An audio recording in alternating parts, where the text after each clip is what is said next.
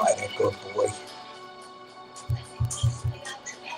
Yeah, it's a good boy.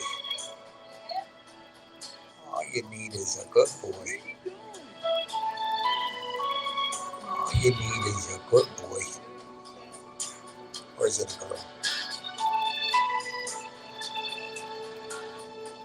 All you need is a good boy. All anybody needs is a good boy.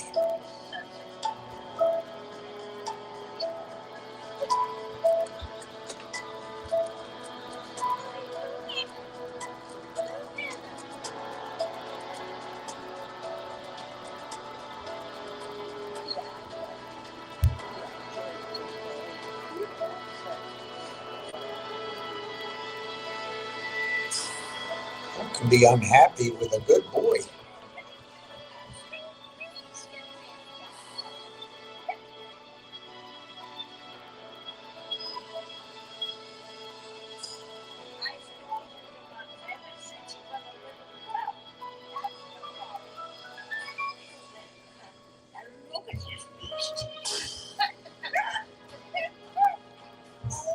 All you need is a good boy. All you need. That's all you need.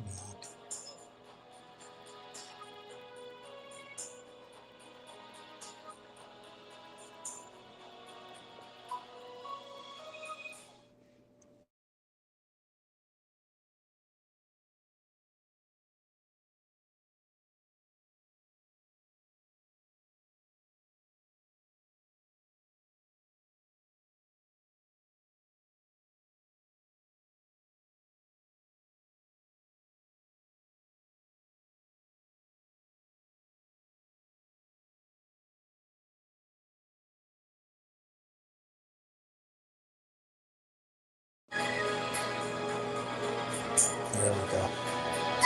All right, terrible music, but a beautiful dog. All right, let's see. Settings, audio. Yeah, okay, everything's all right. So I don't expect a lot of people to tune in because I reckon I'm right popular. But thank you for showing up. Maybe some people will benefit, maybe they won't. I'm starting a little bit early. I want to try to do a few things, and I'll go to questions. But at first, I tried to look for this Christopher Hitchens quote. I gave you a different one. But in, I think, one of his books that I read, but also in one or two of his debates, he said something along the line dismissing his counterpart. I'm not interested in meeting in the middle. I'm not trying to agree with you. Not trying to be agreeable. I'm not trying to be agreeable right now. It's your money. It's serious business. If you're here to be agreeable with the other side, go lose your money. But if you're here to be serious about changing or attempting to change your financial situation and getting out of all this is the place to be. I'm not interested in being agreeable. I'm not interested in disagreeing with people and somehow giving their side credence when they're all part of it. Look, if someone's in on it and is playing you to that bad result, that's not good. But if someone is stupid or kind or gentle or agreeable, so it allows that other side in, that's not good either. That's just not good either. And I hate, I used to like it anyway when people liked me and I was popular and all that. But in this, they're just here to steal from you. They're here to take everything you have. And the guys up in New York and the environs, they understand it because that's New York, Wall Street, New York based headquarters. It's all about fleecing from the rest of the system, mostly in the United States. But at least there used to be some rules about it. Now these guys have been fired. And look, any criticism I'm making, it's not personal. And you could apply much of it to my situation. So this is no holier. It's holier than thou in the sense that I am doing everything I can do not to be part. And I always was that way, by the way. Always was that way. Because headquarters would come down with the greatest new product. And it's all about getting people's money up there so they could do the fees. They get their salaries paid. They have that money to trade on the trading desk. And I always pushed back, always did. But anyway, but where I'm no different is Wall Street's changed, and I'm out here existing outside of that electricity of being in-house. It's a very feudal system. If you're in the castle, you get to eat, you get to drink, you get to sleep in a bed that you might share with someone, you get clients, you get education. You're outside the castle, you might get something, but you're not on the information flow. You're not linked in to the main line of information. And you can't really suss the trends particularly. You don't have the promoters coming into your office buying lunch or buying drinks after work. You don't have the people coming down from New York from research or from product centers. You don't get flown up to New York for training for a week. You don't get any of that once you leave Wall Street. And now you're out there like these guys up in New York who were probably let go because the trading desks, the computers replaced it. And under Barack Obama, who's no FDR, by the way, he allowed the banks to get worse and worse and worse in terms of everything. I don't have to go through the list. And a lot of men got let go early, pre-retirement, and their skills, working trading desks. Well, when you go out, you take those same skills with you, and some of them are pretty powerful skills. I mean, most people can't do, like make 400 phone calls a day and just keep calling, and say the same thing over and over and over again, and get the energy up. That's worth paying for a lot of companies. And I think it benefited Finger Motion, for example. But the information flow is gone. The energy of the desk is gone.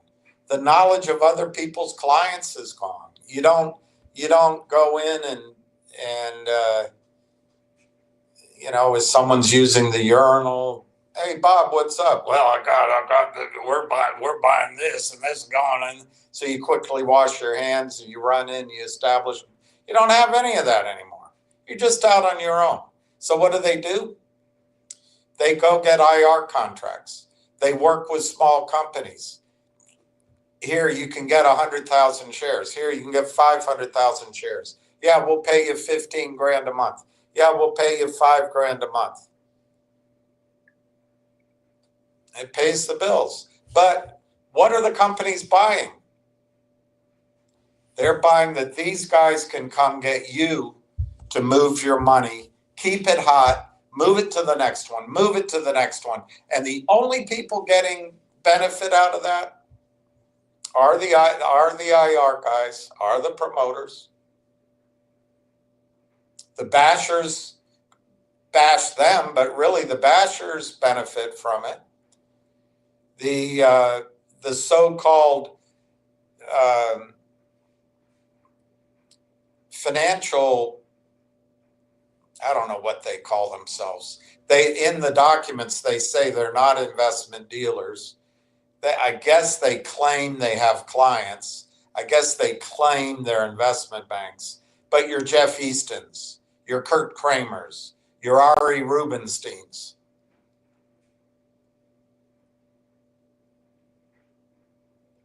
I have never found a name. Philip Levallier, no, that wasn't his name. Is that his name?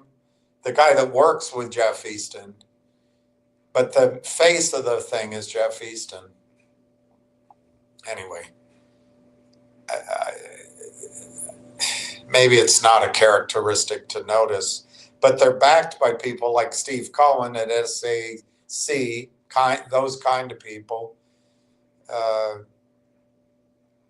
They're trained, the attorneys. Those people all benefit from it. It's a feeding, it's a river of money, as Patrick Burns calls it. Then the prime brokers benefit because they get trading volume. The stock loan desks, man, unbelievable. Put a couple of guys named Vinny and Jimmy on there, and you're feeding the entire system. As Patrick Byrne again says, Goldman Sachs is a trading desk and a stock loan department with the name of an investment bank on the door. It's all about stock loan, hypothecating, rehypothecating. And the key to making it all work is abusing you. They, for some reason, the regulators and that smiling fool that runs the over-the-counter markets, Carlson, Cromwell, Chuck E. Cheese, mouse of a man, R. Coulson, Cromwell, and Adina Friedman at NASDAQ. They don't care. They don't even notice that every company that comes with the American dream, with a hope, with a business plan, with investors, and they're working hard, every single one has a bad business plan. Every single one is full of crap ideas and bad employees. They all get destroyed. Then they get delisted. But you know what the key is? And I'm going to try to show that to you, but it's hard. It's hard giving you evidence if you don't want to see it. And if you want to be agreeable to the other side, that you want to come in here and if someone makes something up and is actually threatening your financial future and you don't get upset, it's hard to get you to see it. It's just hard to get you to see it. I'm not going to fight it very much longer. That whole class of people, that whole class of business, that whole class of interaction, I'm not interested in getting in there anymore. Doesn't mean I don't know how this will evolve if it does, but it is my strongest conviction, and I'm doubling down, tripling down, quadrupling down, even though people are saying it's laughable. There's levels of investing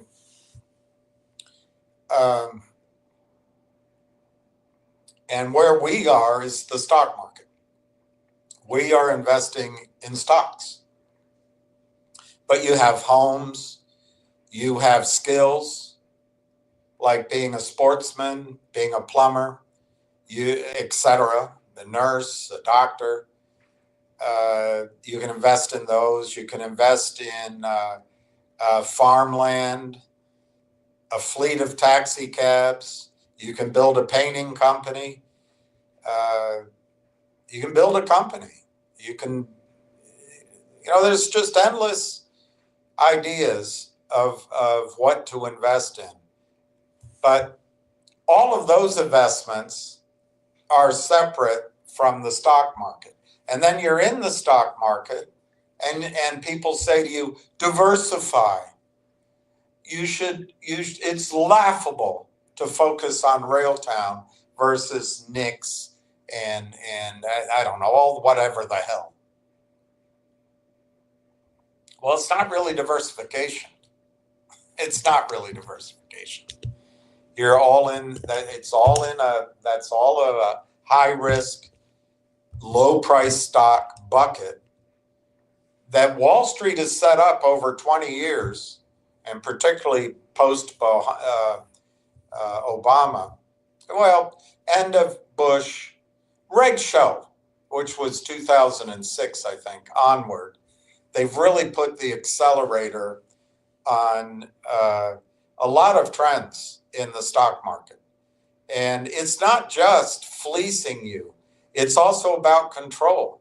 Because when they kill the capital creation abilities of the over-the-counter market and the capital creation abilities of NASDAQ, then just a few men, they're all men, except for this Kathy Ark woman, who's a functional dolt. She's always chasing the new idea. I worked with a lot of people like that. She's no genius, but she pretends to be, puts those glasses on, always late. But it's good marketing because people like to invest with women, and she has skills in presentation, but you're not going to make money with Kathy Ark.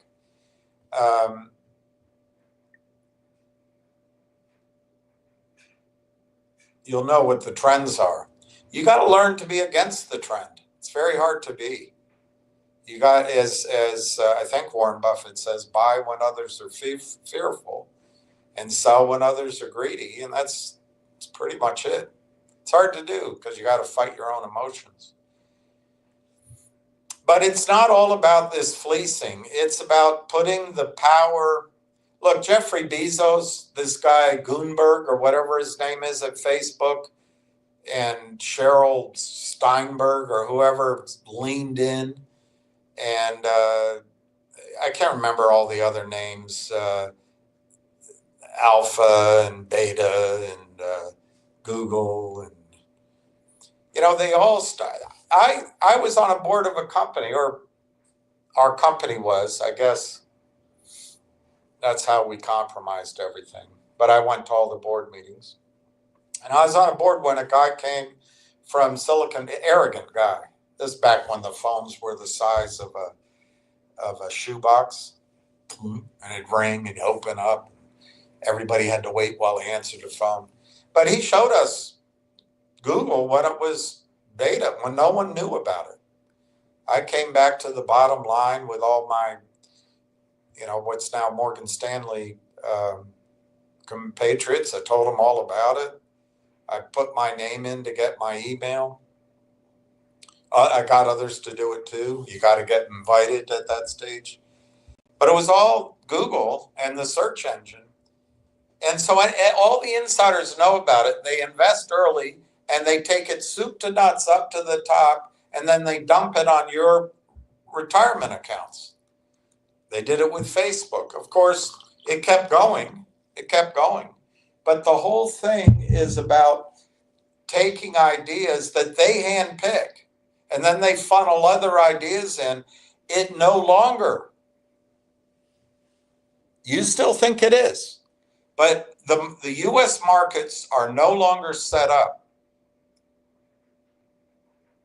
so that somebody can have an idea in a garage, raise a little money, go on to an honest over-the-counter market, raise a little bit more, work, make it happen, and then go to the NASDAQ, which used to be a terrific exchange. That's bare. Go on the American, go on the NASDAQ, integrity, raise money, and then you take off.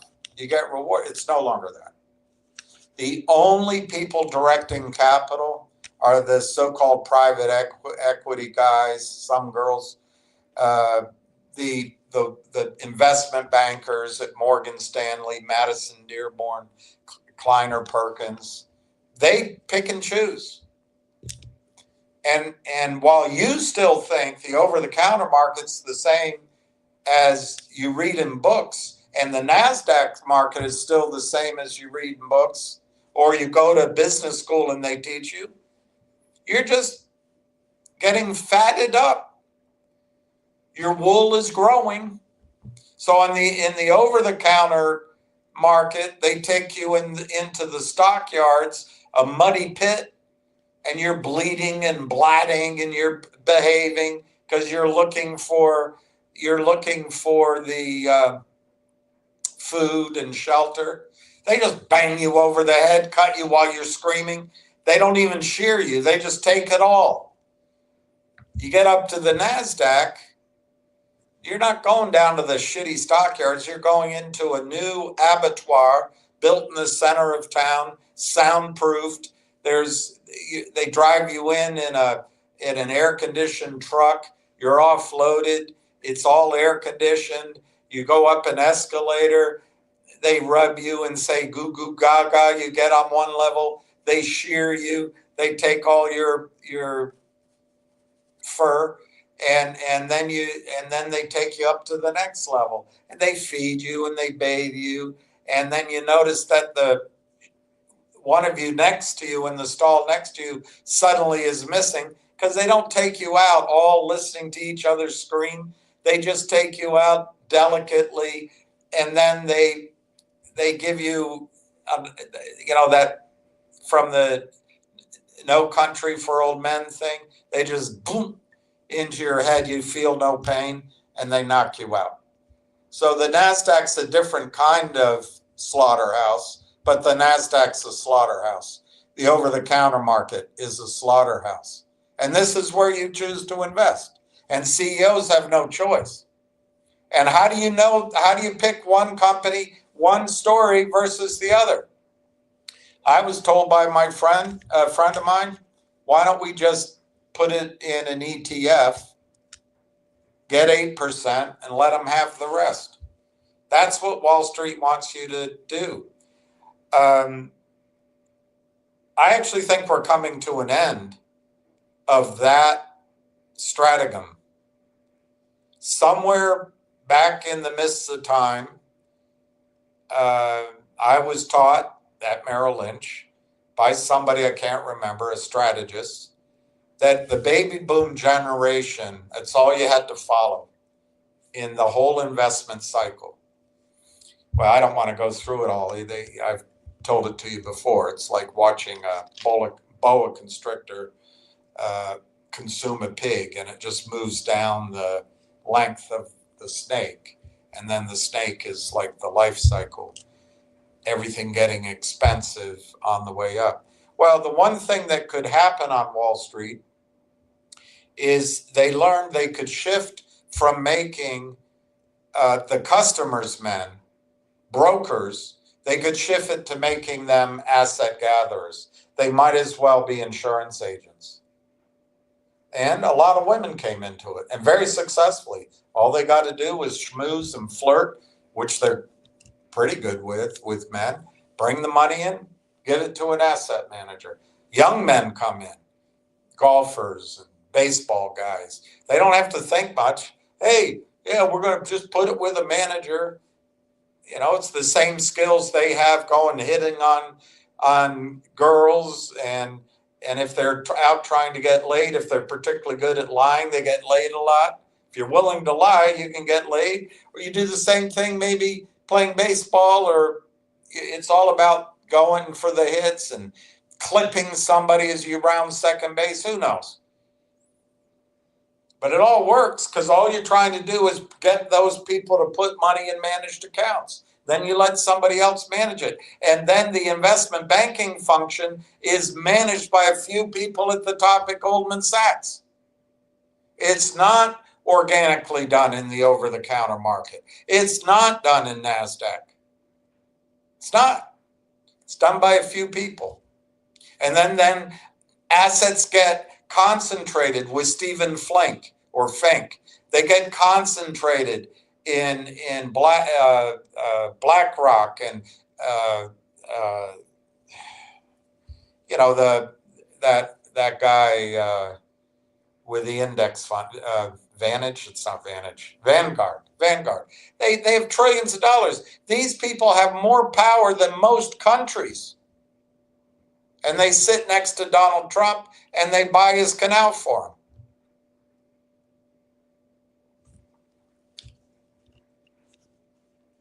It's a concentration of wealth and power to a few men.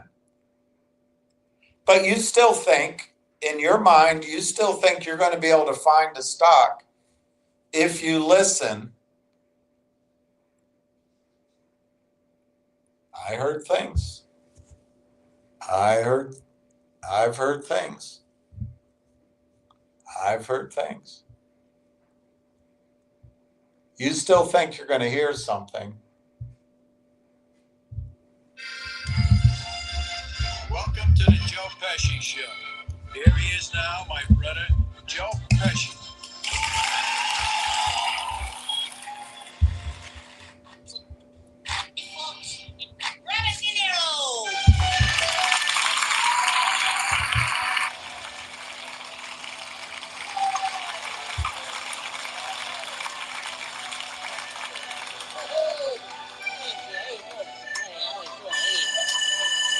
As you can see, folks, in honor of tonight's show, Mr. De Niro has gained back all of his weight from Raging Bull. Now, exactly how much weight did you gain, Bobby? A little bit. A little bit. A little bit? Come on, you look more like a raging cow over here. Come on, do the show. All right. Please welcome my first Oscar-winning guest. She was in a movie with me, my cousin Vinny. Sweetest girl I ever did see. Please, Miss Marissa Tomei.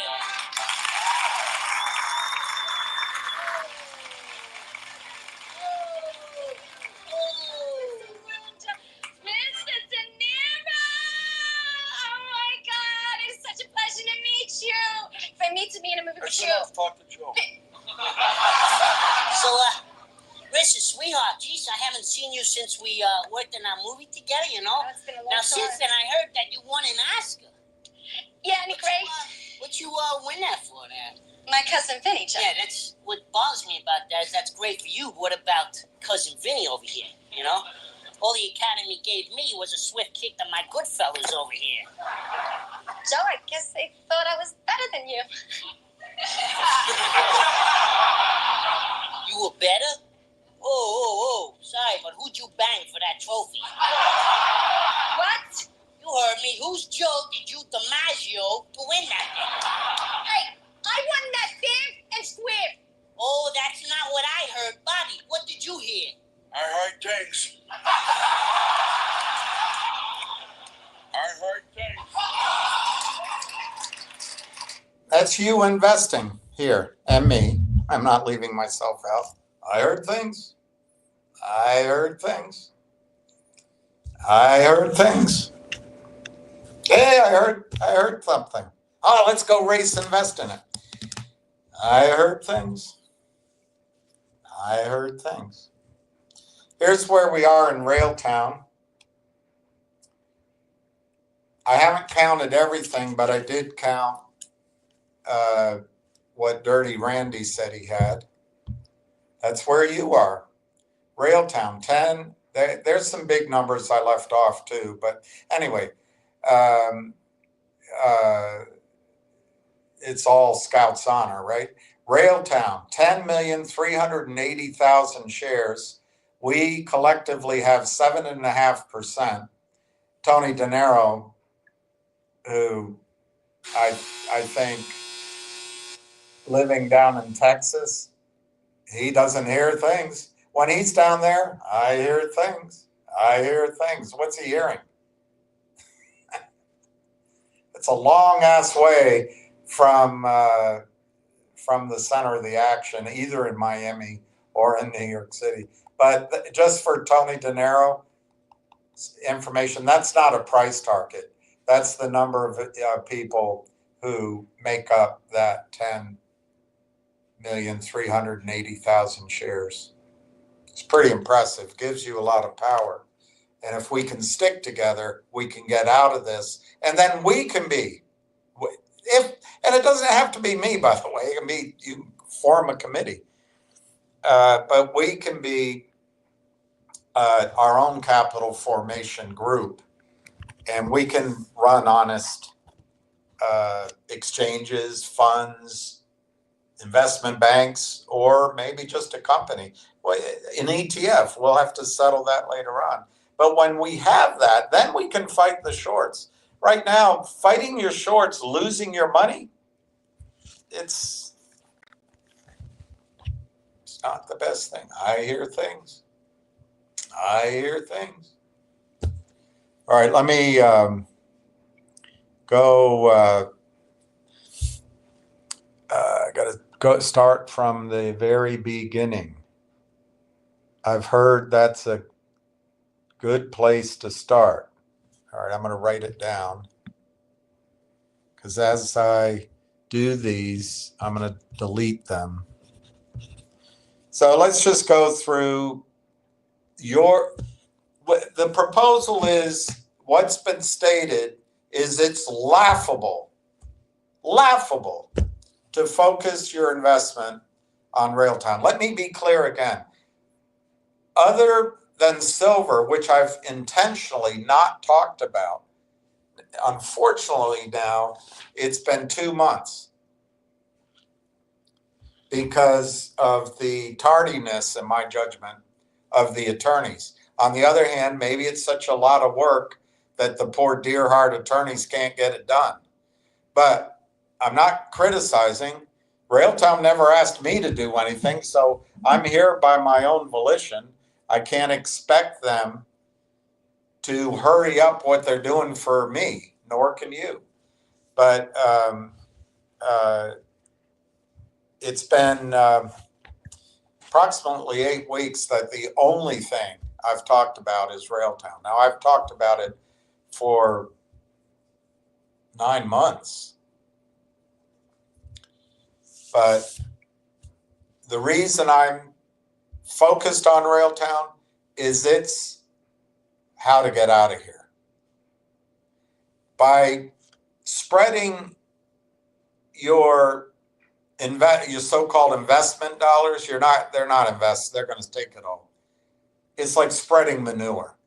You're just throwing crap around, hoping it doesn't get on you, hoping it's a bunch of crap, you hope it comes back in some format.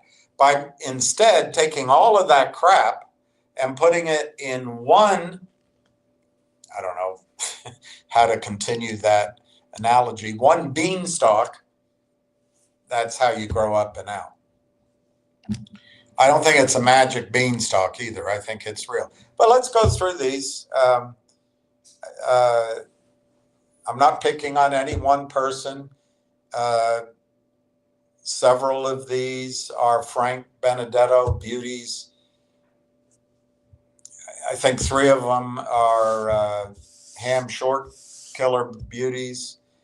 A couple of other people's beauties.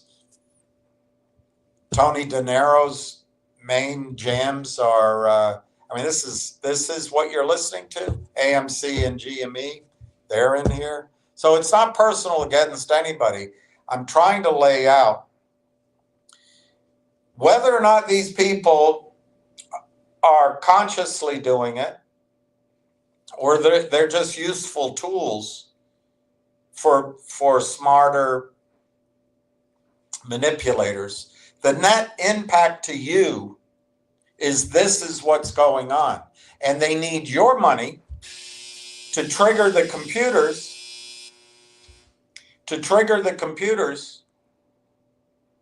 They need that money so that then they can do the crossing and the spoofing and the hiding and hide the sausage there, don't let each other know, make one prime broker stuffed, get the money offshore. They have the strategies. the one thing they don't have is in the computers is that unpredictable fear of missing out, come from all directions and all sizes, retail investor. Two reasons they need it. One is to trick the computers. The other is to have real assets to steal. And then the CEOs get paid, the investment bankers get paid, the bashers get paid, the IR guys up in New York. Hey, well, I just have my opinion. Why, when you disagree with us, are you so disagreeable? Because you're stealing everybody's money. But anyway, let's go through. I'll go through in chronic as I took the picture. This is Next Trip. This stock is Next Trip.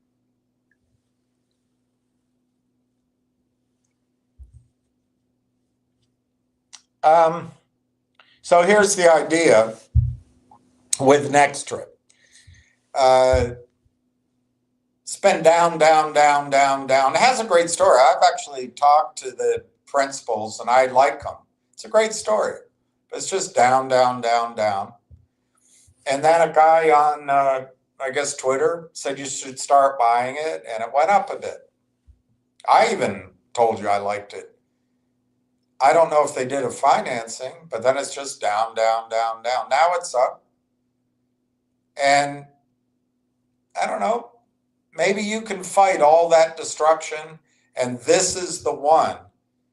It's a concierge, bespoke travel site with a tremendous software engine, and it allows people, creators, to make money talking about city. You know, it's like Frommer travel books made for the modern TikTok generation. It's catchy, but this is where you want to play. You figure, hey, we can make money here. All right, let's move on. I'm just going to delete these as I go because I'm going to need the file space. What's the next one? This is 393797. All right. This is MMAT. Do you notice anything here? It's just sheer fall off the cliff. And then down here, it's all seller boxed. This is where you want to invest. Best stories in the world. I love that story. Patents, great scientists, solving the battery problem, solving nano this, nano that. Probably all those technologies are in China now. Do you see a pattern here? This is where you want to be. Let me take that one down.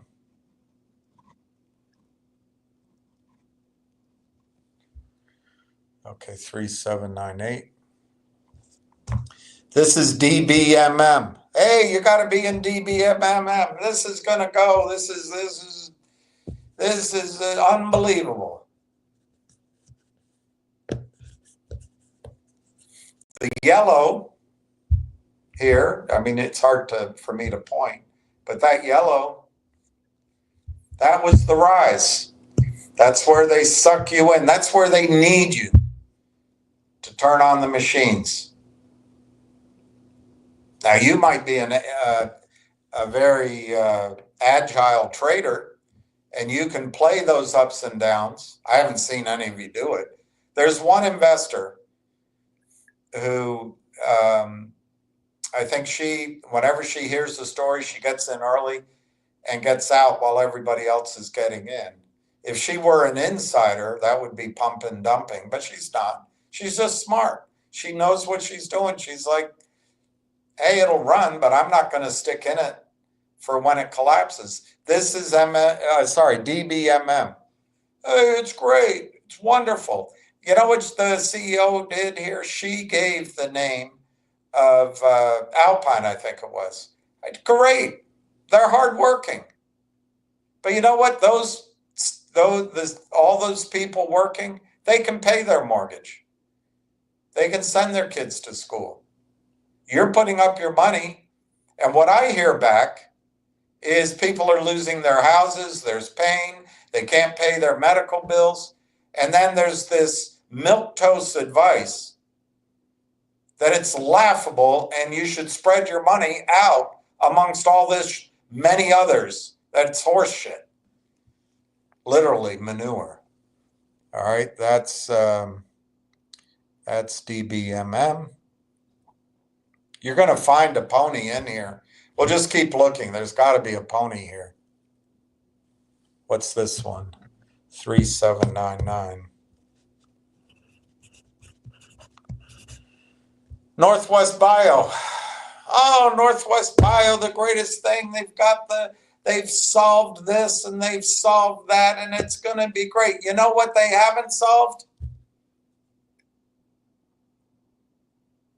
The mortgage they took out. It took it from, I don't know the numbers, I'm going to make them up. It took it from 50 million shares to 2 billion shares.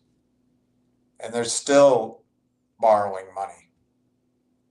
The criminals know the good story gets you to buy, but then all they have to do is get the gullible CEO, the board who was just covering their ass, and the attorneys who may be in on it.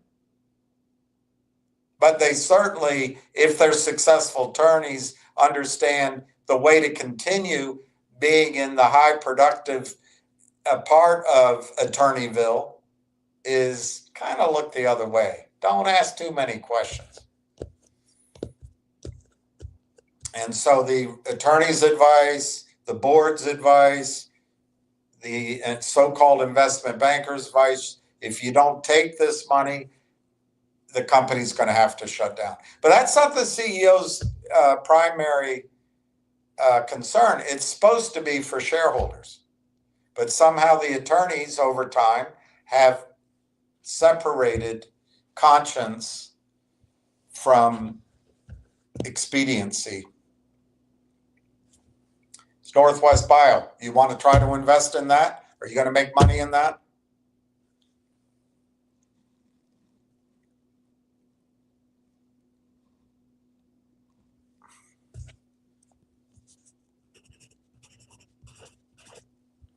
CRTD. Do you notice anything here? It's going down, down, down, down. Ham introduces the company to some guys out of Dorado Beach, and it goes up, up, up. The genius, the self-important genius, Jeremy Frommer, gets on space calls. He has calls, he sets up CEO block, and he buys pizza for everybody, and he's a mensch, and he's helping fight the fight, but he's an idiot. He puts out that Jeff Easton, he's not shorting our stock after careful due diligence. And he takes a deal and another deal. And then he does a 1 for 500 reverse split. Do you see anything here to invest in or to stay in? Do you see risk here? If you bought at the low of the yellow and got out at the top of the yellow, you feel like a hero. Some of you might have. Some of you might have. But how likely, if you buy the next idea, are you buying at the bottom of the yellow?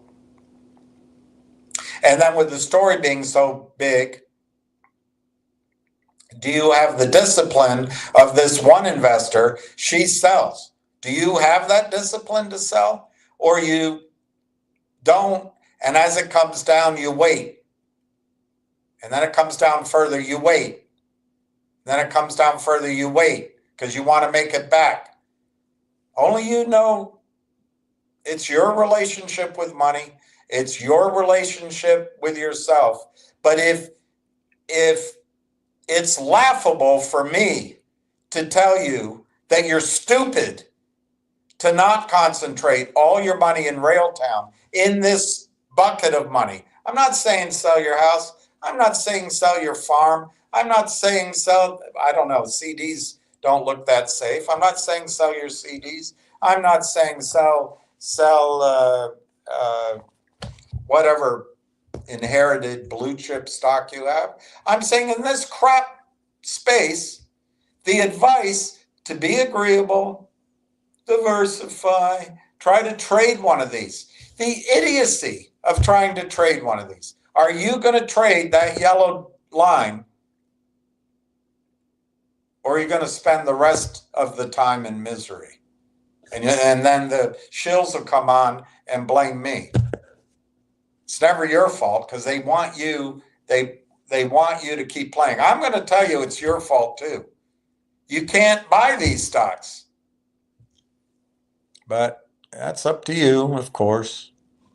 How can you just not disagree with people and be all right? Here's Railtown, and I'm not going to delete this one. I have to use the Canadian chart because on the U.S. chart they printed a trade at a penny and it screws it up. I think I have it here to show you.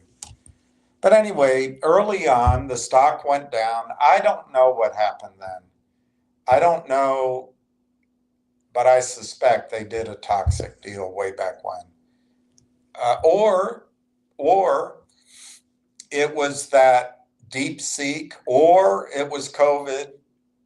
But anyway, there's a large short position created in Railtown. I'm not in it for the short position, but unfortunately, whatever you think of that, if that's a good aspect or not, there is one.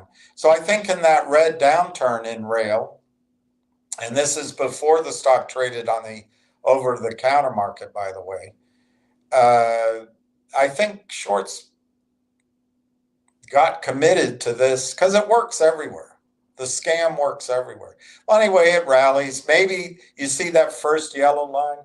Maybe that's when, because that's when the volume picked up. Maybe that's when they came in and did some deal that allowed the shorts to short. Who the hell knows? I don't know that happened. It's just the vagaries, as they say, of an early startup company. And the good news for us in Railtown, we're no longer in that phase. We're not taking, all those investors took that risk and that time. We don't have to. It's pretty amazing. But then you see this second yellow run up to the high where I put a cap on it. That very top was when the research came out.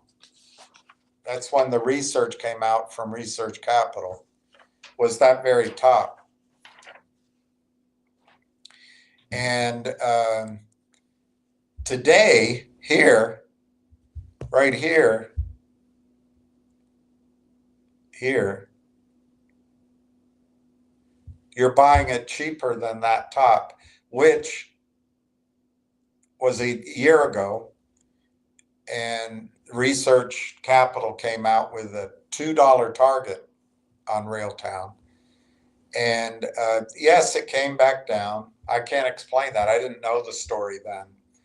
The green box I put here, the green box, is when I started telling you about Railtown. That's how long I've been doing my due diligence. That's how long I've been talking about it.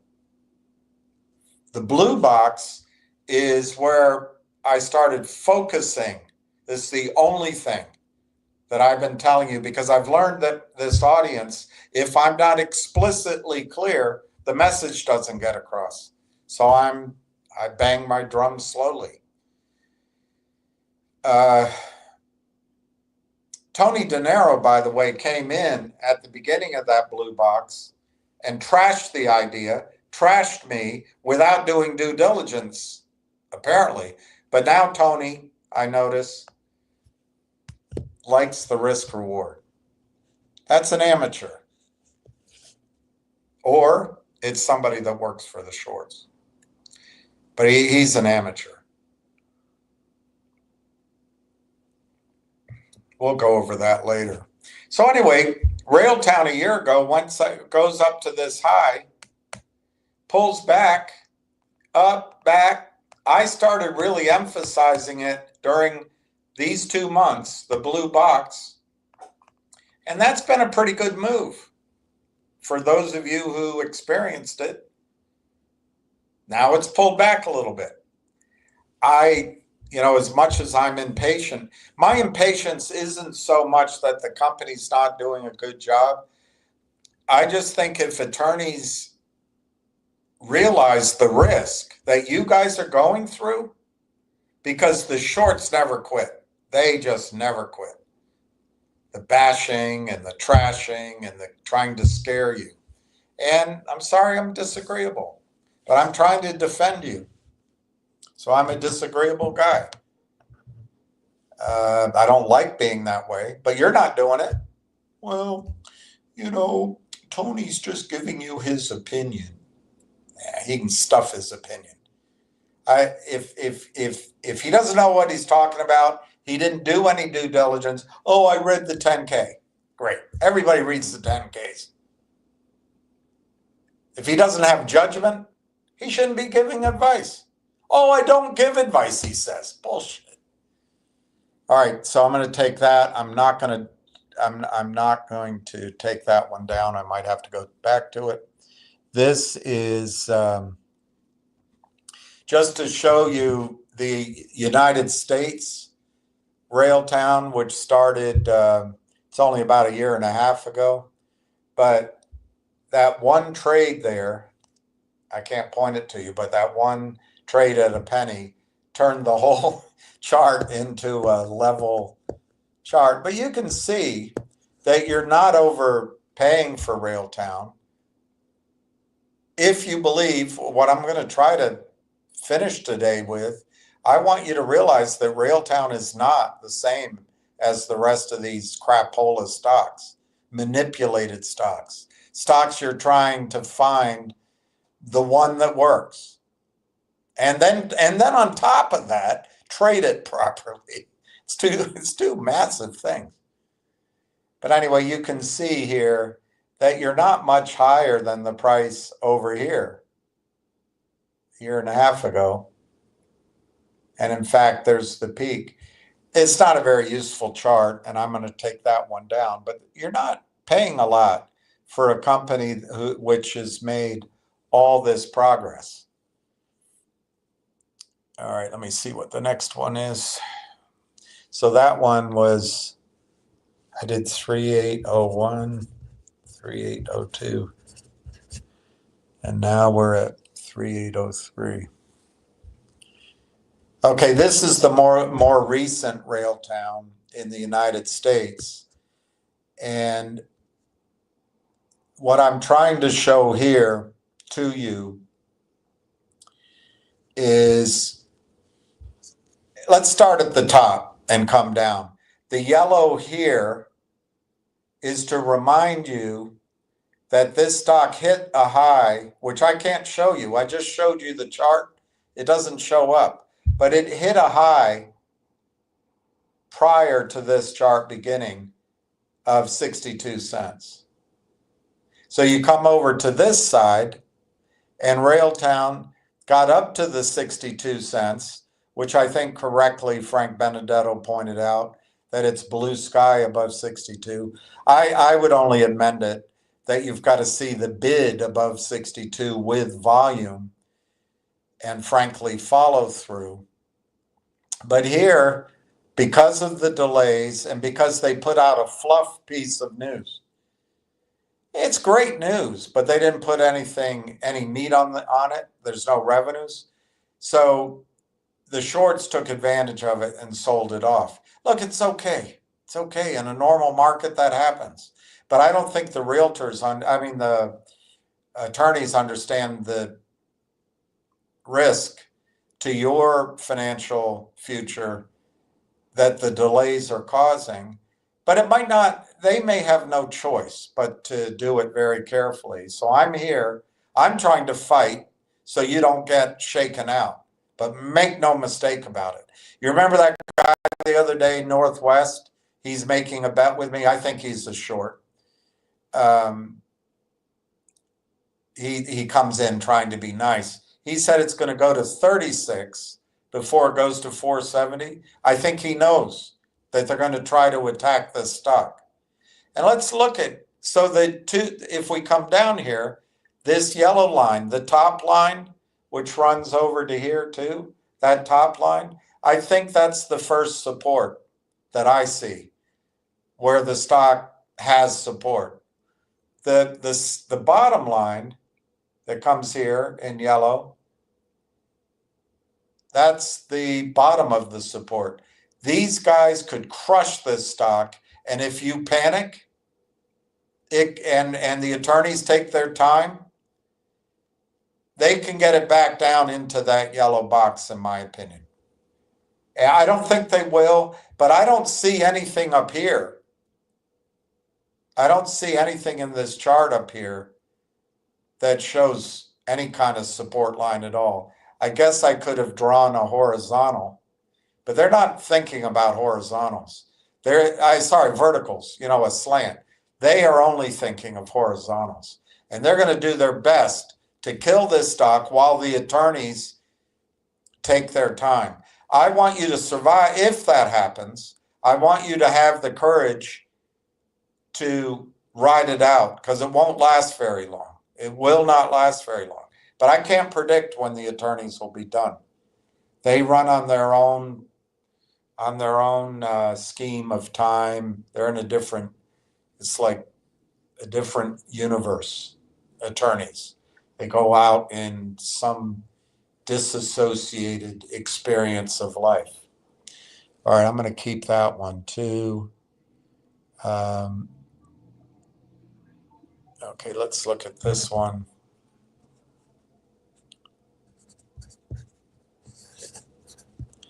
That one is 3805. This is Wolf, Ari Rubenstein.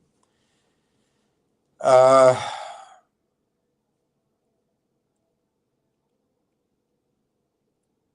don't know when Ham brought it to your attention. I think it was this first yellow move up. But prior to that comes the destruction of doing a deal with Yorkville Advisors. Red, straight down. And it's a great story. Wolf is a great story. Basically, nuclear power for Bitcoin mining. It's more than that, but it's a great story. But they crushed it. And the CEO goes in with a great business plan.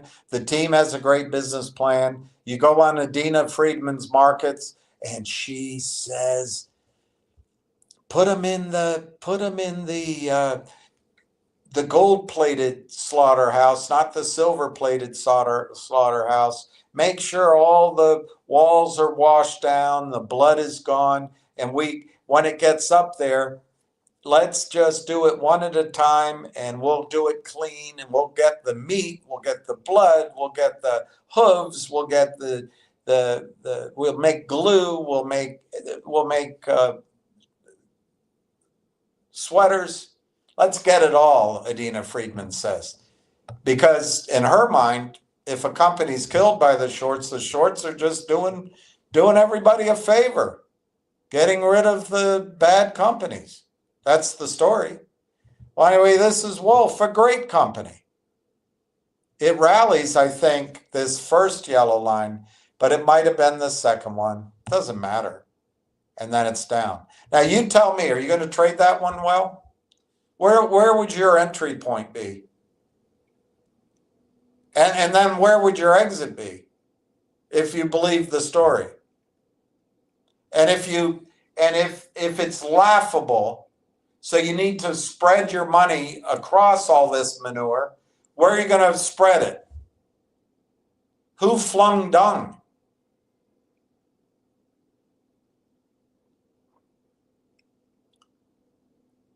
You heard the one about the Chinese author who wrote on Chinese agriculture. Who flung dung? Where are you going to get in here? And then are you going to get out at the right time? Do you buy Wolf now? while there's power needs for AI centers? Do you trust it? Adina Friedman, do you trust her?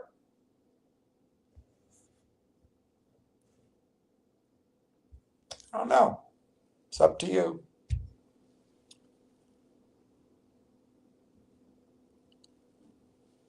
Here's one that you should, many others. Spread it around. It's called Venu. This is a Mark Bazile special. I don't think he set out to rip anybody off. The Kramers did that. But Mark Bazile got in to file a suit, proud of himself, telling you what he's doing. But at the end of the day, it's a settlement that makes sure that Mark gets paid and the company gets some meaningless money because the heat is on. It's on the street. Sell, sell, sell, sell, sell. Kurt Kramer gets a slap on his wrist. Everybody says we're good guys. Everybody's agreeable. They're not disagreeable like the asshole William. They're all agreeable. The Kramers, Bazile, the CEO, put out a press release. Everyone's agreeable. But where's the shareholder? Where do you buy into this stock? And when you buy in, where do you get out? That's Venu.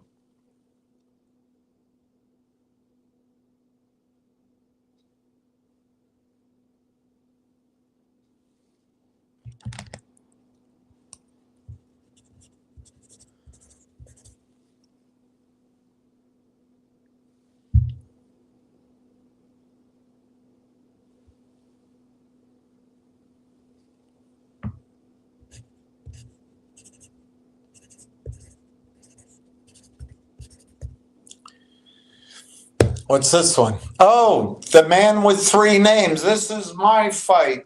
I'm Roger Rabbit, the drum major. This is my fight. I have a British accent. My hair's dyed black.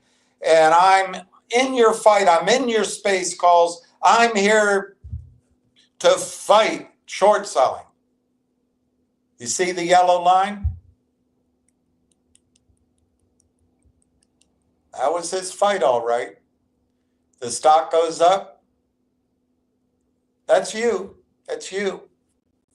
He does a deal. Where do you see the stock going after that? Where do you see? Spread it around. Many other names. Many other names. It's laughable to focus on one stock. Many other names. You're going to spread it around. Where are you going to buy in this? Now? You're going to buy into Genius Brands bullshit story because a guy has a British accent and he bullshits you?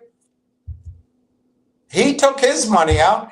He got his money. The promoters got their money. The so-called bankers got their money. The prime brokers continue to get their money. The stock loan desk continues to get their money. Adina Friedman can waddle her enlarging ass around her office, getting $2.5 million a month.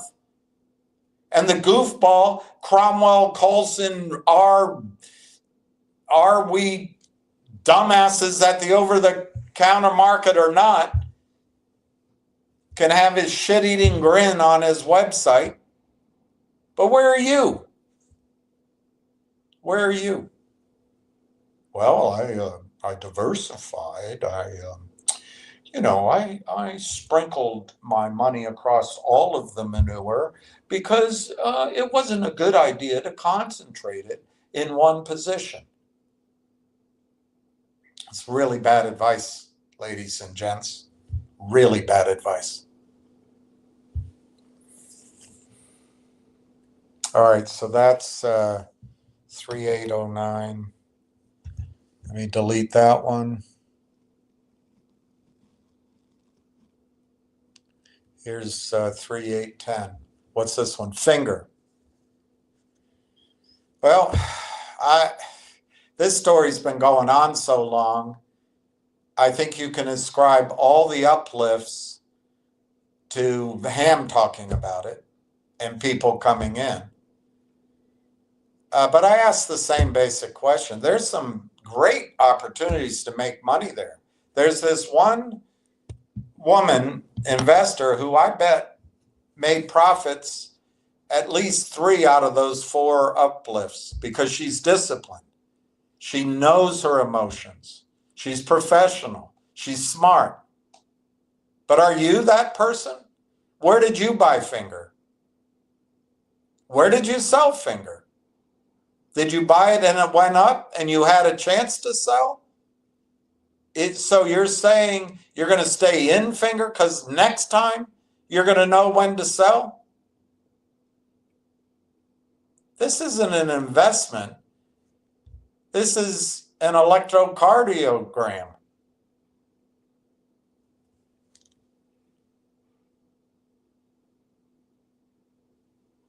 Look how low it went. Look how low it went. If you don't think that's possible again, I ask you, why not? I'm not predicting it. But if you think this time Finger Motion is going to break out and go to 3,000, 33,500, I ask, why do you think that? Finger ran up the first yellow line. The second yellow line was vertical. The third yellow line, the fourth yellow line, and it never took off. Does it seem like GME? Does it seem like AMC? Finger's the one you want to be in? Okay, maybe something good happens. Only you know yourself. Are you going to sell? Why didn't you sell in any of these other uplifts like this professional trader would?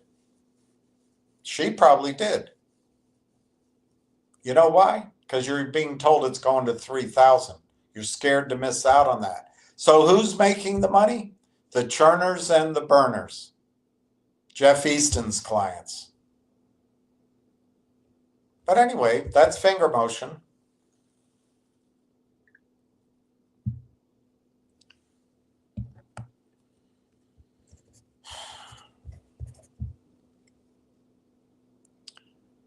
I don't know why the other ones aren't showing up. I'll have to go get them later. What's this one? HKD. Here's the one you're trying to get. This is the one you're trying to emulate. You're hoping for HKD.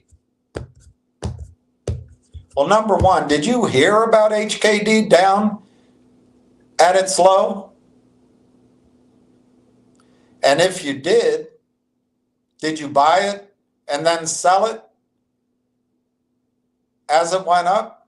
Because if you waited more than, it looks like a handful of days, maybe a couple of weeks, HKD came down with speed, persistence, and it never looked back. That came down like a bowling ball, rolling out the back door. That's the one you're trying to chase. What are your odds of finding that one? And when you do, what are your odds of trading it well?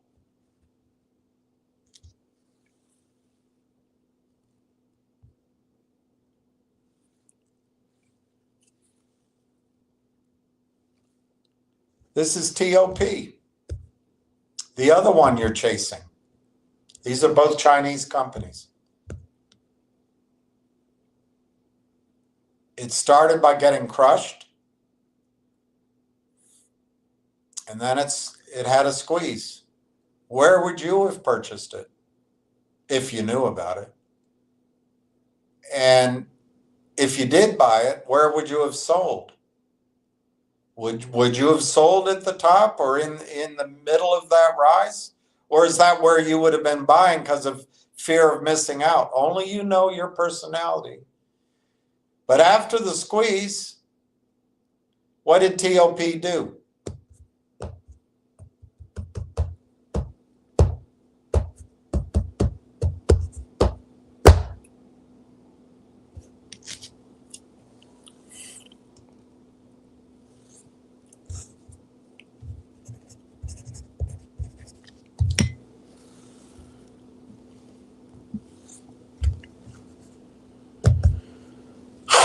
All right, one more here. I got to go find the rest of them.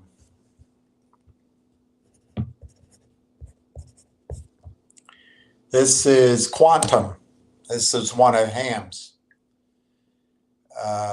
Yeah, he's hearing something. I'll show you. I don't know. I'm not picking on, nothing's personal. I'm just asking you, why do you think you're going to make money? So here's QNTM, crushed. So if you had purchased it up when everything looked good, you're crushed.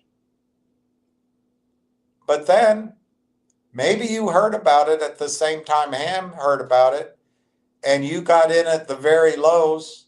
And if you're this professional trader, she might have gotten out at nearly that first top and did it again.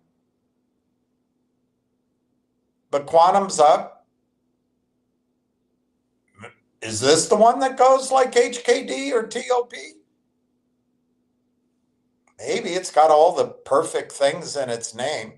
Quantum, biosciences, Bitcoin. I mean, it's got everything. What a story. What an ass. I got to marry her. Is this the one? Maybe it is. They all look like the same to me. Now I'm going to go try to find, I had some others. Let me go see if I can find them.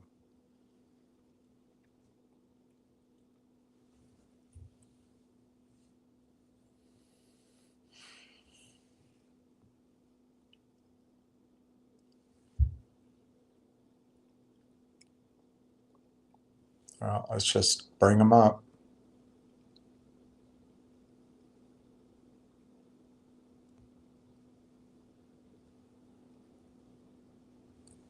I don't know.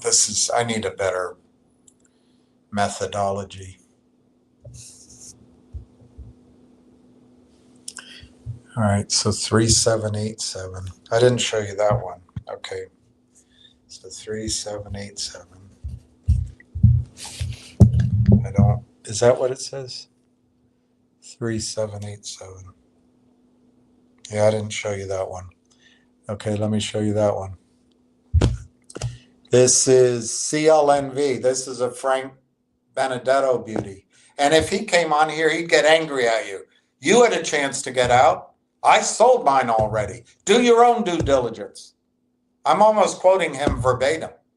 It's still at 40 cents. I don't know what the price says over here, but he said that about one stock. I'll argue about that with you. Guys, you want to buy from a salesman that yells at you? Oh, that's true. I'm very disagreeable. So anyway, this is a great story, a story I love. Cleaning the ocean, getting plastic away from the animals and the turtles, and getting it out of our food supply. But old Frankie here comes in probably in that yellow high. He comes in at the low, maybe a little before, and you guys run it up, they do a deal, to my memory. And it gets crushed. I might have it, I'm doing it by memory. But you think, I'm not picking on him. I'm sure he's looking out for you. He's looking out for his family first. That's how he gets paid. But is this a man with the ability to decide which company is a good company? Is this a man who understands dozens of industries, dozens of trends? Is this a man who reads, has he ever read The Economist? Has he ever read Foreign Policy? Has he read War and Peace? Is this man a thinker?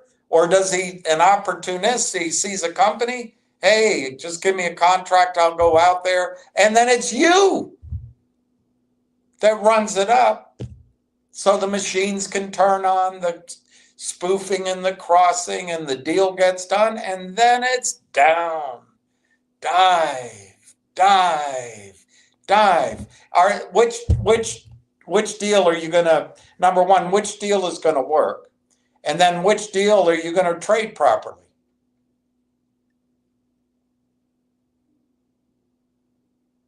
Personally, I think it's laughable to still be listening to these people. And it's laughable to be even investing in any of these, especially if you come from Wall Street and you call yourself an investment professional. Unless you're just dabbling. You like to hear rumors and you're trading. I mean, that I have no problem with. But most of you, from what I've heard, just want to make your money back. You want to recover to where you were. You're not going to do it with these ideas. You're not, even if the idea works, are you going to trade it properly? All right, so that's 3787. What's this one? GME. This is a Tony De Niro special. He reads the 10K. He always reads the financials on this. He couldn't be more supportive of GME. I can't explain these prices because I can't read them. But if you look over here, the very high on that, that's what you're trying to catch. That was the squeeze. In this slanted yellow line, right in the middle of it, right here, they had the squeeze. Did you trade it? Did you buy it? Did you get out? Where'd you buy? Did you buy here? Down here? Did you get out? Or did you just ride it all the way down on that red line? Remember, these are algorithmic charts, so that looks like a gradual slope, and it may well be algorithmically, but it's real loss of money. Real loss of money. To my memory, this high was $380. And down here is in the 20s and 30s. This peak over here, this peak, was when Roaring Kitty came on, and it went to $85. I told everyone sell, but I don't get credit for that. Sell calls, and it came back. And then Roaring Kitty came back on again. He had a broken arm. It went up, then it came down.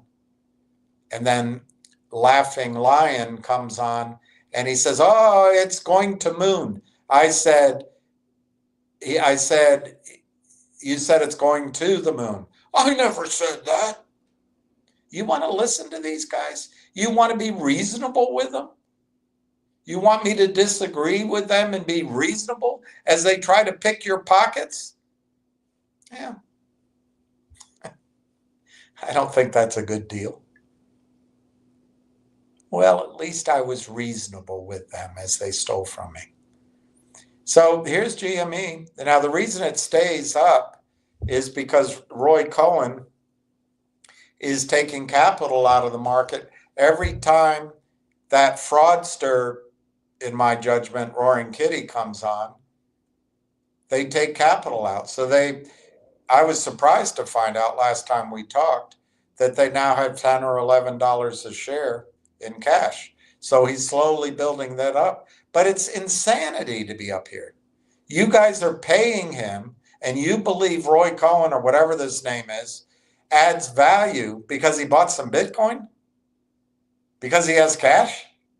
So you're paying a premium of 50% at a minimum, maybe 60% above his cash because he's a genius?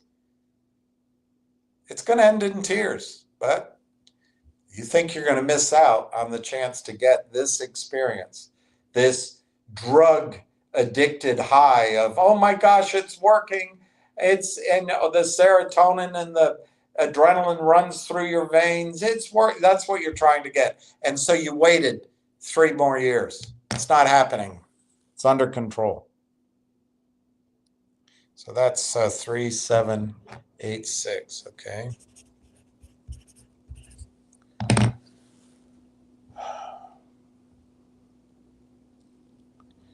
378. This is AMC.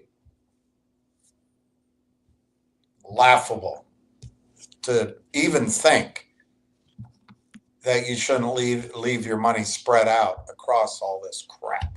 It's laughable. I don't know what happened in AMC. I believe that people bought over here, but they might have purchased up here. They might have purchased here, but this was the spike. This is what everybody's trying to stay in for, that it's going to have another COVID money squeeze. But while you're waiting and playing it and going on space calls and listening to each other and bemoaning what happened and remembering what happened, talking about that it's going to squeeze, it's going to be a mother of all. What are the professionals doing? Popcorn. What's popcorn doing? Tony De Niro is keeping you in it. See the red line? See the collapse? And you're still in it?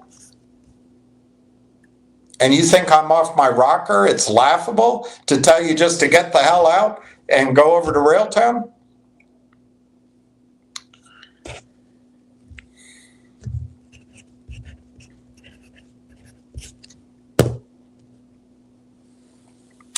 All right, let me take that off. I didn't show you. Did I show you 3788? I didn't show you that one. I don't know what one it is, but maybe I did. I did. This is COSM. I did show you the Frank Benedetto beauty. He's paid for this. He gets stock. I'm not begrudging him that he gets paid. But what bad information. He either is not a professional, doesn't know what the hell he's talking about, or he went along with a lie. They said, hey, and Lou too, oh, don't blame a dead man. They came in right around here. They got stock, 12 cents, 18 cents. That's what I heard anyway. They come out promoting it. I think they killed the squeezes going on in Finger and GTII. And they get you to race over with the Greek because the company has contracts. Oh, they have contracts in Europe and Canada. And if they get the money, it's going to be more contracts, Africa. And they're in a great space, no competition, selling shit on drugstore shelves is what I remember. So you fall for it. Nice gravelly voice. He brags about the same investors that Ham has and other people have. And the stock goes up. Well, guess what? The argument, and Tony was correct on this, by the way. I remember Tony saying that he called BS on it. Tony said, there's no way there's 2,000% short. Tony was right. I studied it too. Tony was totally right. And then he said, look at his same old mantra. And he was correct in his judgment on this one. But he's always negative. I think it's a bit of schadenfreude. But in this case, he was correct. They said if they change the name, the CEO is going to change the name, there's going to be a squeeze. That is preposterous. They're going to change the QSIP. It's going to force a squeeze. That's an outright lie. Or it's just idiocy. And the two can go together, by the way. And then they said, well, the CEO is talking to us. As if that's some thrill. How did the CEO find Lou or Frank? They couldn't, if it's such a great company, they couldn't raise the money in Europe. They couldn't raise the money with his rich, wealthy guys in Switzerland or Greece, I guess. They had to come here. And if it's so great, why couldn't they get it done with one of the banks? They had to go to Frank. And then you hear about it? and you think you're onto something.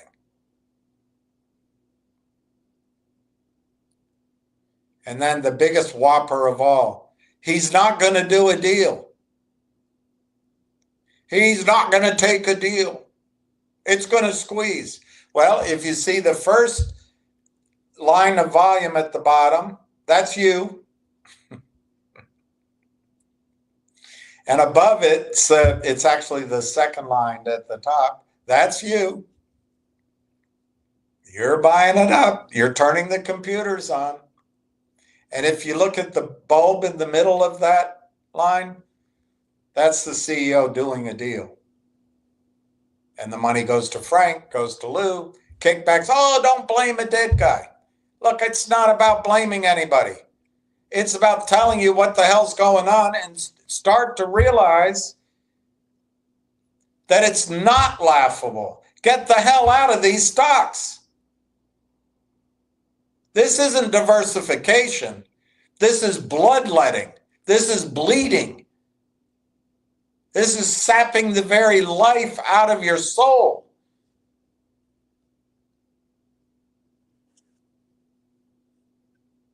Anyway, look what COSM has done. Real beauty. And I'm going to tell you this, the next Frank idea is going to work. I'm going to tell you that. It's going to work for Frank. Look, at some point, you got to give him credit. He's making a living. At some point, you have to stop being the victim. It's up to you. It's not up to Frank. You know what Frank does. He's pretty straightforward about it. If you challenge him, he yells at you. He said, hey, you had a chance to get out. I got out of mine. He said that here. I'm not making it up. The stock's still trading. Wait, you didn't do your due diligence? Guys, do you want to keep being victims?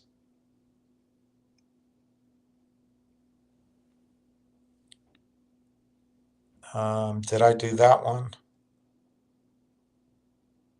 No, I didn't do that one. What's this beauty? Oh, GDC. Here's GDC, Chinese. Bunch of whales. Own the whole thing. Big short position. They're going to have to cover. It's going to do HKD. It's going to do TOP. You see the yellow line? That's when you got in. I think this was a ham special. I'm not picking on anybody.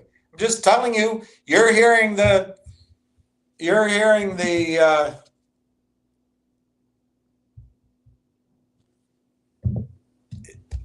this is what you're hearing. What? You heard me. Whose Joe did you DiMaggio to win that thing? Hey, I won that fair and square. Oh, that's not what I heard. Bobby, what did you hear? I heard things. I heard things. That's what you're investing on. I heard things. I heard things. You want to, I mean, you're welcome to keep doing it. I'm just explaining while someone's telling you, I guess that I'm laughable, but certainly that it's my recommendation is laughable. I'm telling you it's not. It's pretty sane. So here's GDC. Do you buy it now? What do you think? Are the odds good? It might be. Any one of these could work.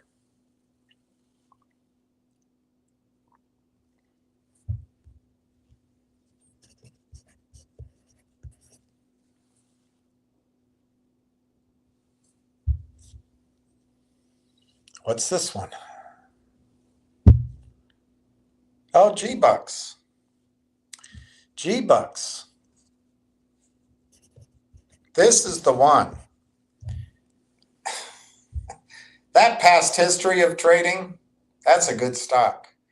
Came out of Goldman Sachs. It's going to be big. Comes out of Goldman Sachs. It's going to be big. Well, if you look here, and in fairness to him, you had time to buy it here, down in here. Did you sell it up here? I bet that one investor, I bet she sold it. Did you sell it or did you hang on? because you thought it was going to go higher. There are times Ham gives you trading ideas and you can get in, you sell half of it, you got your money off the table. But how many of you have the discipline to do it? But this is GDC. Do you see anything in this? This is another Chinese company. The whales own the big G-Bucks. I'm sorry, it's G-Bucks. They're going to bring in 212,000. They're going to buy a gold company, and it's going to do I have a bid? Do I have a bidder? There's a bidder over there, and then it's going up and it's going. And all right, we got another buyer over there and a buyer over there. Is this the time to get in that? It's up to you. Is this the one? Maybe. That's G-Bucks. I wouldn't spread my money away from Railtown to get into G-Bucks.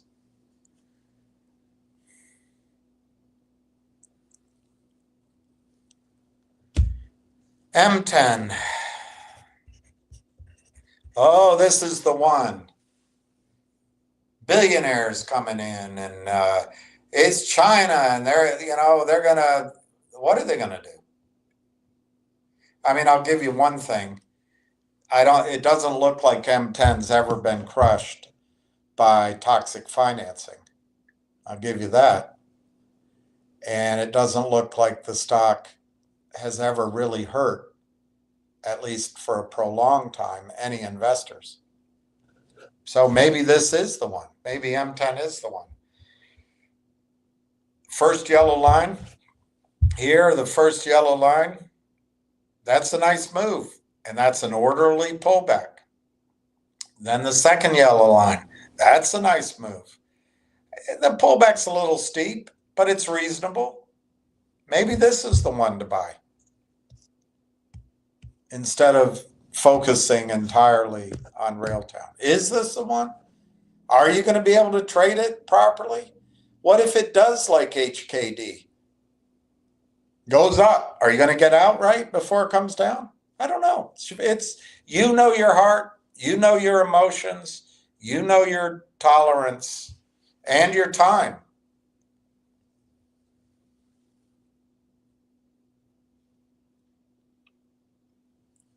Another idea. What's this one? Oh, NRGV. These are both Frank and they're both Ham. This looks like a stock to get into. The yellow is when it's a SPAC. It's a sponsored SPAC. So all the insiders paid themselves all along. As it's de-SPACed, they make their profits, and they hustled out of that, boy. It barely, I mean, it went pretty high relative to the $10, but it barely is above $10 more than what, 3 months?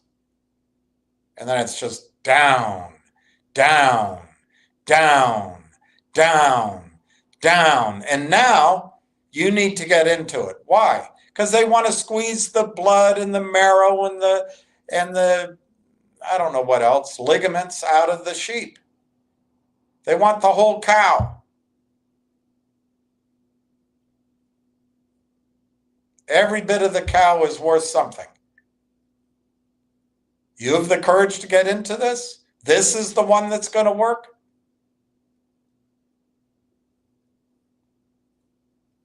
Maybe.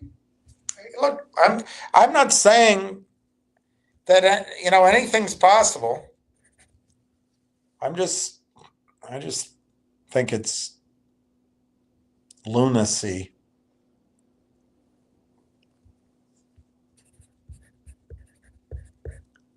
GTII.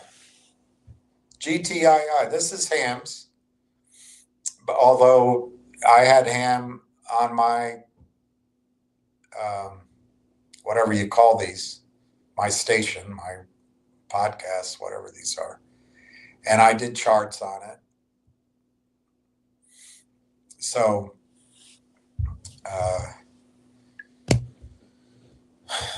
it's just I never told people to buy it. But I did support the idea, not support's the wrong word. I did believe there was a squeeze, and I did give examples if it squeezed what could happen. So can't back off that. So anyway, you get the first Ham move in the yellow. You get the second Ham, but I think the second time Ham wasn't saying it. That might have been a combination of the short squeeze working and Lou recommending it, which was terrific. I can't remember. But then they did the COSM and killed it. And that was that Jeremy was going to come in and buy the company. He got greedy. Then the Trento Mines, then the law firm. We all tried, and I tried with ideas. The Picasso, the learning company, the second Picasso, the coin that's named after a dog. Everything they tried. FINRA blocked it. Maybe the SEC. Everybody they blocked everything. They did that I can't remember the name of that stupid trading blockchain trading vehicle that. This is GTII. They tried everything. Huge short position. And this is after all the fighting, all the money invested, all of your money, my money. And now it's circled in blue. Many of you are buying the stock. You're insane to buy this stock right now. You'll get a chance to buy GTII when they finally wrap it up and they come with an offering. Then the prospectus will tell you things you need to know. But right now you're just buying blind. Look at that. It looks like dripping wax off a candle. It looks like tears going down the girl's face. You don't know where the bid is. You don't know where the ask is. GTII is definitely something you sell, call in and sell, and you buy Railtown with. What do you expect here?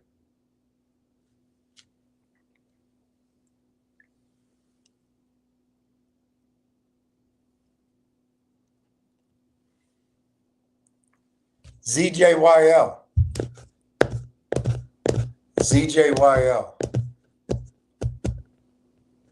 Same story. Doing a forward split, bunch of Chinese and Southeast Asian investors. They own the whole float. It's a big short position. Univest guys who made HKD and TOP run. They're going to try to organize it. And look, the yellow worked here. The yellow worked. But over here, is now the time to get in it? I don't know. Do you want to keep hearing these stories? I heard things.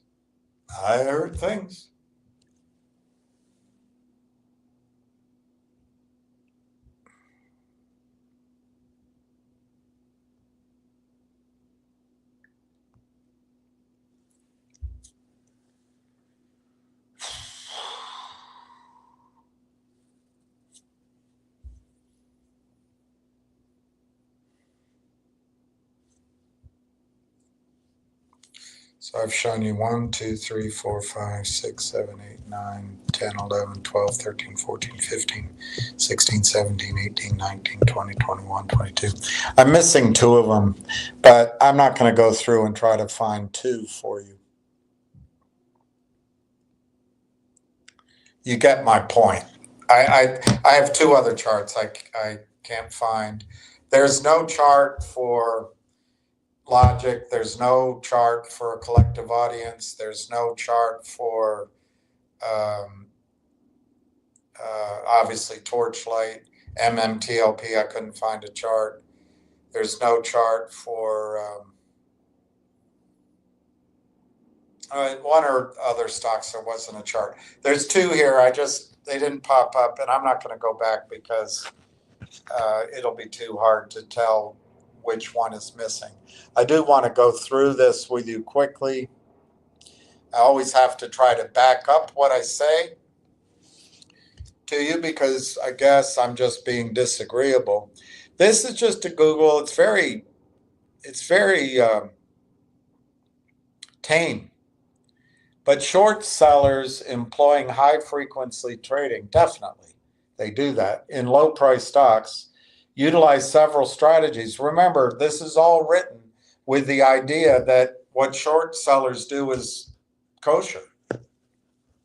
They utilize several strategies that leverage speed and data analysis, AI. They're not doing any analysis, AI, to profit from price declines, which they cause. Here's how they might do it: exploiting price imbalances and inefficiency. High frequency trading algorithms, you're up against computers, are designed to quickly identify and capitalize on tiny. You're just putting in bids. You're just taking the ass, putting in a bid. You're just trading. You don't know what the hell you're doing compared to a computer. These guys are doing tiny bits and pieces of trading. When it's tame, capitalize on tiny price differences or imbalances across different exchanges. You don't have access to that. You don't have the credit. You don't have the skill. They don't have the skill. It's their computer. That's why all these guys were fired from Wall Street. They were replaced with computers.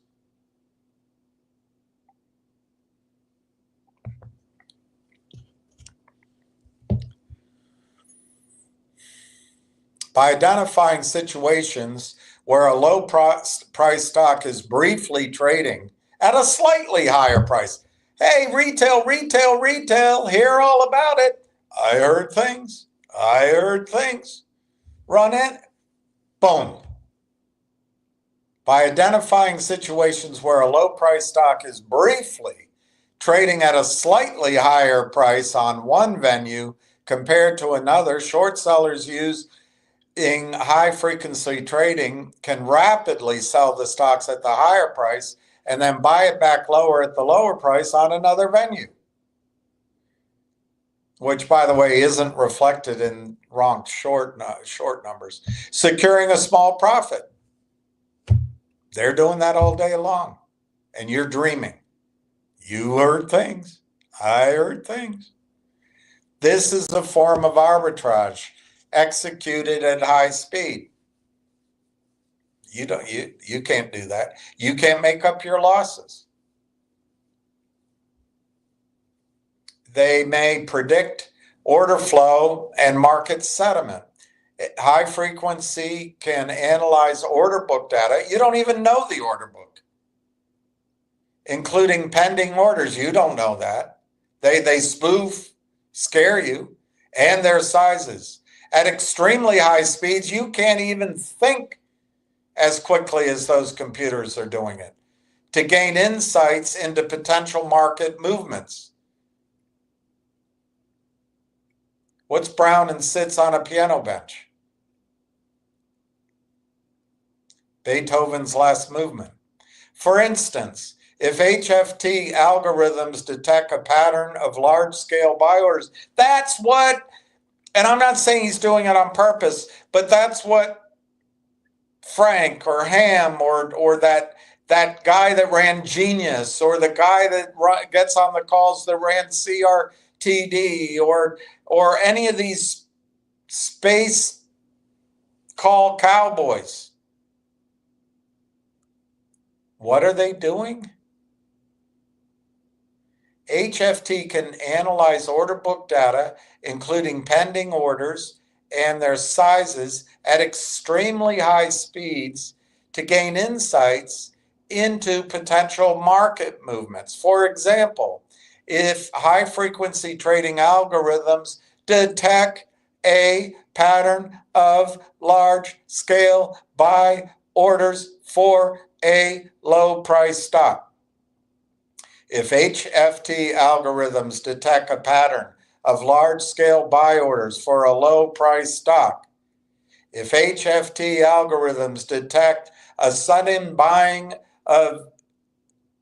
in volume of a low-price stock because people heard things, I heard things, they might anticipate a price rise. Conversely, if they detect a large number of sell orders. Now they don't, when the other computers put out spoofs, the computers can see through that. But if they can get you to panic, oh boy, I heard things. I heard things. It sells off a little bit, a little bit. If they detect a large number of sell orders or weakening of buying interest, they might anticipate, I think, create the price decline and initiate short selling positions. There, everyone that goes through an education at a business school is taught this crap. They're doing it aggressively. They're stealing. They're cheating. And they own the attorneys. They own the regulators. But if you want to, let's just be agreeable and you want to believe this, just open up your checkbook. Rapidly reacting to news and events. HFT algorithms can process and react to news and events faster than more quickly than human traders. Yeah, like MOU, LOI, February 11th. I don't put it past them that they're embedded in the law firms that are working on the final documents. That's being disagreeable. Well, I see ghosts. This allows short sellers to quickly open short positions in low-priced stocks when negative news breaks. All news is negative. If it's good news you buy, they sell. All news is negative to them. Aiming to profit from the subsequent price drop. This is all out of business school. But I'm telling you, this is, in practice, this is how it's done. Market making and liquidity provision with a short selling twist. While some high frequency traders act as traditional market makers, bullshit. Providing liquidity by both buying and selling, bullshit. Others might utilize short selling within their market making operations. For example, if a market making high frequency trader has a negative inventory, more shares borrowed than owned, of a low price stock, with an incoming buy order, he'll stick it to you. They might fill the order by short selling, anticipating they can cover the position at a lower price shortly. They know they can. They know they can. This is all very genteel. Let's be agreeable. Let's meet in the middle.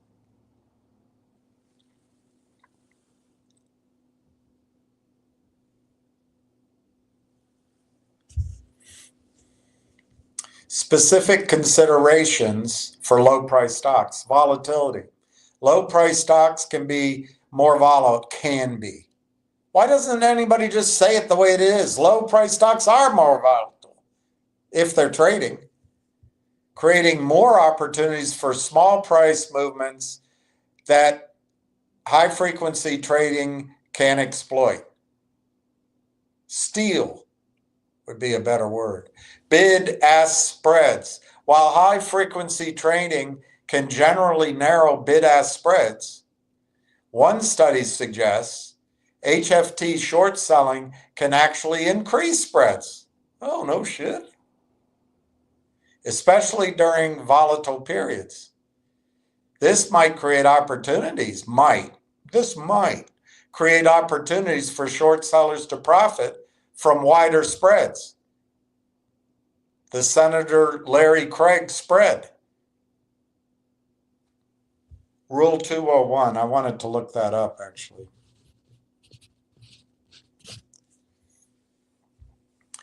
It's important to note that short selling is subject to regulations like Rule 201. Who cares? They don't enforce anything. They don't even look. Do you remember when we used to play hide and seek and I'd hide in the closet and you'd never find me? Do you know I never looked? They don't look. Which can limit short selling when a stock price has dropped significantly. Bullshit. High frequency traders, short sellers must be mindful of these. Oh, they're mindful as they blast right through them. Dina Friedman's not mindful. Cromwell at the OT, he doesn't give a crap. But you think you can make money. You heard things. Concerns about HFT and short selling, market manipulation. Finally, but it's just a concern. There are concerns.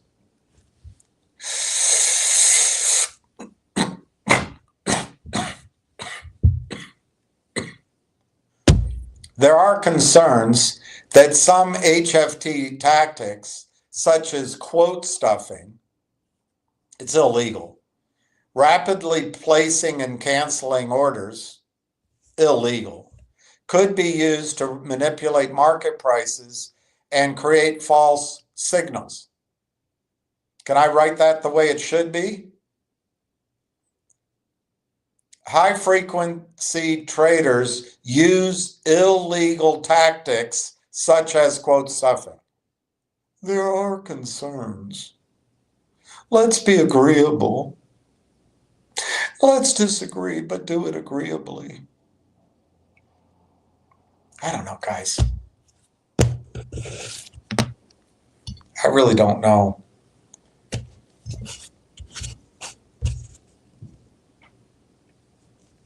Can agreeable victims still be victims? I suppose. Can they be victims more than once and still be victims? I suppose. Predatory practices. Critics argue, I mean, it's in front of your eyes what they do, that high frequency traders might engage in predatory practices. Like latency arbitrage, where they exploit speed advantages to profit at the expense of slower traders. Critics argue they might engage in ripping off retail using computers that shouldn't even be allowed in the over-the-counter markets, in my judgment. Impact on long-term investors.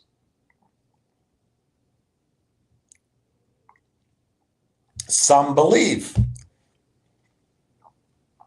high-frequency trading can reduce the incentive for institutional investors to invest and trade in stock with high-frequency HFT activity. They do. Institutions don't buy until it's out of this morass. You are going to be like an institution. If we stick together, we are an institution. If we don't just stick together, we belong in an institution.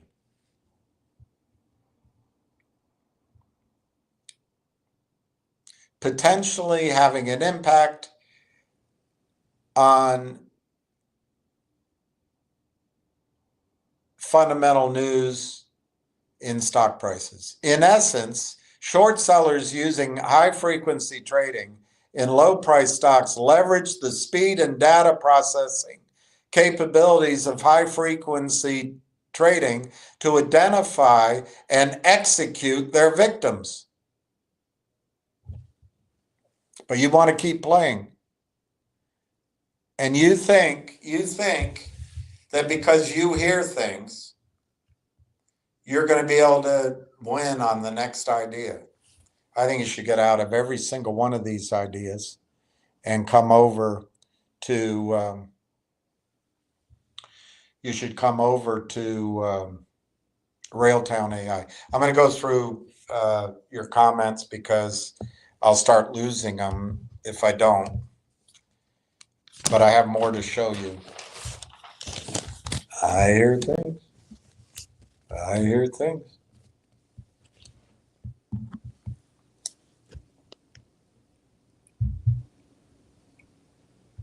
I heard things. I heard things. Hi, Susan. Good morning. I don't know what to do with this halo behind me or this Klieg-like behind me. Eddie Eagle, good morning. Colby Cormier, good morning to me. Happy Sunday to everyone. Happy Sunday to you. Okay, here comes Volder Snort. There, I hope he's not one of the shows. Do you know who actually steals from whom? Can you name names? There you go. There you go. He wants proof. So you gotta disbelieve everything I'm saying because I can't prove who's stealing. Do you know the specific names? In the case of collective audience and logic, I think it was um, the clients of Aubrey Advisors and Shadran Financial being Polar. That's who I think it was. Can I prove it? Can you prove that Escobar brings cocaine in across borders? Of course not. If you want proof, stay in the market. Just keep banging your head against the wall. Thanks for your sincere question. Hey, Gary Medill. Yeah, everything's good. I'm feeling better. I hope you're feeling good.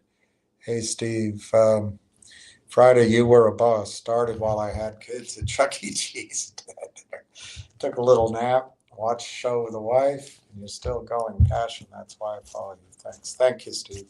I don't know why I went on so long, but here's the thing, Steve. The reason I'm doing this right now, and the reason I'm probably being an asshole, what the attorneys don't realize, and they may be doing the only thing they can do, is as long as there's this quiet period, and it might be for our benefit, by the way. It's better to get those documents written correctly, and it's better to have the agreements in place in a concrete fashion, because when they come out of the gates, the short's going to attack them as well. So my frustration on timing is probably totally inappropriate.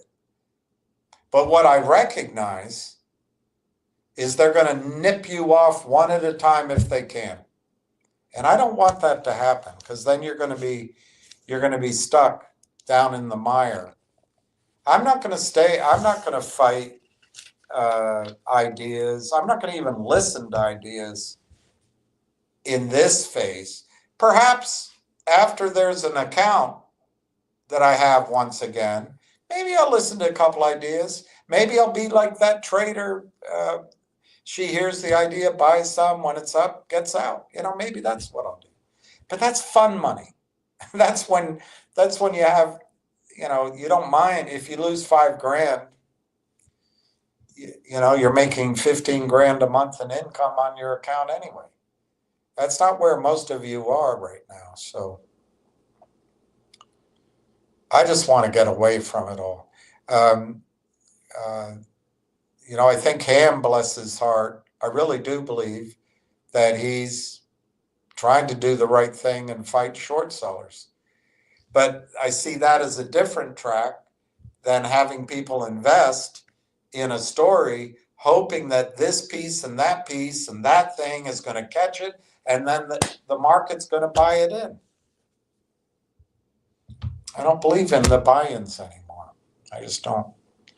Maybe there'll be one, but I won't be there.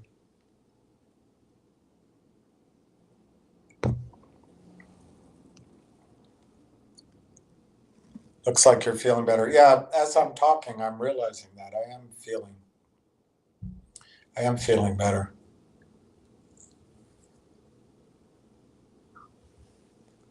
This is bad thinking, but all right. I understand it. I've done it myself in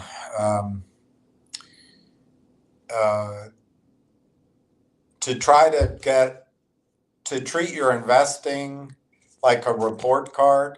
So your finger investment, you're close to break even, then you'll sell, or your finger investment, it's in the red, I don't want to sell.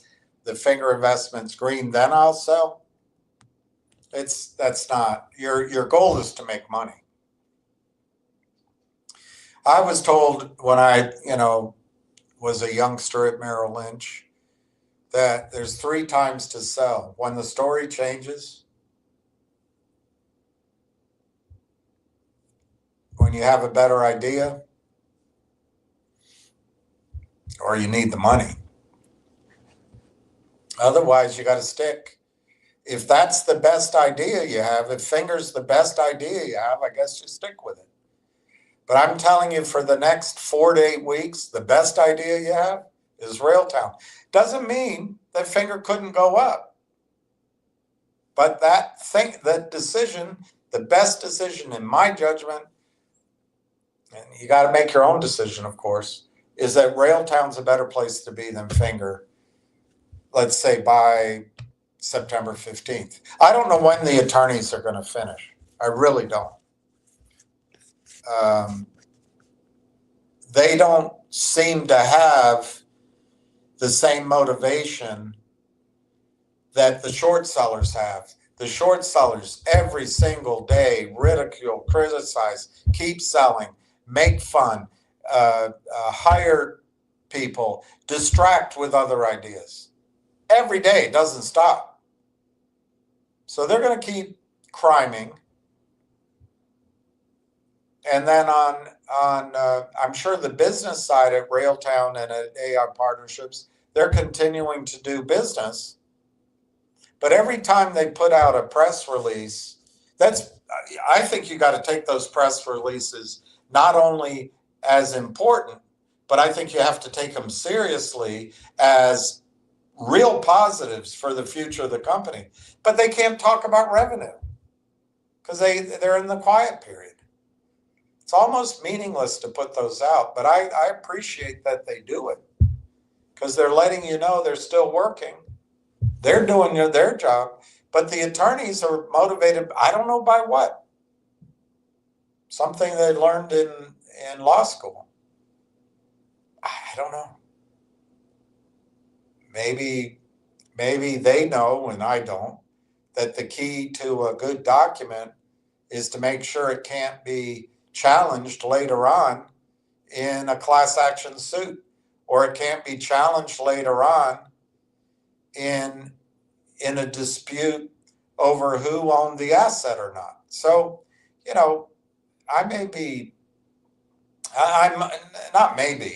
I'm almost certainly wrong when I urge the lawyers to finish. But I don't think I'm wrong on the risk that the delays expose you to from the criminals. They want to pick you off. And I think the stock, the performance in the stock Friday looks like we turned the corner and we're going to go up. But ever present is a short attack. And they've had all weekend to gear up for it.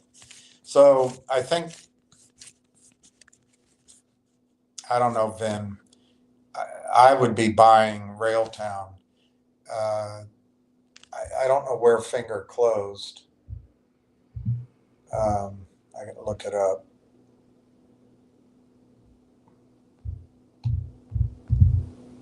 $157. So if you sold, I don't know, if you had 10,000 in finger at 157,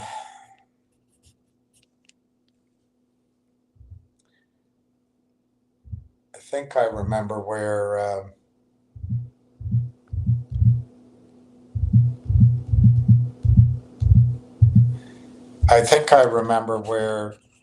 I should look it up, I guess. But let's use 50. Well, let's look it up. But let's get the correct closing price.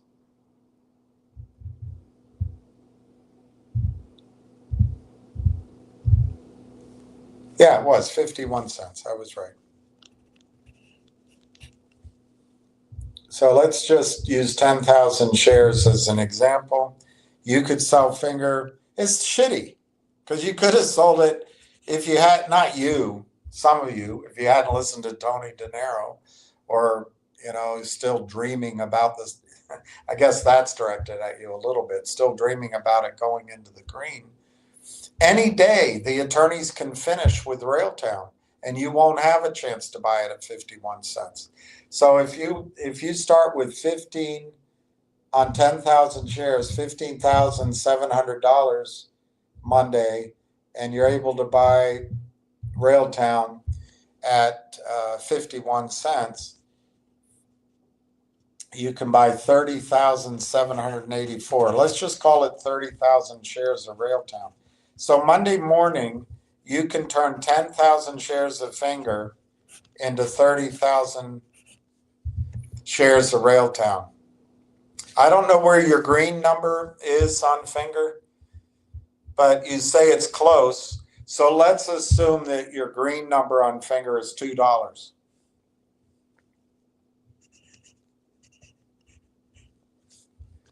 If Finger goes to $2, you have 10,000 shares currently, you'll make $20,000. When do you think that's going to happen? I mean, anything can happen at any time, but my guess is August is going to be slow for Finger. But as soon as I say that, it could rocket up. It's done that before. So you have to acknowledge, I guess, that that's a risk. On the other hand, when could Railtown be $2? Next week. And you'd have 30,000 shares. So you'd have $60,000.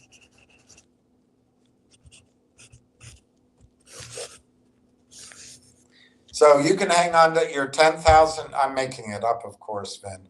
You can hang on to your 10,000 shares of Finger, hoping it goes in the green, and then you'll do something. But by then, Railtown could be $2. And you just buy 10,000 shares of Railtown. But you'll have your perfect scorebook. You can say, well, I don't lose money in stocks. I made money in Finger, and now I'm going to be in Railtown. I'll make money. But instead of owning 30,000 shares of Railtown, you own 10,000. Monday morning, you can change 10,000 shares of Finger into 30,000 of Railtown. I think it's reasonable odds that Railtown will achieve $2 before Finger does.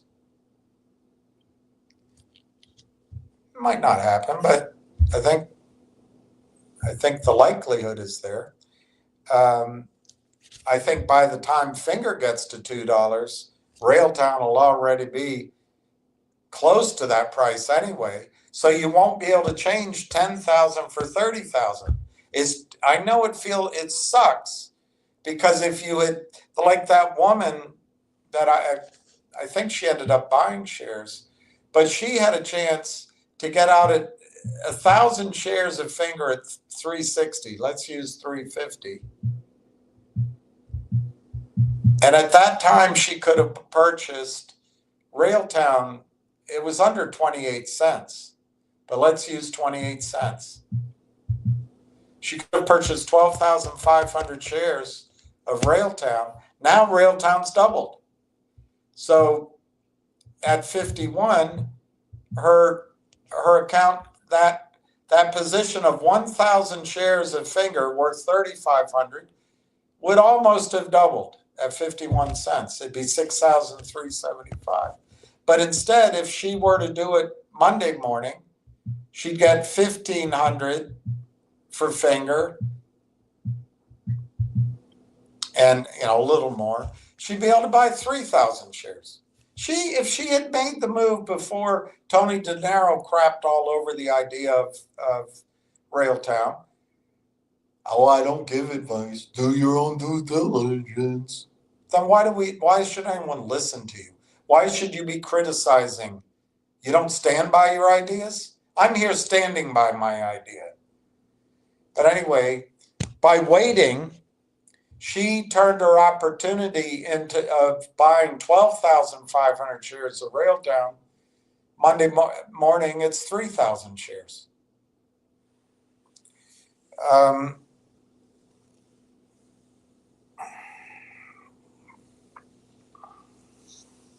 don't know. Then you got to do what you're trying to do, but I think trying to keep a score on a stock so it goes green before you sell it is one of the weakest arguments to hold a stock. I think it's really weak. You have to. I mean, you can do it tonight or tomorrow morning. You just have to take out a pad of paper when your mind is fresh and you're open, and you ask yourself a series of questions. I would do it horizontally, but I'd do it vertically, whatever way you want to do it. I put finger and I put Railtown. And one question I'd be, what's my target by September 15th? What do I think finger can do by September 15th?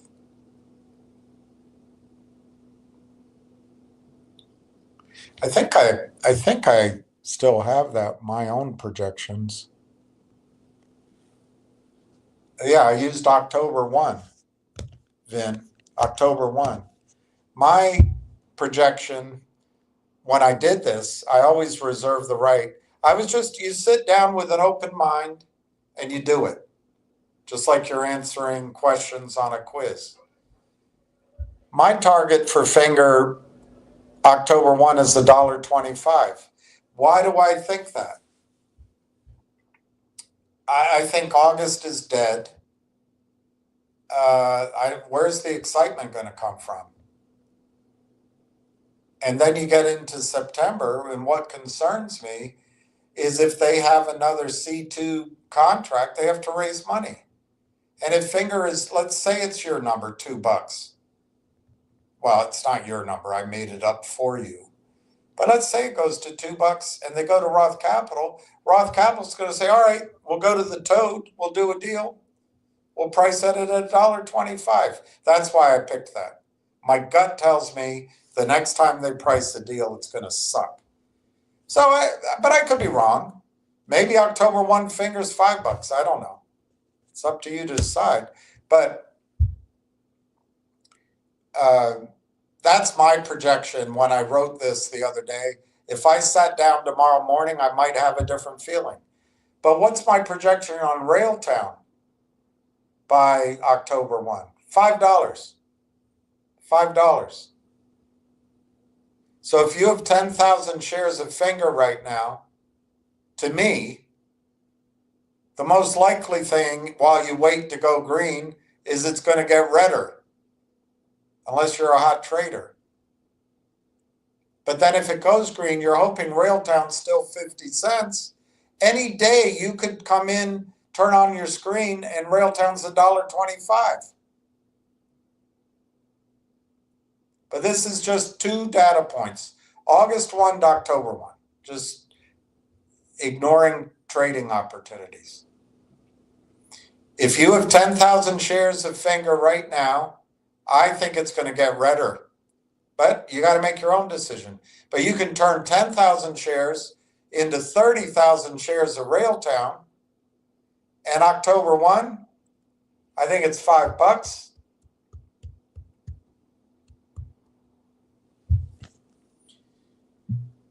And you can quibble. It's a projection, but you got to have some idea why you're doing something. But Railtown, I think, has, and I was going to show you how to do that. Maybe by tomorrow I'll do that one.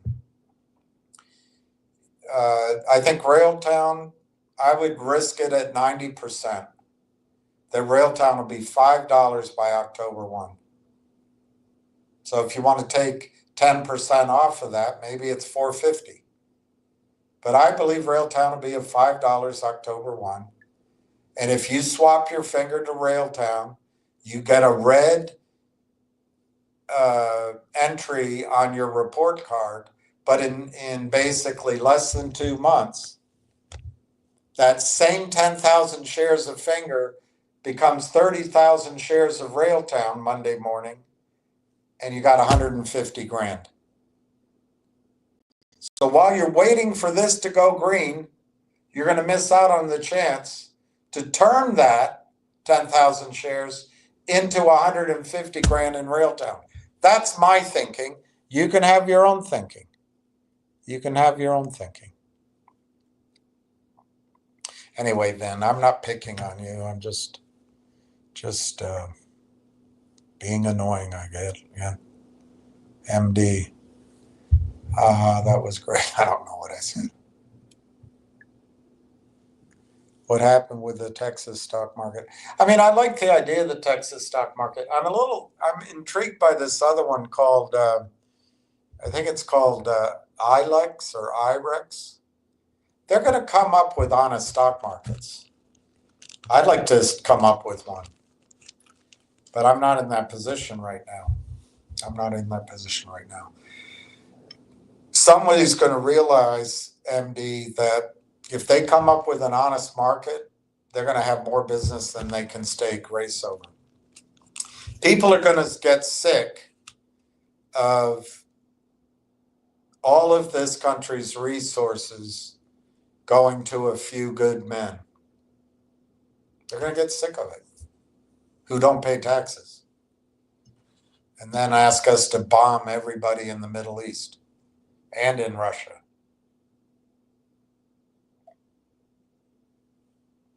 People will get sick of it. Hey, Danny, good morning to you. I like this raw dog, I can tell. Raw dog. Diversificate the quickest path to the poor farm. Well, when you're rich, when you're wealthy, you can diversify, but sometimes you get caught out. I thought I was diversified massively the last 15 years, but then you rely on people, you get down to your last shuck, and you can't even save your last shuck. So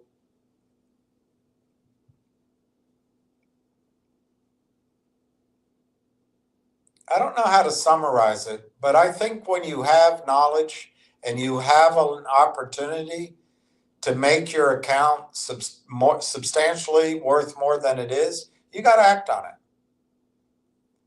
If you want to be mediocre and you're comfortable there, be mediocre. And I'm not saying, I'm not saying that's bad. I'm not saying that's bad. It sucks when you make a lot of money and your life is great, and then all of a sudden you got to eat peanut butter and jelly sandwiches. And back when it was cheap, the highlight of your week was to go get 2 cheeseburgers at McDonald's. That sucks when that happens. But if you still have your head in the game, and you can still use your disciplines, you can make it back. You can get back to a comfortable life. But some people don't want that risk. It's better just to be placid in life. If you already have your wife, there's no reason to take risk.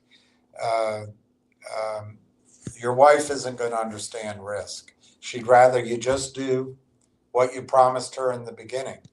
But if you're trying to get a wife, well, they're waiting at the finish line, seeing who's going to come across first. They're not back at the starting gate or when you stumble. They're at the finish line. So you gotta press it a bit. But my argument, Raw Dog, here, regardless of how I think about all that, I just went through, I think, I had 24 charts. I went through 22 of them. I don't see a single pony in that stable. I don't see a thoroughbred. I don't see a sure thing. I don't see any of those stocks being a sure thing.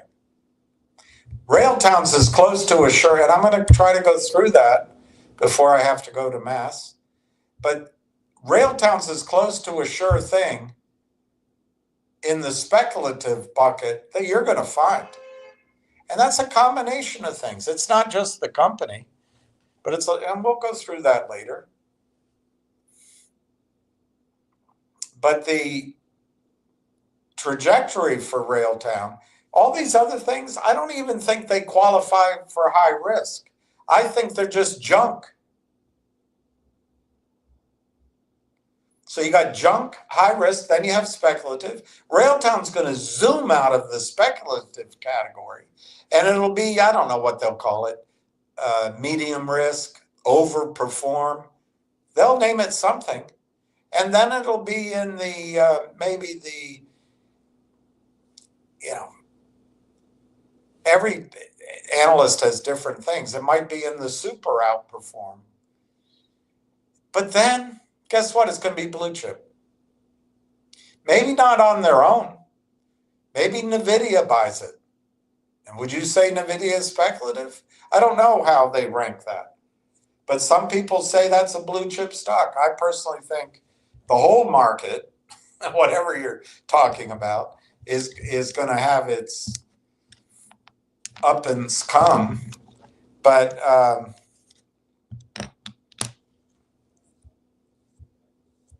we'll deal with that when it does. I'd sell my body for Railtown. Kidding everyone. Yeah, I wish Pete.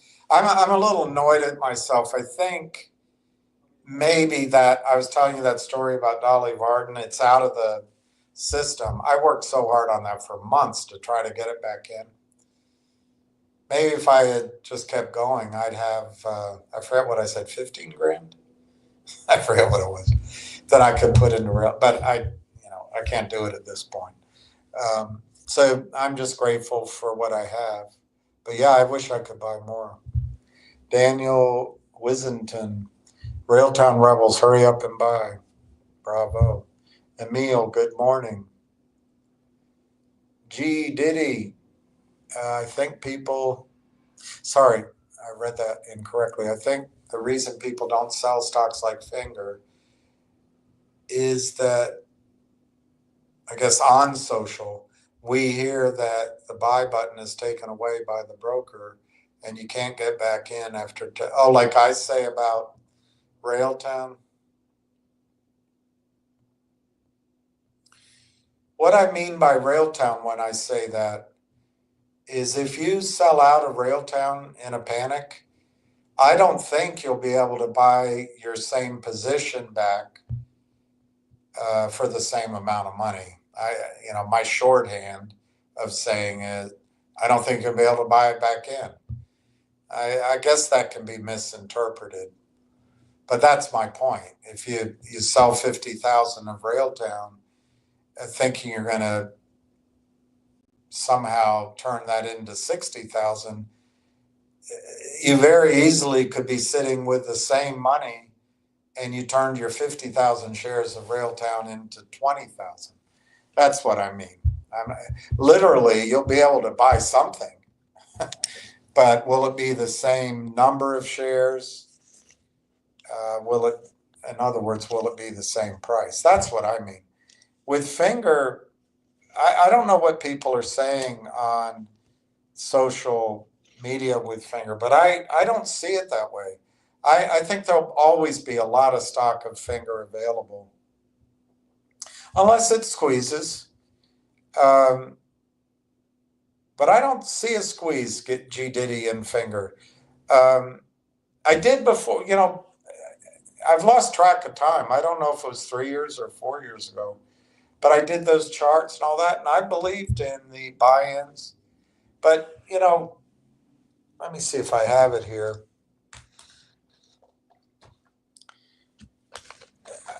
You don't have to go too far.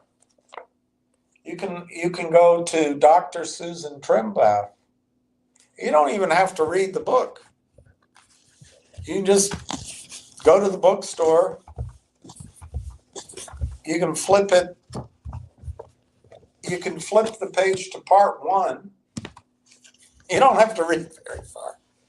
And she says, investors and entrepreneurs are being harmed by fails to deliver and stock lending borrowing under rules approved by the Securities exchange. Let me highlight so I can show that to you. It's the first sentence. You can pick up this book and you can find out that the SEC approves everything.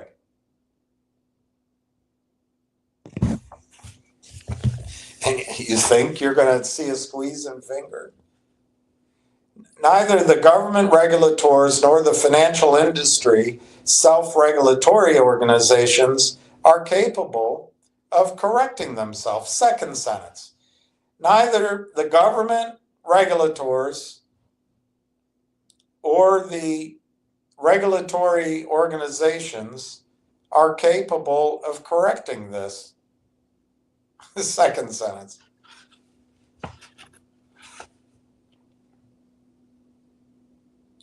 Then skip 2 sentences.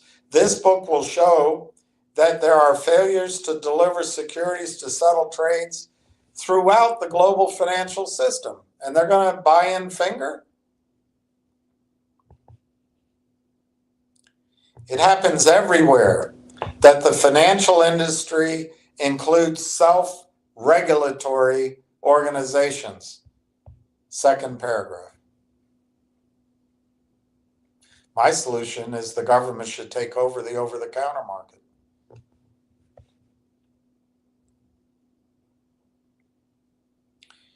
Bullet point. Some of the fails to deliver last for years. Finger's going to be different. Some of the fails to deliver last for years in the United States because the centralized clearing and settlement organization provides that fails to settle on a given day will be resubmitted with a new settlement day the next day, ad infinitum. And fingers, you're not going to have a chance to buy finger. Look, guys, I'm going to highlight that whole bullet point. Before, I only highlighted 3 words, but I want you to see it.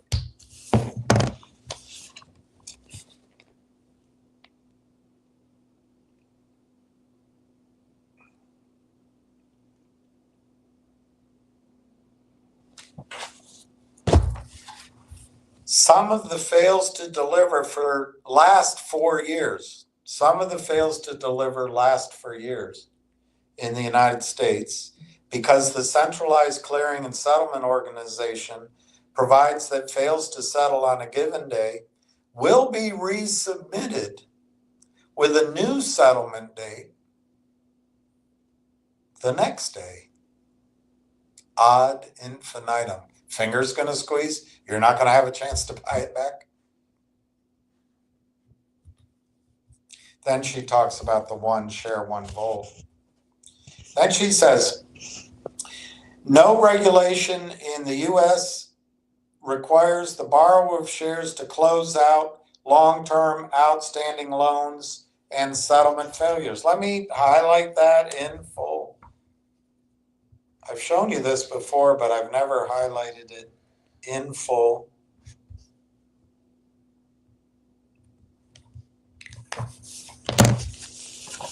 This line right here.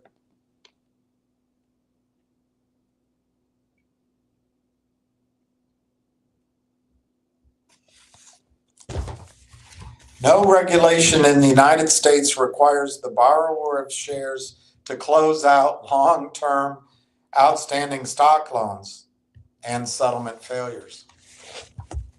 This is page 1 of, you don't have to buy the book. Just go to the bookstore. Naked, Short, and Greedy by Dr. Suzanne Trimbath. Just go to the bookstore and pretend you're browsing, read the first page. Then she says, finally, numerous companies have been the subject of aggressive trading attacks that are enabled by the lack of action by regulators. Is finger going to be different? I guess I gotta highlight that line to you. I have shown you this multiple times.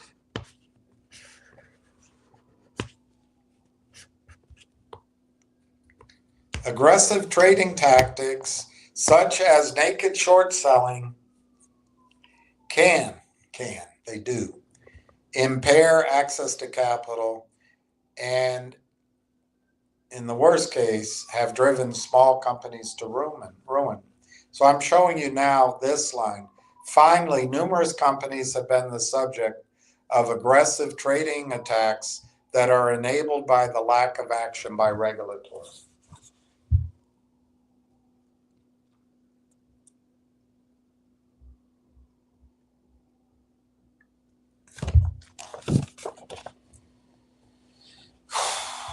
This is page 2. You don't have to read very far. The U.S. Central Clearing and Settlement Organization, Depository Trust and Clearing, and its subsidiaries claim that they have no power or legal authority to regulate or stop the practice of lending stock without a closeout requirement, no due date for the loans, and no power to force their member firms to close out or resolve failure to deliver. I think that's because Bill Clinton made it legal.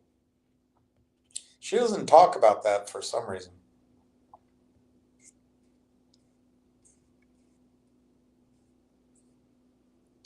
It is more correct to say, I don't know if there's a more to correct, so let's change that. It is correct to say that DTCC chooses not to resolve or buy in shares.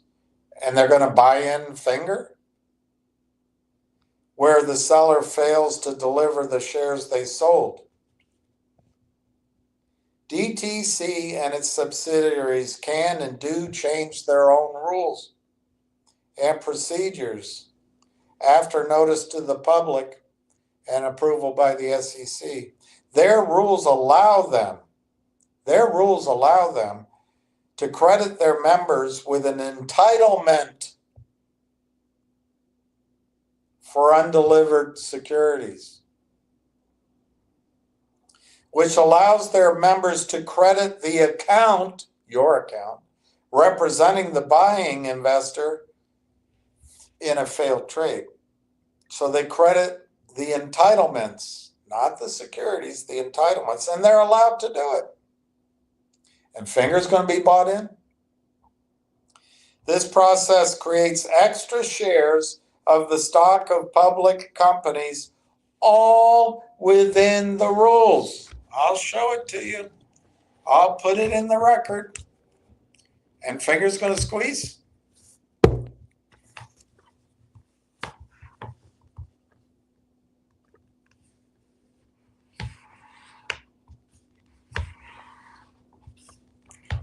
I hate underlining the whole line because what do you really,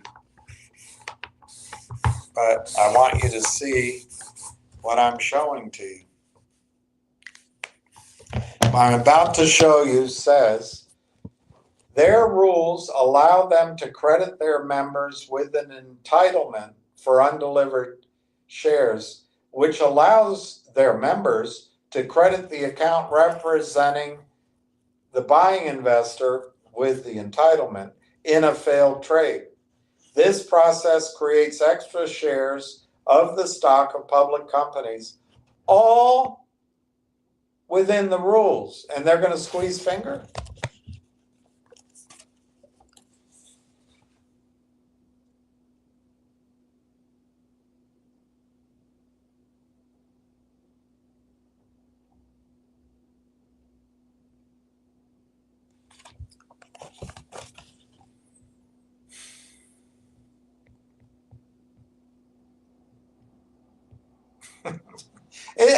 You know, you can't believe it, except she's a PhD with experience and she studied it. In 2003, many companies approached the DTC to find a resolution and then asked if they could move their stock out of the harm.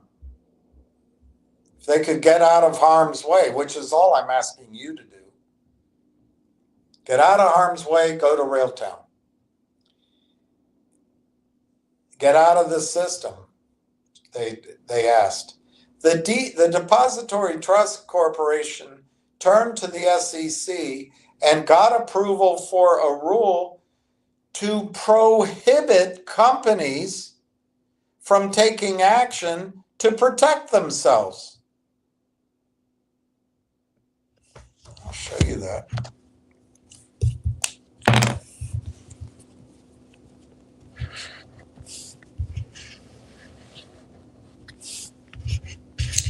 Now you're getting to page 3, so you're making a huge commitment to read this book.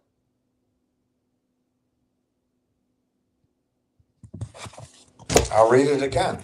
DTC turned to the SEC and got approval for a rule to prohibit the companies from taking action to protect themselves. And you're going to win down here?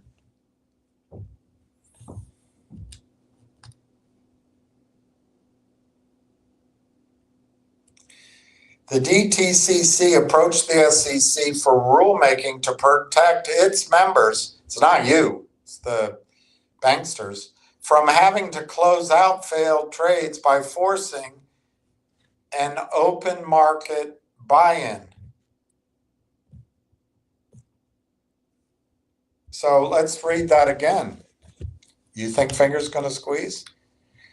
The DTCC approached the SEC for rulemaking to protect the banksters from having to close out failed trades with a buy-in. Can I read it to you again? The DTCC approached the SEC for rulemaking to protect the banksters from having to close out failed trades by forcing an open market purchase called a buy-in. Do I have to read it again?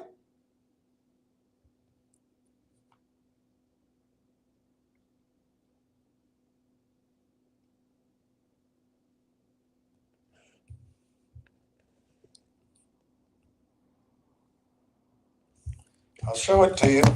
It's the second sentence in highlight.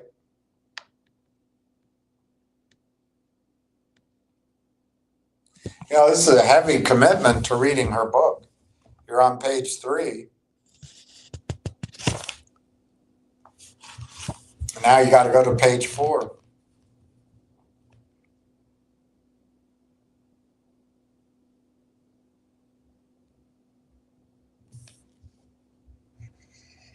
So, when the DTC got the rulemaking from the SEC to prevent companies from refusing to allow their shares to be held in the flawed system, they submitted comment letters insisting that the NSCC's stock borrow program satisfies the need for shares when trades fail so they can make sure that trades don't fail. If that sounds like doublespeak, it's because it is. They say that they prevent trades from failing by enabling trades to fail.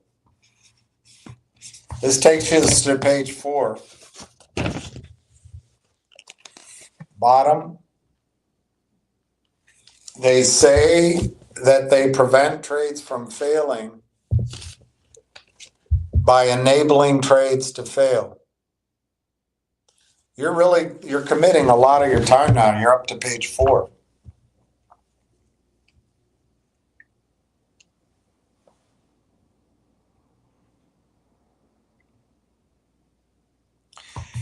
How do we explain year-long failures to settle?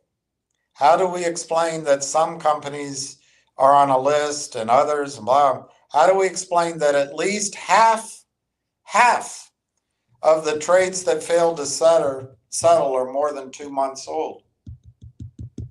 There's only one explanation: lax management at the self-regulatory organizations on Wall Street.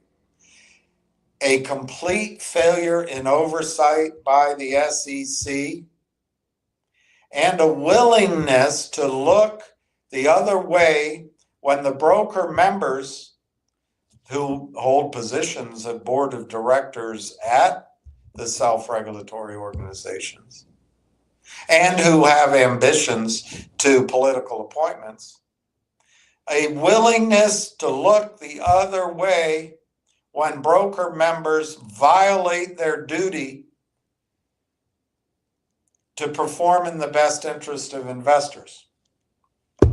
A willingness to look the other way when broker members who may have other ambitions violate their duty to perform in the best interests of investors. And finger motion's going to squeeze. This is not a glitch. This is not a bookkeeping system problem. This is an issue of large dimensions created by a gaping hole in the capital market infrastructure supported by regulators and overseen by the SEC. Supported by regulators. And fingers going to squeeze. This hurts businesses seeking access to the brightest capital markets in the world by allowing unsettled trades to be covered with borrowed shares that are then resold and reloaned until the number of phantom shares in circulation surpasses the number allowed by the article of incorporation filed with the departments of corporations around the country.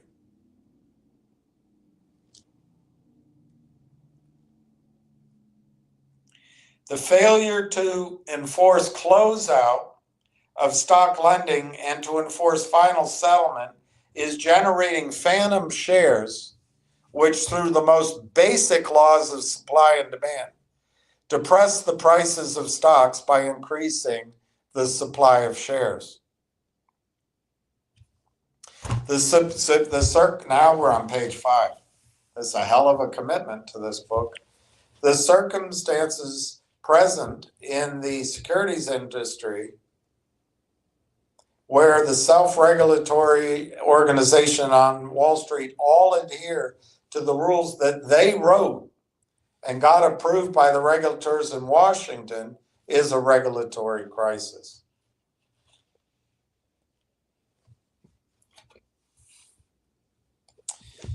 You want to go to Congress? When I set out on this journey in 2003, I firmly believed that the only possible solution was for Congress to act to force the settlement of all outstanding shares. You want to go to Congress? I believed that until I talked to Congress. Then I believed the only possible solution was in the courts. You want to go to the courts? You want to go to Mark Bazile and that other guy in Texas? I believed that until I was brought in as a fact and expert witness in several lawsuits, either filed or considered by a number of public companies. Most of those fell under opposition from Wall Street rules. Then I believed that the only possible solution was through the criminal justice system. Now we're on page 6. I believed that until I talked to the Department of Justice and the FBI. Now I believe we face a regulatory crisis. The current system may not survive. Those words were written, or at least published, in 2020. The complete lack of transparency on Wall Street raises questions which may never be answered.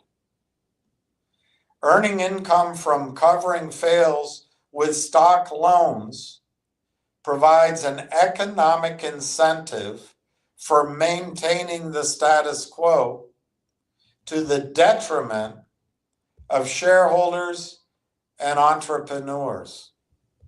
There are unanswered questions about the total income received in payments for stock lending.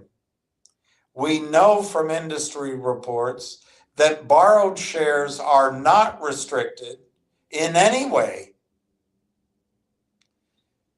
so that they cannot be lent again. There's no restriction on that.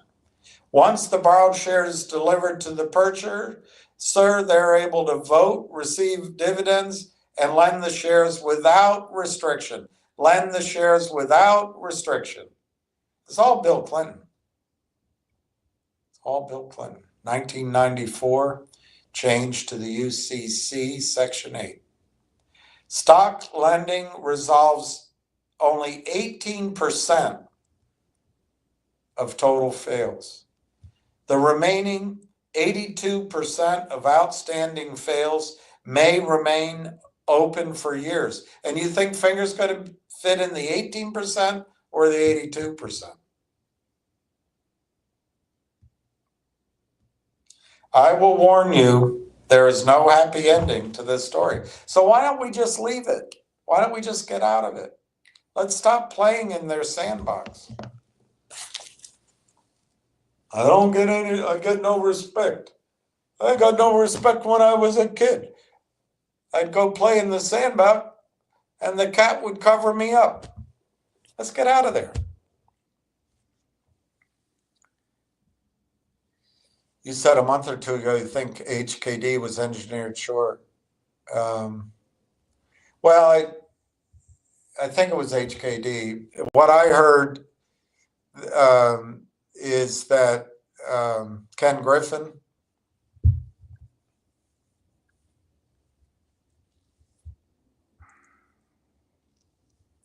I always hesitate because he sounds like an Irish Catholic. But in fact, I don't know if he has any religion at all. But one of his parents, his mother, which is where religion flows in that particular religion, he is his mother's son. And his mother wasn't called Griffin. That's all I'll say. But he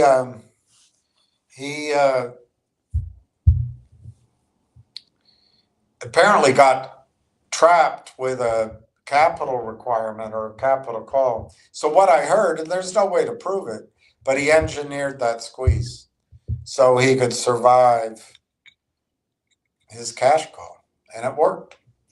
That's what I heard.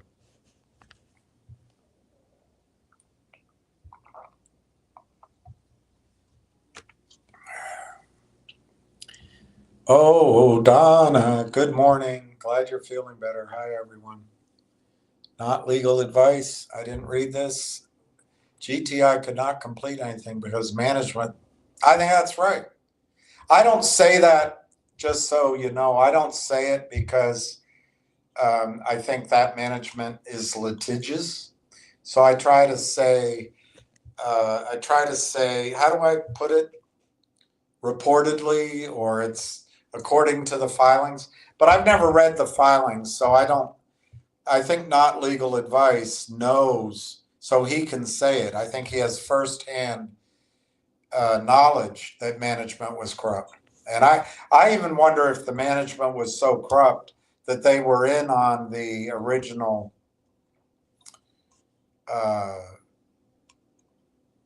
financing, the Kramers. I don't know. And I guess it's okay to mention that and say you don't know. But when there was a active legal case, I was kind of uncomfortable just making the bald statement that management was corrupt. But I agree with not legal advice. I think it was corrupt. And they could never do, absolutely, they couldn't do a legitimate audit. I think trying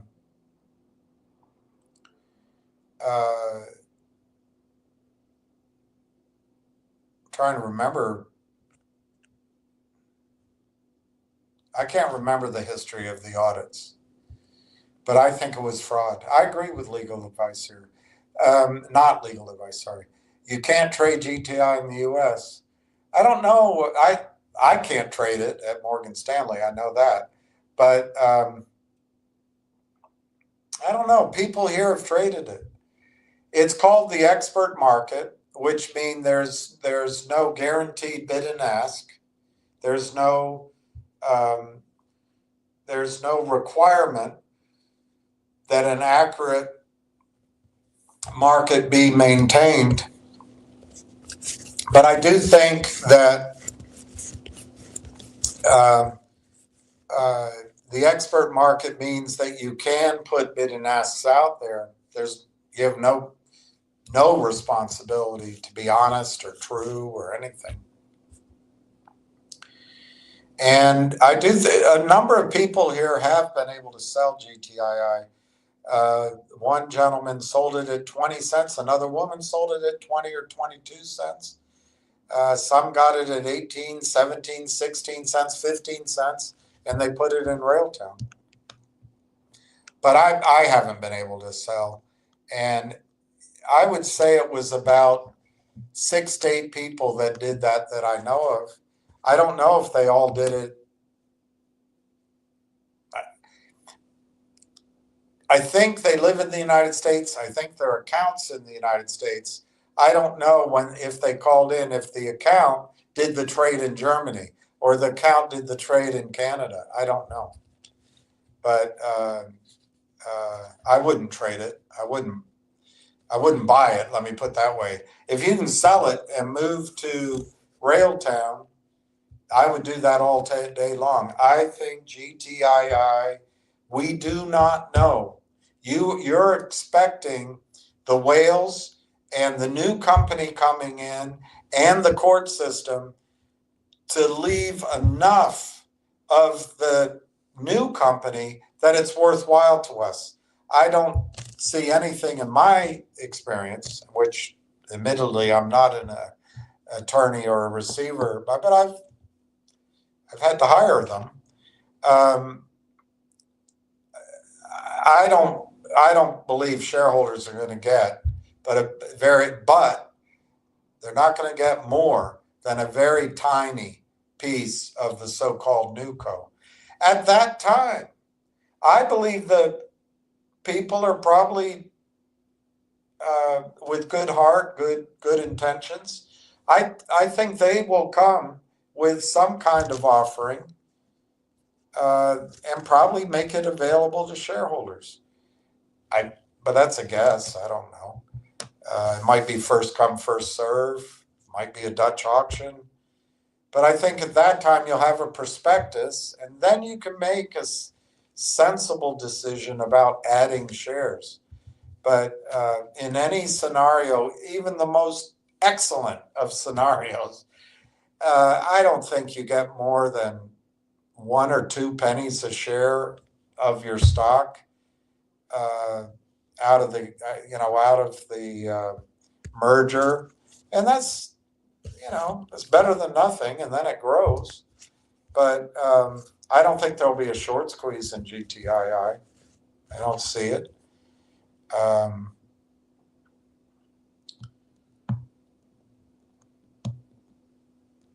So if you can get more than 1, 2, 3 cents right now selling GTII, I think that's a huge.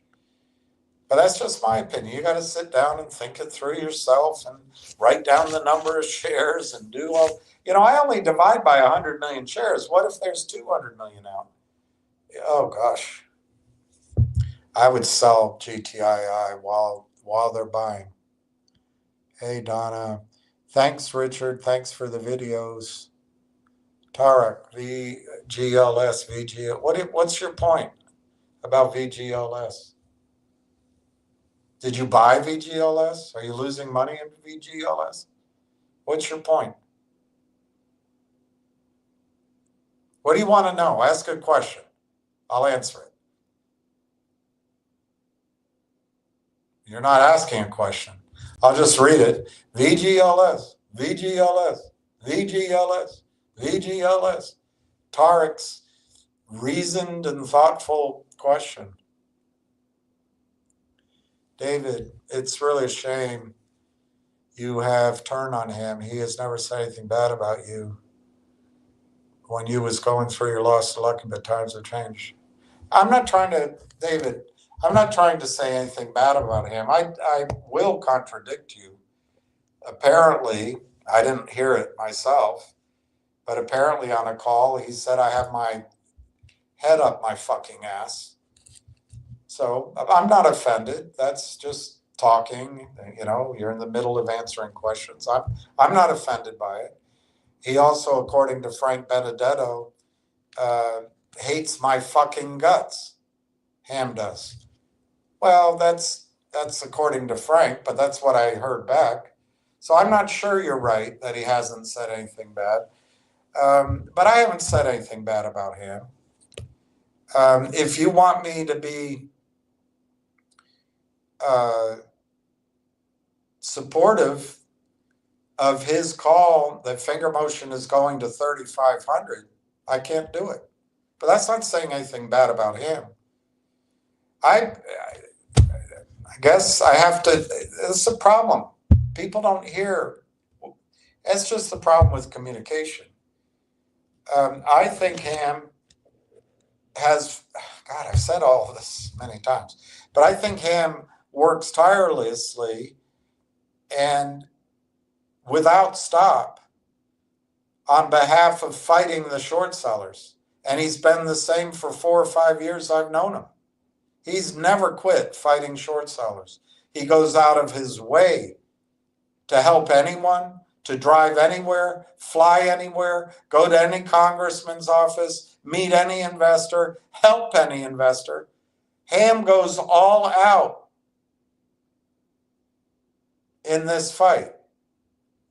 Secondly, with finger motion and these others, Ham, when he brings up those recommendations, he just doesn't throw it out there. He works his ass off to make sure that the recommendation works out.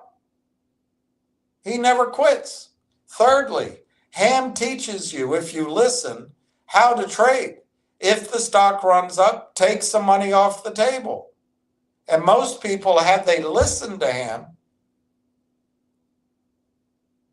on that aspect, it's confusing because he also says it's the golden ticket and it's going to 3,000. But he's always clear.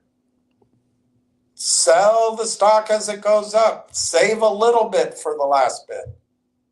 I think he's always been perfectly clear on that. So he shares his trading knowledge and his advice. And I think he's helped investors make money. On finger, people come after him sometimes. I think without Ham's hard work, finger motion would have been destroyed by Jeff Lind. Absolutely destroyed. I think he deserves tremendous credit. Tremendous credit. He's always available to help people. Always.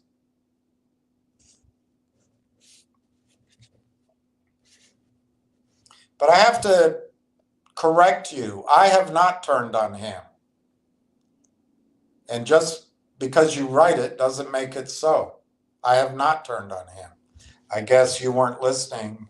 I think I've described it 3 times. I can do it again.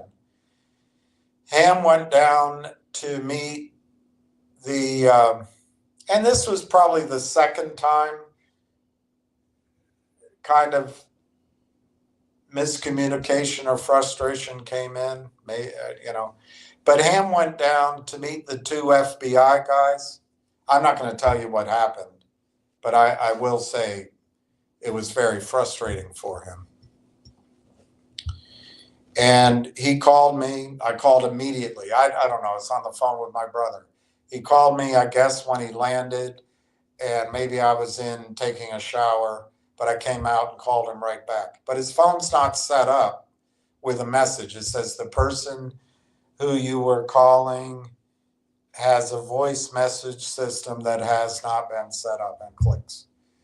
Then he called me again, and I called him back, same thing. I don't know if he was in a meeting or what. And so it was either Sunday afternoon or Monday afternoon. I think it was Sunday. He called like noon, 11:30, noon, 1 o'clock. He called me, and he said, "You're a hard man to reach." I said, "No, no, I returned every call. It's been you've been hard to reach too, but I guess you're busy. But I've returned every call. Well, let's do a call later. I'm playing racquetball right now. Let me call you right back." He never called back. And that in and of itself, that doesn't offend me. People get busy. But then he started doing calls on Twitter with Giannis and with Kristen, both people. I don't know anything about Giannis. I don't know him. Kristen Shaughnessy is fantastic. And he started doing 2, 3, 4 calls a day, David. And I think he reportedly had 3,000 people listing. He never wanted to come back on here. That was his choice, David. So if you want to talk about someone turning, you got to ask him. I don't know what happened. I'm a big boy. He's a big boy. But I think, David, when I think back on it, there was 2 conference calls where people were saying, asking, and he was talking about how the next morning, 9:30, everybody should put in an order to buy Finger 100 shares at market at 9:30. And both times I said no. After everyone talked, I just made it clear that I can't support that. It's against the law, and you can't do it. That might have been something. It might not have. He usually let me speak my mind, but maybe that's something he didn't appreciate. I don't know. Second thing, when Finger was going, when it was $1, I don't know, $1.04, I started saying, hey, I think there's a trade here. I've talked about it here. I didn't buy it myself because I have a puny account now. But I started saying that I thought Finger could go to $2, $3, $4, perhaps $5 or $6, maybe even $7. But that's about it. That's what I gave it. I said that many times, over and over. And I don't think that fit his narrative that it was going to squeeze. But that's what I said. And then when the stock got up to $3, $4, $5, I actually suggested that rather than buying calls, you should be selling calls. Rather than buying the stock, you should be selling part of your position or selling calls against your position. And I did that over and over again. That was against that narrative. I also pointed out that many times that I thought the dividend was going to be delayed until May or June if it got done before September or October. I'm summarizing many times I talked about it. But I said that a lot, and that may not have fit his narrative on the dividend. But starting last year, I made it very clear that I didn't think the dividend, particularly considering the audit, I didn't think the dividend would be in any stage of readiness before the end of the summer. And it would probably be September or October. And that, I don't think that went over very well, David. I mean, it's all right. I mean, why put up with a story that you don't agree with? The other thing I said when the stock started to go up and before, but particularly when the stock started to go up, I said two things.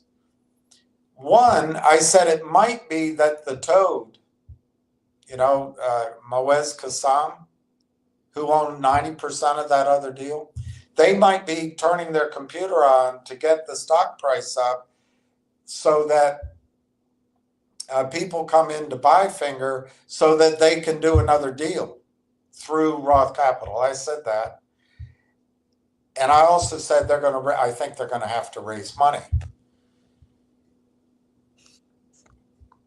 The feedback I got was only short sellers are saying, and real anger, that anyone was suggesting that Finger was raising any money. Only someone working with the shorts would say that. They're not going to raise any money. They've exercised the warrants. They have all the money they need. But I stuck to my guns and said I thought they were going to raise money, and that would haircut the price at some point. I also talked about being less than sanguine about the prospects for Finger and the C2 contract. I suggested that the annual report would be a key source of information on Finger regarding that C2 contract. And for me, I mean, I'm not as intelligent as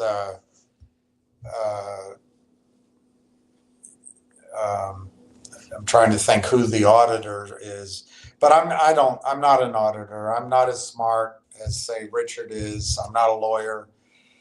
But when I read the annual report, I didn't glean anything of significance or excitement on the C2 contract. I argued, David, I don't think it went over very well. I argued that if Roth Capital came with a big financing and it dropped the price, the company should do it. It would stop a short squeeze, of course, but I thought the company should do it.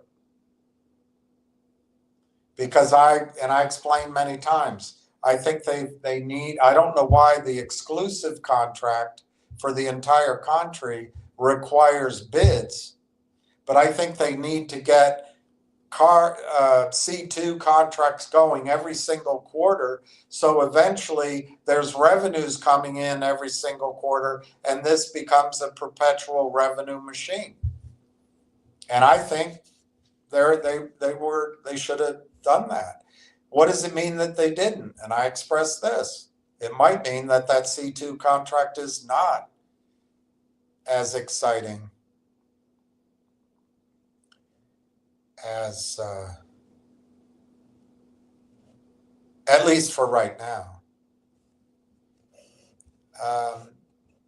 And then David, I've been very clear for quite a while. I don't think Finger's going to squeeze. So I don't blame him. Why come on if my point of view is different than his is? But David, I got to correct you. I didn't turn on him. He turned on me. I didn't turn on him. Ham has always been a good friend to me. I've always tried to be a good friend to him. I've tried to be very careful not to say anything critical.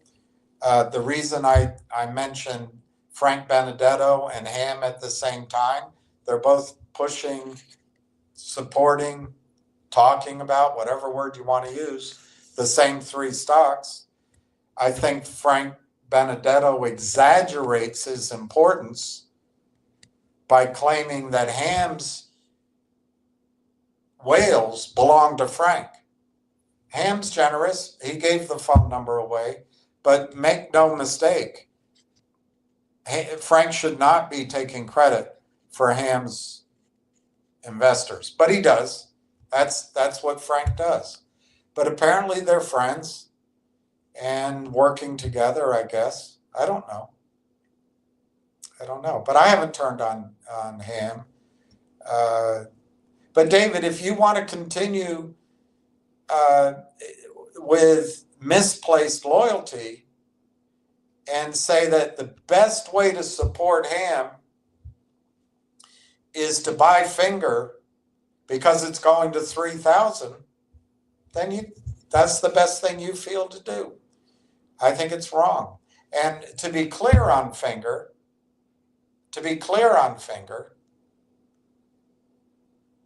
I'm only talking about 8 weeks. Of course, David, you can point out that I was wrong when I started in June. But you know what? I just showed to you. If someone had sold 1,000 shares of Finger when I first started this, they'd own more than that, by the way, but just to keep it round numbers. They currently own 12,000 shares of Railtown. So they'd have $6,000 worth of Railtown right now. But their Finger right now is worth $1,500.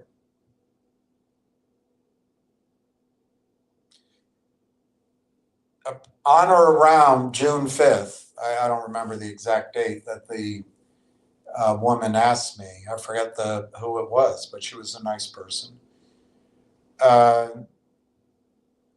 She could have sold Finger at $1.64, something like that. I'm using $1.50, something like that.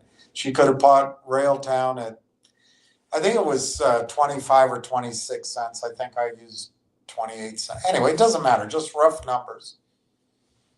She could have, with 1,000 shares, she had roughly, $3,600 of Finger. If she had swapped it to Railtown at that time, today her Railtown would be worth $6,000.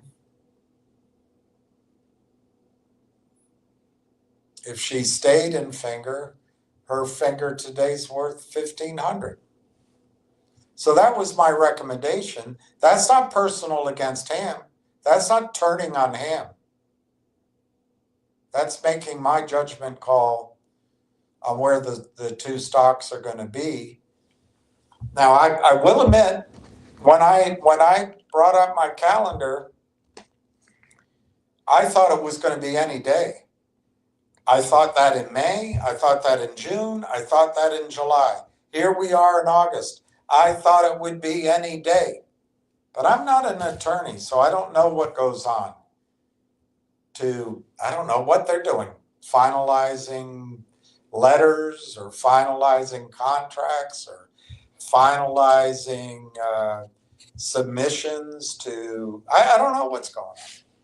Obviously, I was wrong about the urgency. But in those 2 months, broad strokes, the stock has doubled and Finger Motion has been down. That wasn't turning on Ham.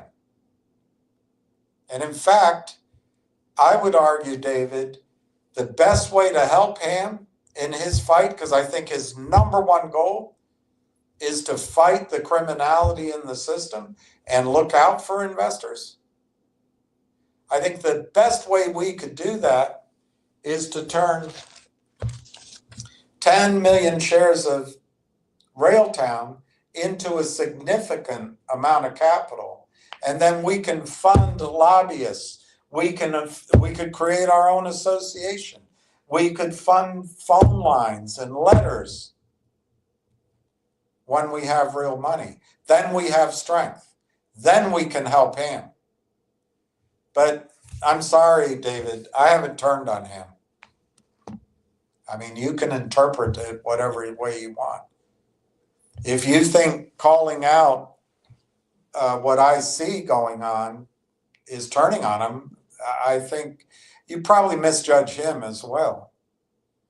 I don't think his motives, I think Ham's motives are completely different than Frank Benedetto's, for example.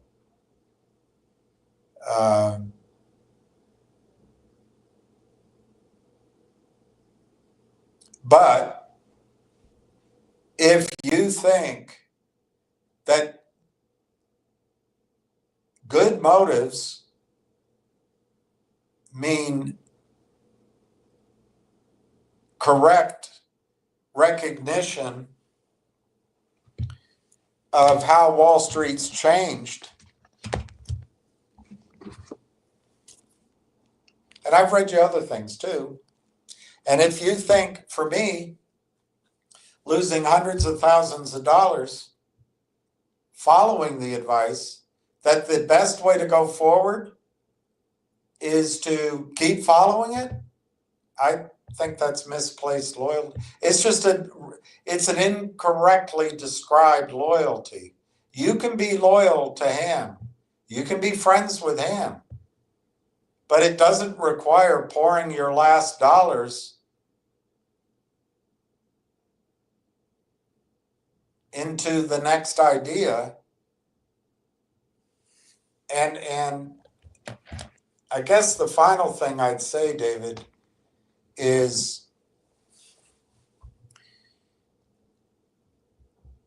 I believe if you put your money in Railtown, which Ham has spoken favorably of, I don't think he's negative Railtown, but I don't think he knows. I don't know. You have to ask him. But I think if you can be in Railtown, David, of course you don't probably listen. It's a lot to listen to. But to go back to you got to do your own projections. But to go back to my projections, I think if you put your finger motion money into Railtown, you have a 10x. You make 10 times your money. In other words, your account grows by 10 times in 60 days. I think finger's going to be down in 60 days.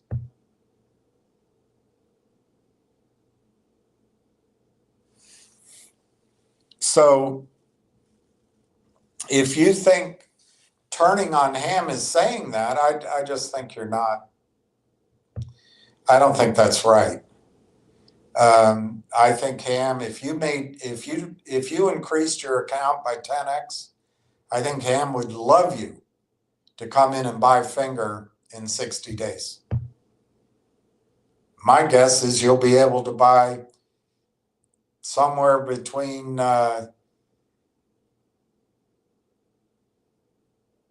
and 5 times the amount of finger in 60 days. But I could be wrong. You've got to make your own judgment. But I have not turned on Ham. He decided to dump me, which is fine. He had a better place to tell his story without editorial comment from me. That's fine. But it was his decision, David. And I have nothing ill to say of Ham. He was kind to me with Lucky, as were many. And I think Ham has a kind heart, and I think he's gone out of his way selflessly to help all of you. So that's how I feel about Ham. And in terms of times changing, yeah, I believe that over the after losing a shitload of money, after fighting as hard as I could, going the halls of Congress with Ham and others, engaging, starting letters I never sent, the whole thing.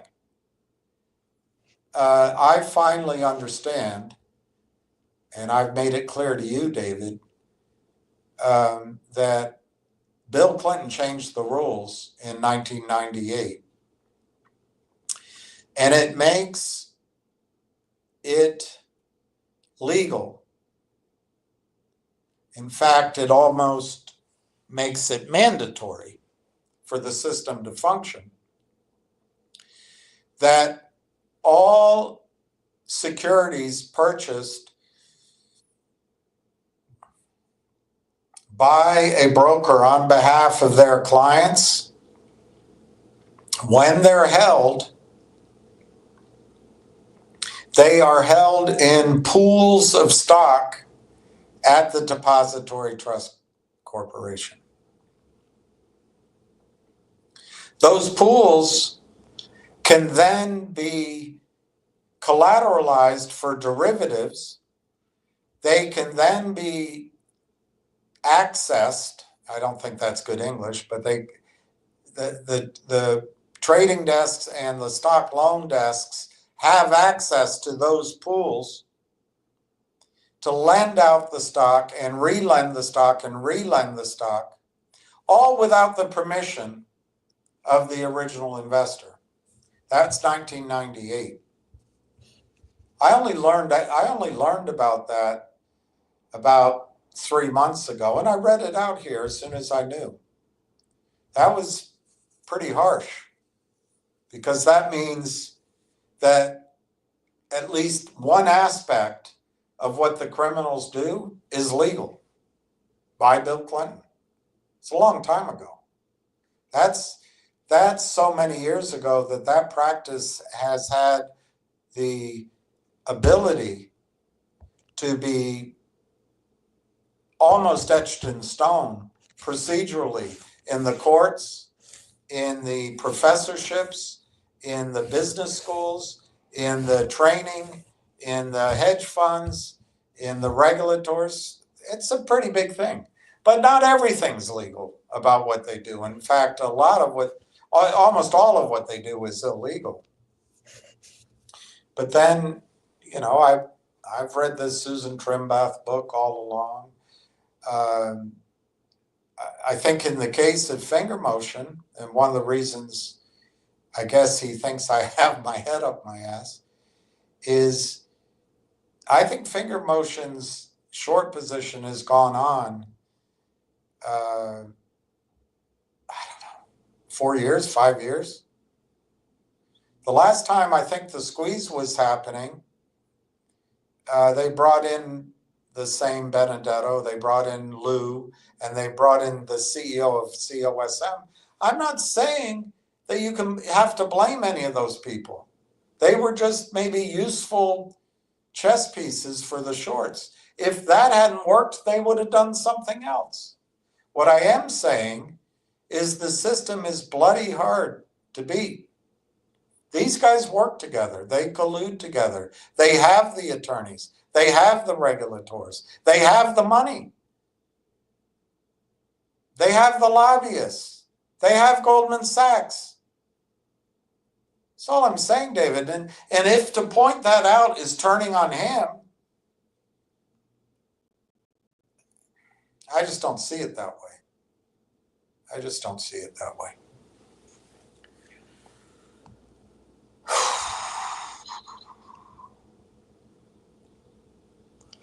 Now here's Tarek. I don't even know who Tarek is. Not just him, but on all others. Other what? Stocks? I just went through those stocks. You see any winners there? They're all crap. I assume, Tarek, you're a short. So I won't spend much time with you, or work for the shorts. Yeah, I think, Tarek, it's time to recognize that we're the one that says putz on our forehead. We're the one that says amateur on our forehead. We're the one that says mark on our forehead. We're the one that's in the oil business says Yankee on our forehead. We're the one that says dunce on our forehead. We're being used and abused. So yes, I turn on it all. I reject it all. It's time to get away from these stories, these promoters, these helpless situations. Everybody that's turned to an attorney for help, it just goes into a morass of legaldom. That's fine. That's what lawyers do. and they know how to measure their progress, feel good about it. Attorneys do. But it's not, it doesn't end up making anybody money in the shareholders. But I guess you can have calls, and you tell me I'm turning on that. I am turning on it. It's a big waste of time. Invest your money in MMTLP. We was robbed. We're going to get it back. Hire Wes Christensen. Hire Mark Bazile. Let's go to court. Let's go to Congress. Let's write letters. I love all those people. And I actually think a lot of the lessons learned are going to come to fruition. But I know one thing. Once a financial idea goes into the legal system, it's not a financial idea anymore.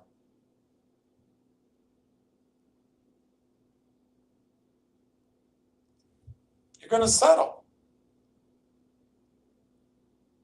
You're not going to have a short squeeze.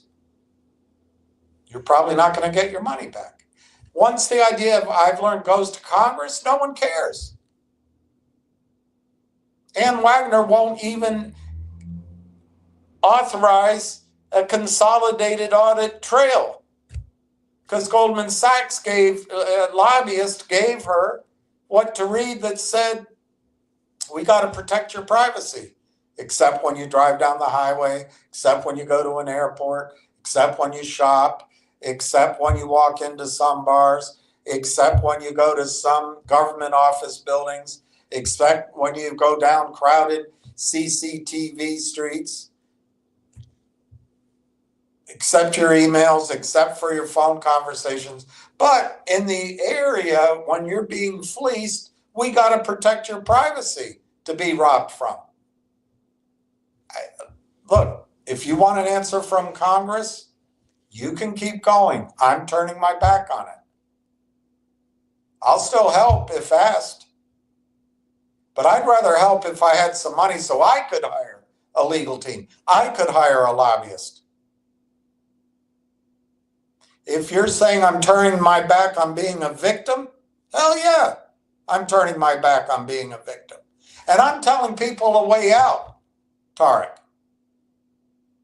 You might have a better idea. Put it up. Campaign for it. But yes, I'm turning my back on the hot story of the next over-the-counter NASDAQ stock, that if we have enough whales are just really large retail clients too, to the criminals. The criminals see it as emotion, you saying I'm turning my back. That gets everybody in their emotions, and it's personal. You don't want to hurt feelings. I thought people are here to try to make money. What I hear is people are angry that they lost their money. They were robbed. They lost their house. They lost their life. And the only way to fight back is to get mean. And I mean plum dog mean. Because the only thing separating you, it's the only thing that separates you from living or dying. And that's just the way it is. So you want me to be nice.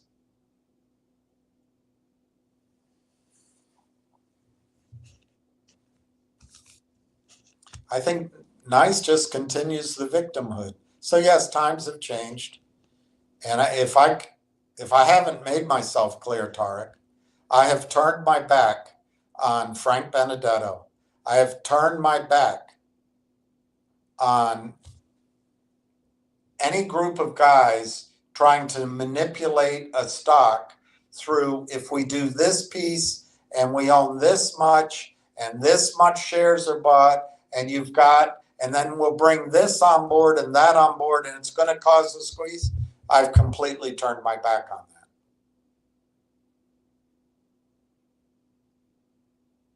I haven't turned my back on friendship with Ann, but that was his decision. So you can't push on a string. But does that mean that I'm by saying that I wouldn't buy GTI here, I'm turning on ham?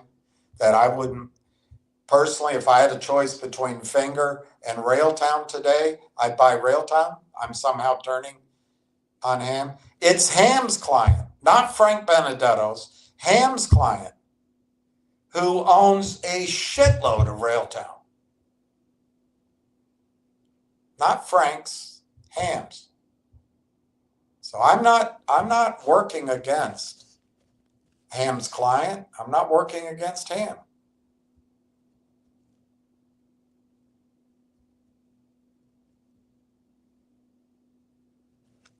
Am I turning against the idea that we have time left to seek out lawyers to make back the money we lost?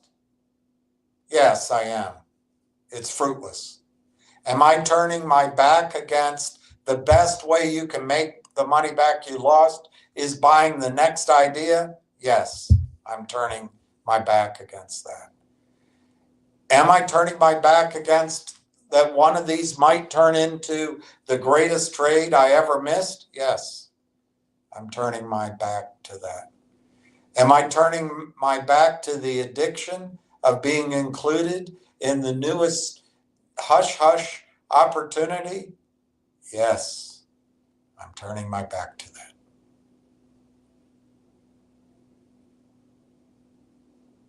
I'm turning my back to all of those stories.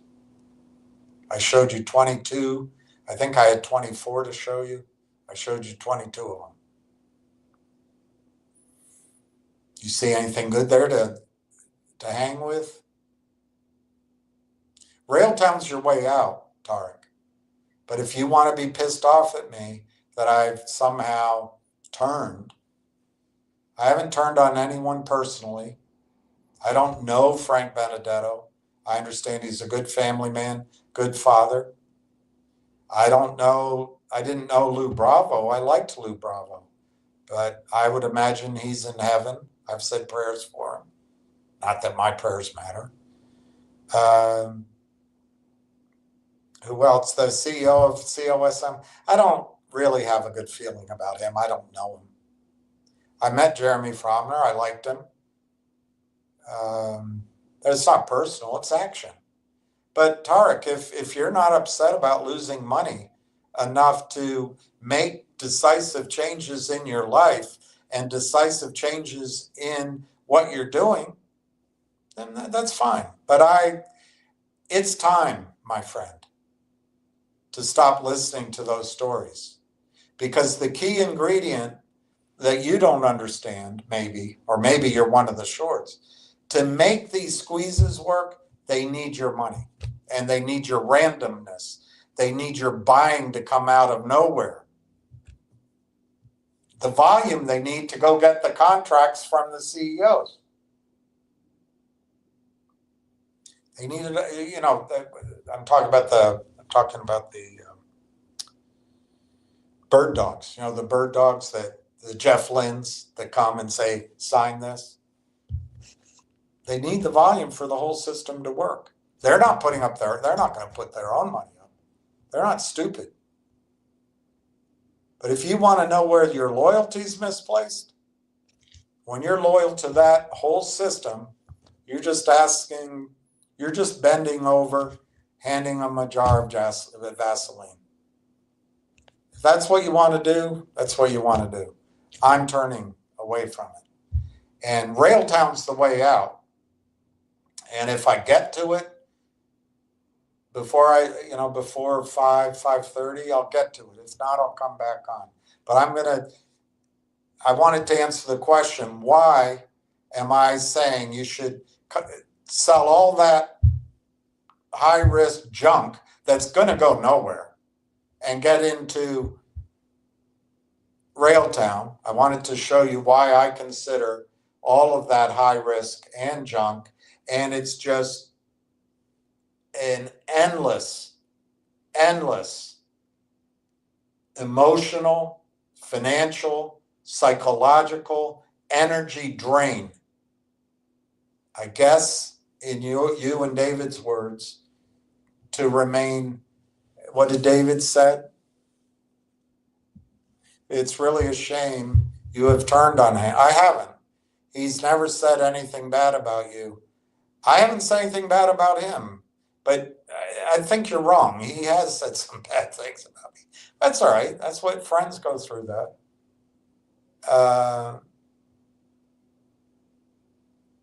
I don't know what you mean. He didn't say anything bad about me when I was going through my loss with Lucky. He never, I don't know what that means, but he was very kind to me. And times have changed. Yes, I don't agree with your depiction of it, but yes, I'm declaring we do not have to be victims. We do not have to listen to this anymore and then think that anywhere, the legal system, Congress, anywhere cares about us. The people that have to care about us, we is we. Anyway, I want to move on. Danielle, Upstream. That's the one. Yeah, Upstream.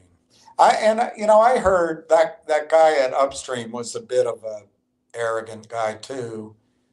But maybe it's because of what he apparently talked to. Let me think. Remember who? But anyway, the guy running Upstream badmouthed GTII to whatever decision part of his company. So it might be because of what Not Legal Advice is saying, that he saw the corruption. But that wasn't going to go very far. And remember, that's the other thing, COSM was supposed to go. That was something that Lou and Frank and the CEO, or one of them, one or all of them, said it was going to go on Upstream. COSM never went on Upstream. Guys, it's not about blaming each person. It's just the same. First there's the story, then there's excuses. And then there's a new story and new excuse.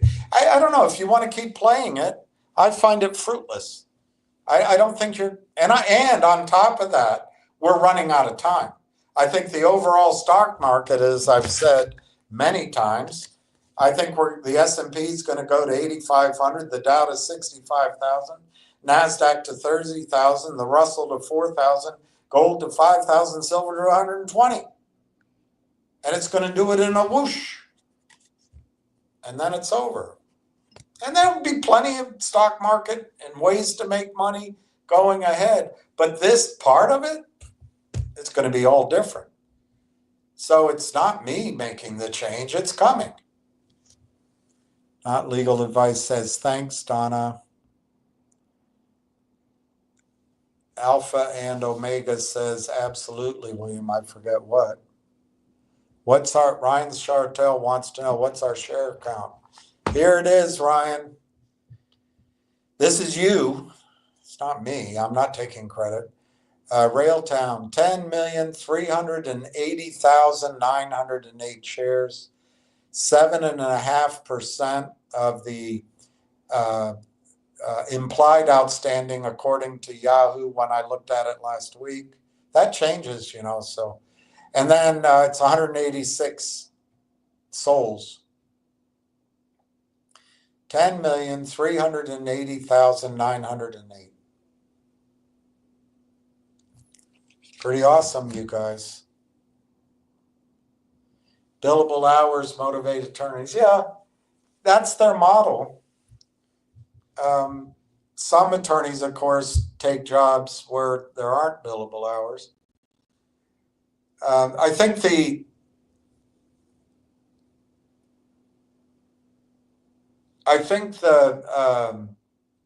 law office model is very hard on younger attorneys unless they're exceptional. Maybe some DEI, but even DEI, you're not going to get your billable hours unless you're good, over time. So the partnership model, I think, is very tough because the partners aren't retiring. They just get older and older. You got to wait for them to die. I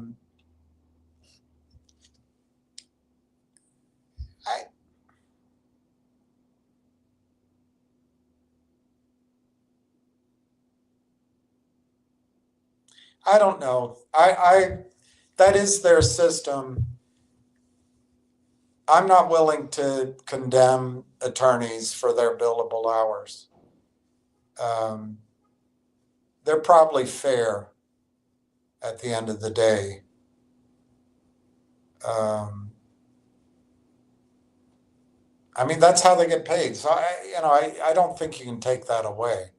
And if they're taking time just to increase their income, maybe there might be a level at the beginning on a project that you want to get over a certain hump. I don't know, you want to do $15,000 of work, so you might at least work to that level. I don't know. We don't know. But I don't think that's the reason why Railtown's, whatever the delay is, I don't think it's because they're racking up their billable hours. My frustration is with the attorneys, I'm not sure why they couldn't have been ready sooner. But that has to also include that maybe what they're doing got bigger and bigger and bigger. There's a frenzy going on in the AI space, and the conductor product is excellent. So we just don't know. So some of my words and as the one guy said, screaming, is probably just way off base. We just don't know. I'm sure any attorneys working with Corey Brandolini and Marwan Haddad, they've worked with for a long time. I'm sure any attorneys working with John Ruffalo, is it Mark Norbega, and Dr. Tom Kaur, I'm sure they've worked with a long time. So I'm sure these are really professional, honest attorneys.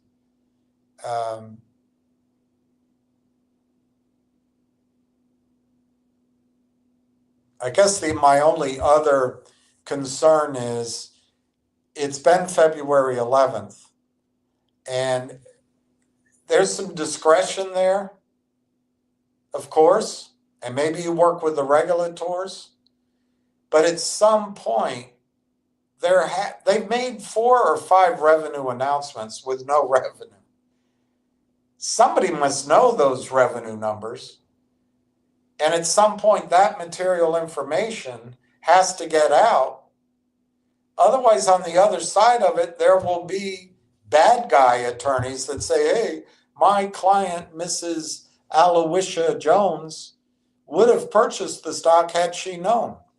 So I think there's some risk level there that I think a business decision has to be made, not an attorney decision, a business decision. Hey, we got to put something out, even if it's incomplete.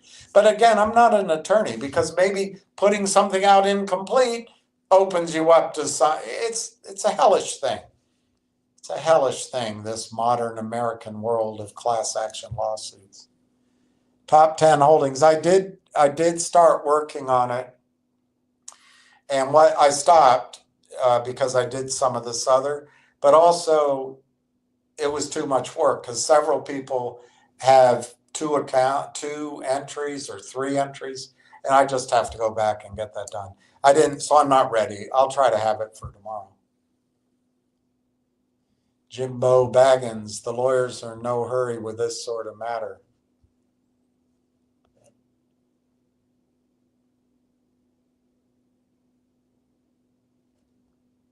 Well,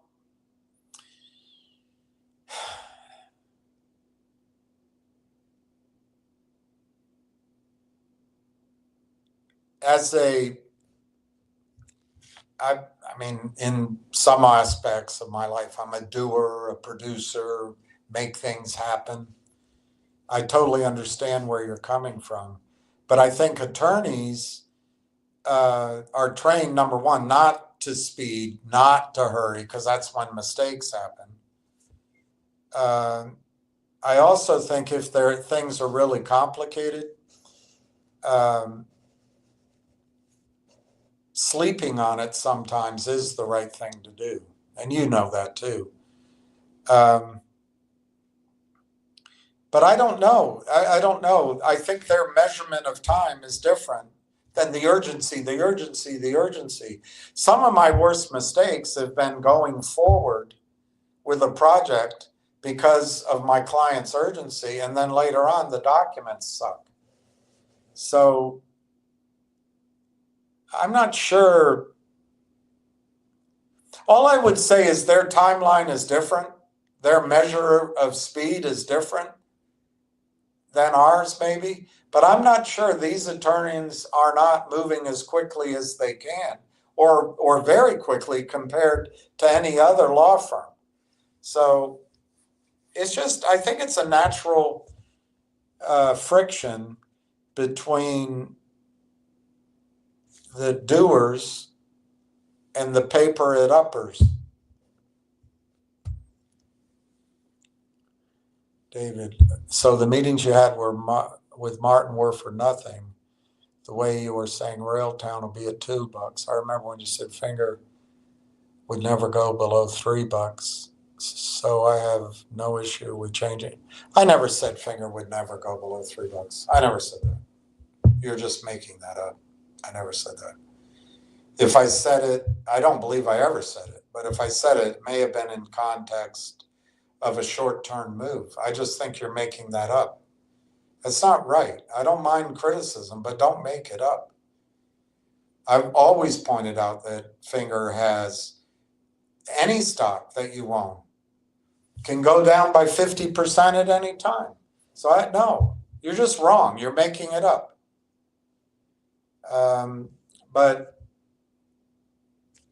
I talk a lot, so if maybe it's out of context, but you certainly misunderstood my intent. I never said that Finger wouldn't go below 3. Maybe I did it in terms of, a short-term trade or an option chart or looking at a chart, but charts are schmarts. So the meetings I had with Martin were for nothing? No. I really enjoyed meeting with Martin, I think 3 times. I think very highly of Martin. I think he's an exceptional team leader. 4 times I think I met with him. 5 times. He, depending on how you count it, twice might have been in the same day. The NASDAQ and then the dinner afterward. I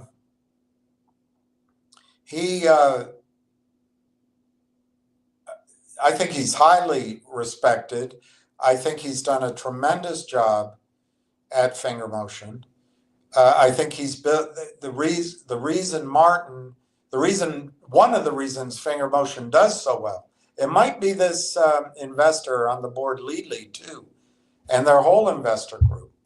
But I think Martin has created a level of trust and competence and reliability over many years with the telecoms and therefore with the government of China that, no, I think Martin's terrific, and I think they're not nothing at all. I think the meetings were valuable.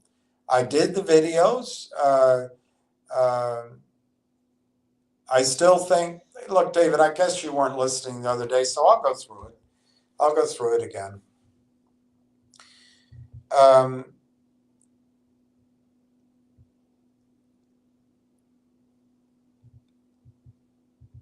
Brent Sun introduced Finger Motion, perhaps through Martin, perhaps, to Univest, which was great. And there was a lot of hope with Univest. Univest and Finger Motion signed a 2-year deal, I think it was, maybe it was 3. But they had this breakup clause that you had to give 30-day notice. Well, Univest, at the end of the day, really never did anything for Finger. And it was about 2 years later, to my memory, almost 2 years. And then, of course, there was the COVID and there was the auditor and there was, a lot of things to deal with. But what I learned in the interview, when I met with Martin, and I think it's in live,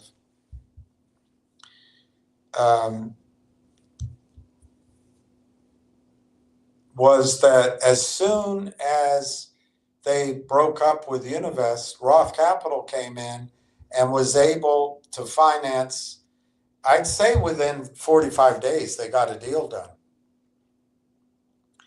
Now, that was a tough decision, which I actually support Martin on.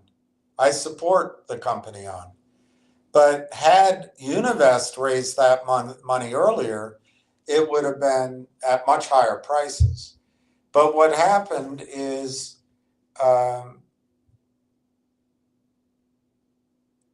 I can't remember the discount, but the top line number in December, Finger Motion raised $5 million from Roth Capital. The majority of it, 80 or 90% of that deal, to my memory, the largest, I think there was 3 or 4 participants, but the largest by far was the Toronto Fund Group, the Toad. And they struck a deal. The stock was $286, and the next, apparently going higher. Everybody was saying it was going higher. The next day it opened at $1.50, because that was where the deal was done, $1.50 with 1.5 warrant coverage. And then somebody drove it down to $1, almost $1. And it took about 3 months to recover. But I thought Martin did the right thing, and I thought it took courage for him to do that. Why? I still don't understand, and it's not in the documents. Why did he have to bid on a deal that's supposed to be exclusive? But he bid on a C2 contract, and he needed the money. I believe he ended up, you can look it up, I believe he ended up with, closer to, 3.8 or 4.2 million net of the original issue discount, net of the fees, net of expenses. Anyway, so let's call it 4 million. He had something, let's say he had 3 to 3.5 million to put into C2 contract. We don't know. But if he hadn't done that right then, David, he might have lost the contract. You had the New Year's holiday celebration going on in China. So I think it was an act of leadership that he did it. It was an expensive deal. I think it was a toxic deal, but not as toxic as it could have been. All of these deals are toxic. They don't tell you how, but anything they can create a derivative off of, they're going to short off of. And to get 1.5 times warrants, that's all the Toad needed. In my judgment. Can't prove it. That's the problem. You can't prove it. But I think the evidence is in the volume. The evidence is in the price action. And the evidence is ultimately in who funded the company. But anyway. So anyway, a lot of questions, David, came out over that last quarter. Dividends coming, dividends going to make a squeeze? My answer was no, it wasn't. I believe I asked Martin about that live, and I just don't remember his answer. So if you want to look it up, I just don't want to misrepresent it. But I said I didn't think the dividend would come for a long time. That you can judge whether I was right to make that call. or disloyal. Maybe I was disloyal.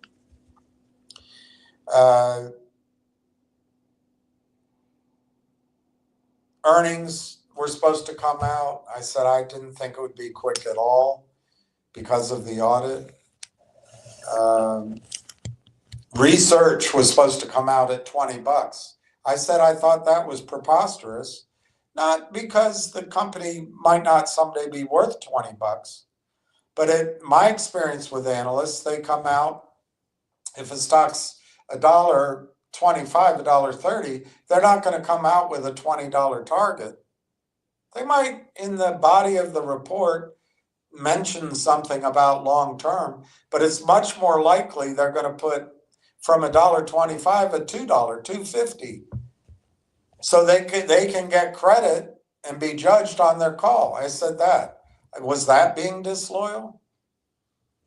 I don't remember a research report ever coming. People ask me, is Finger going to have a big Alibaba investment? I didn't see it. Was that disloyal? It could have. I didn't know anything, but it didn't make sense to me.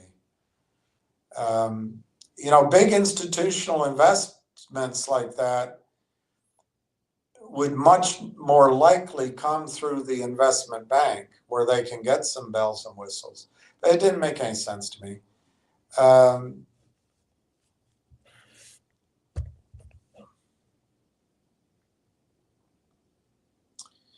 I've talked a little bit about my concern that China is going through an economic slowdown, and also that China's population is half what they say it is. So it's something to bear in mind. I was very excited when I met with Martin to actually see, I couldn't share it, but to see the catalog or the glossy magazine, big thick thing that described the C2 contract. It was excellent. But I was told not to speak of it in detail or show it, so I didn't.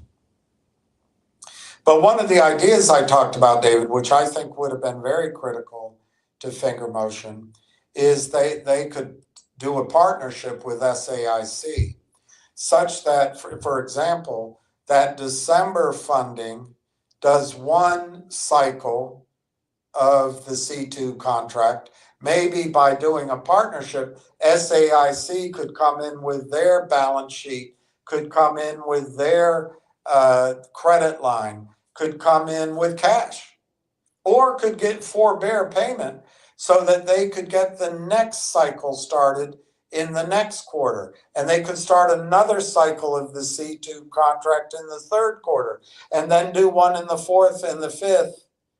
And maybe that's all they'd have to do, maybe the sixth. And then the revenue from each of those would come in for the next one and the next one and the next one. And you'd be self-funding.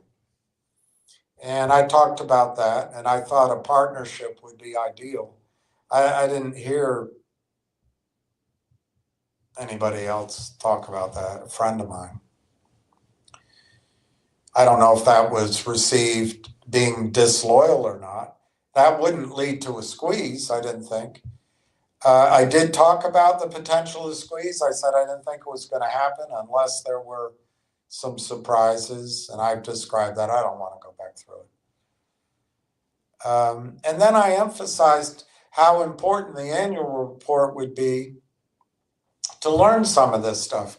I thought the fourth quarter we could have seen a positive earnings, but we could have gotten color in the fourth quarter's report to figure out where earnings would be for their 2026. Frankly, I didn't see anything that was overly exciting. Doesn't mean that they won't have earnings positive, but we're now already in the second quarter of this year. The C2, they didn't raise a bunch of money from the toad. So that means either they're going to go slowly with the C2 contract, and that's their judgment. Or it means the C2 contract's not that big. Either way, there's a risk of competition coming in on the C2 contract. So that's something we got to watch out for, David, over this next 6 to 9 months, in my opinion. Is it going to be bad? No, you don't know, but it's a risk. Secondly, it's clear, obviously, that they have not engaged a new C2 contract, a new mandate. So we are going to wait for the one that was funded in December and maybe optimized or whatever, catalyzed, whatever word you want to use, February, March.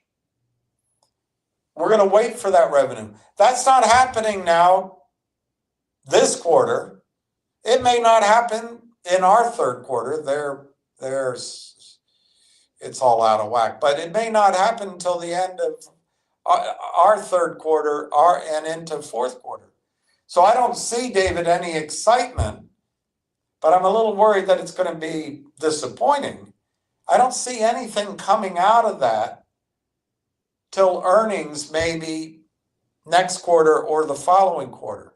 So do I see urgency on that in the short run with Finger? I don't. Is that being disloyal?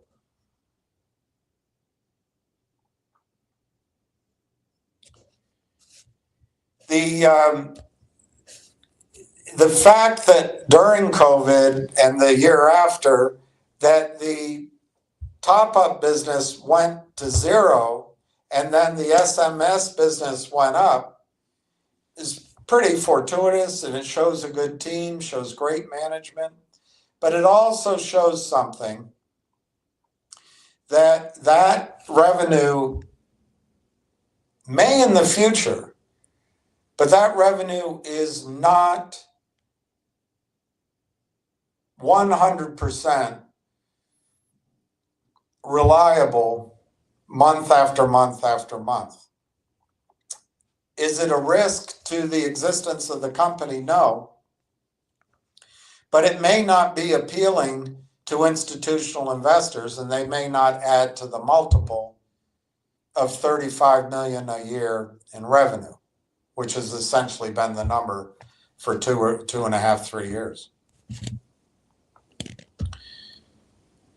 But the company, as you learn from the interviews, are moving away from low margin to higher margin. That's great. So you've got the disappointing news. If I get the company correct, MetLife, was it MetLife? It's Munich Life, backed off a bit on one aspect of what they were going to try to do. But apparently the two insurance companies are still funding the laboratory and the scientists to build out products to resell insurance into the Chinese market. They're at least in the second stage. They may now be in the third stage. They're getting very close to monetizing that. So I think that's a very positive future item that could overnight change the Finger story. I just don't see anything happening in the summer, in August or in September regarding that. If Finger Motion needs to fund a C2 contract, they're going to have to raise money. In the past, they've raised it from their investor group.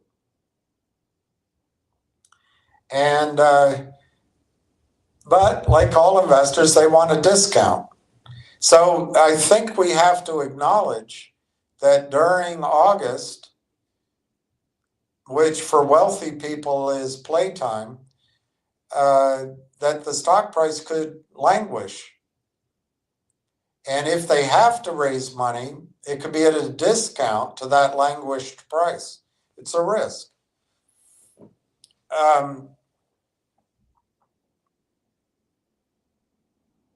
Their cloud computing is an upside that's hard to put a multiple on, because it's one-off.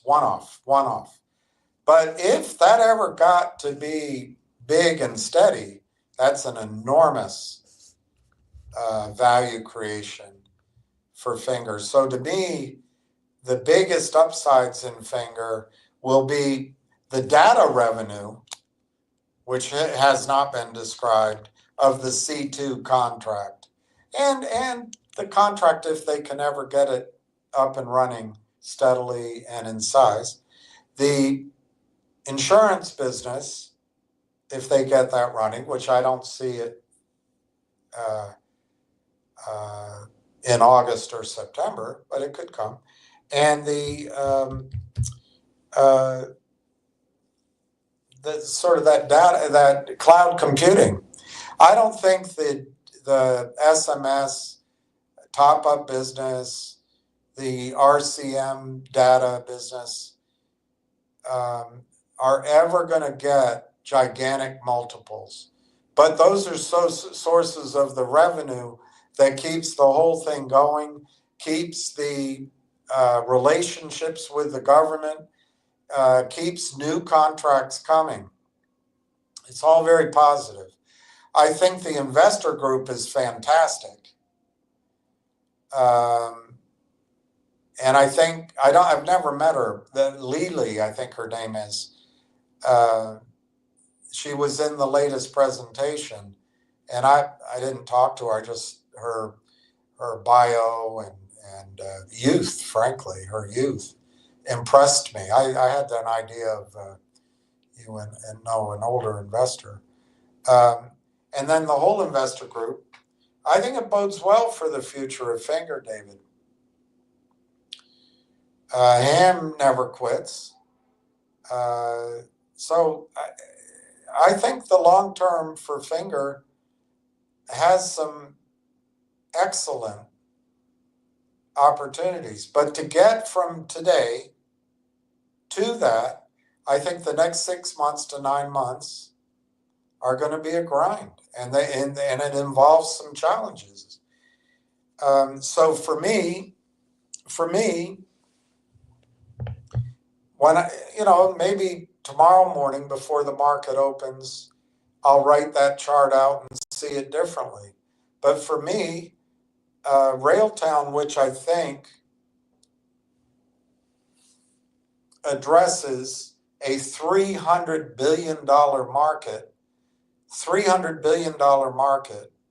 first to market, best in class, world class, in demand product that took 6 years to develop and battle test. Just as the macro interest in AI 2.0 is accelerating on Wall Street, and they've been in the middle of a merger with AI Partnerships Corp, run by John Ruffalo, founded John Ruffalo, I think it's Mark Nobrega, and Dr. Tom Core and others,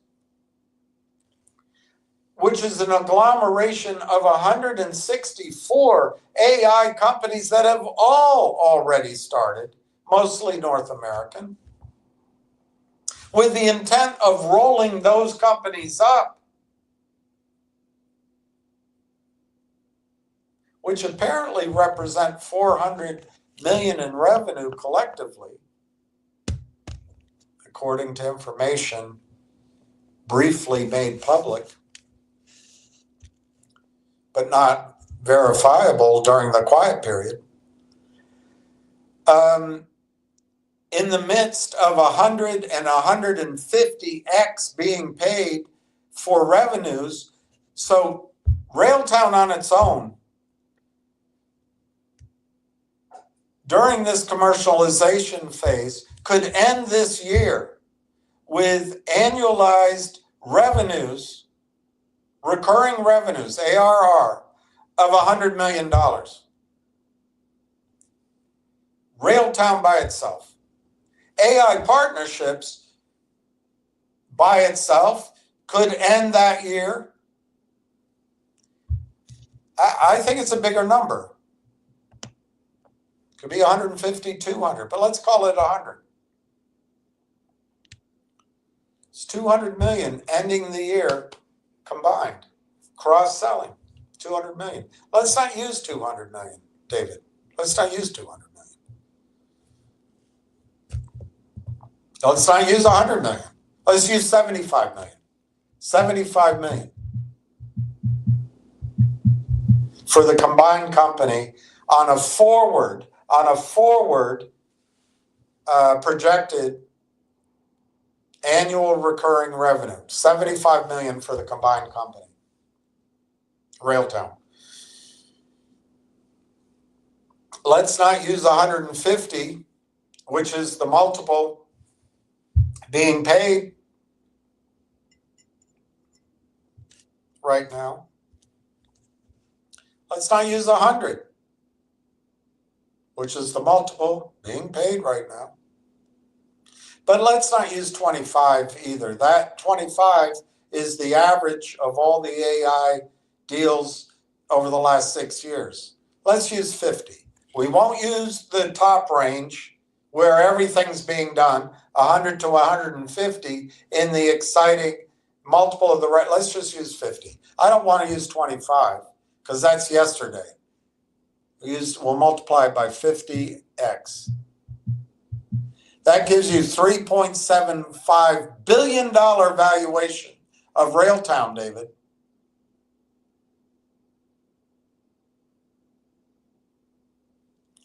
And there's 140 million shares outstanding. According to this research, which I've read to you many times,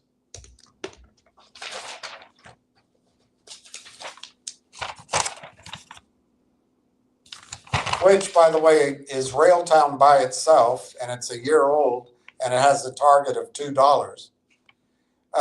They expanded the number of shares by 20%. So we'll use their number, 170 million shares. We don't know these numbers. We won't know it until the lawyers are finished. But we got to work with what we have. That year-end number, David, is $22 a share for Railtown. $22 a share for Railtown with what I think is using very low revenue numbers and a very low multiple. $22. Now, you've never experienced it, David, but the discounting factor when you're in a bull market for stocks and you've got research reports, you've got analysts, you've got trading desks, you've got institutional buyers, you've got mutual fund buyers, you've got other companies buying each other. That good news is discounted to today. So as soon as that deal is if it is finalized, these kind of projections, and I think much higher ones, will be made at family offices, at research firms, at investment banks, at venture capital firms, probably at Microsoft, probably at NVIDIA, probably at AMD. And the demand for Railtown stock, my opinion, it's going to be through the roof. It's suppressed right now. The demand for Railtown stock right now is suppressed because none of those people are allowed to buy it because the lawyers are working on documents. It's a quiet period. It's a quiet period. So the demand is suppressed, and at the same time, the selling of phantom shares, counterfeit shares, extra shares, sell, sell, sell, sell, sell. If you look at the numbers, I don't want to hit it because I'll lose comments. Tom Ronk's numbers, it's 78, 80, 85, 90, 95% of trades in any given day. That only happened a couple of times. But 70, 80% every day are sold short. So you got all that, you got 75% of the volume is fake to the downside, and you don't have any of the natural buyers being allowed to buy.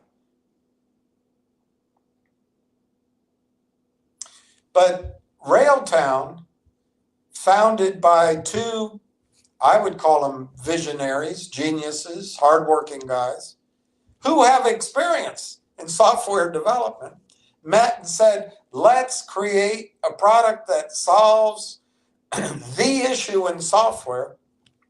And software is the world's largest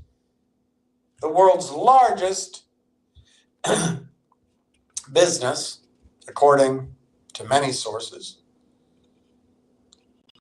which we'll get to. But according to Corey Brandolini, now on the website, they're targeting two markets. One is, I think, called, we'll look at it later. But one of the markets they're going after, I think, is called software developer tools or something like that. That'll be $25 billion by the end of the decade. $25 billion. The other market they're going after, something called software development, something like that. That market is expected to be $125 billion by the end of the decade. We'll confirm that. So one is 25 billion, the other is 130 billion, 125 billion. Well, this written a year ago, they came up with a 3 billion targeted market. So you see all sorts of different numbers. We will only be able to clarify that once the lawyers are finished with the documents and it's announced. But this is low. It's a year old. And it's very conservative. This report says 3%. It says that they can collect a meaningful share of the market, and they define that as 3%. I think that's ridiculous. So if you take 3%, I'm not going to do the calculation here because at 3% of their number, it's $2 target at 12.5 times multiple. If you use 25 times multiple, that'd be a $4 target. Obviously, if you bring it up to 50 times, that'd be an $8 target. But they haven't had a chance to rewrite their research either because we're in a quiet period. Everything's waiting for the finish of the quiet period. But if we use 3% entry in a $25 billion market, which I just told you the website says, I'll prove it to you later, that is 750 million in revenue. That's just Railtown. 750 in annualized revenue. That's just targeting the $25 billion market using this 3%, which I think is low.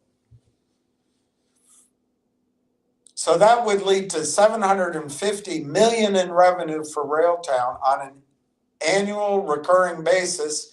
And when does the market discount that to the price today? I think very quickly. But maybe that's disloyal, David. Maybe I'm being disloyal. But I think you're staring. That's $25 billion market. And I will show it to you. At 3% is 750 million in revenue. Let's say that doesn't get credited by the end of the year. Let's say it takes 9 months to 18 months for the market to see that. Now, the risk is if it takes much longer than 18 months, I think the multiples will come down. So that it's an art, not a science. So let's say it's not the end of the year. Let's say it's the second quarter of next year while there's still multiples. But let's not use 150 times revenue. Let's not use 100 times revenue. Let's not even use 50 times revenue.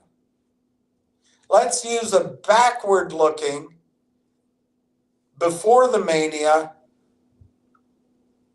average multiple of 25 times that revenue.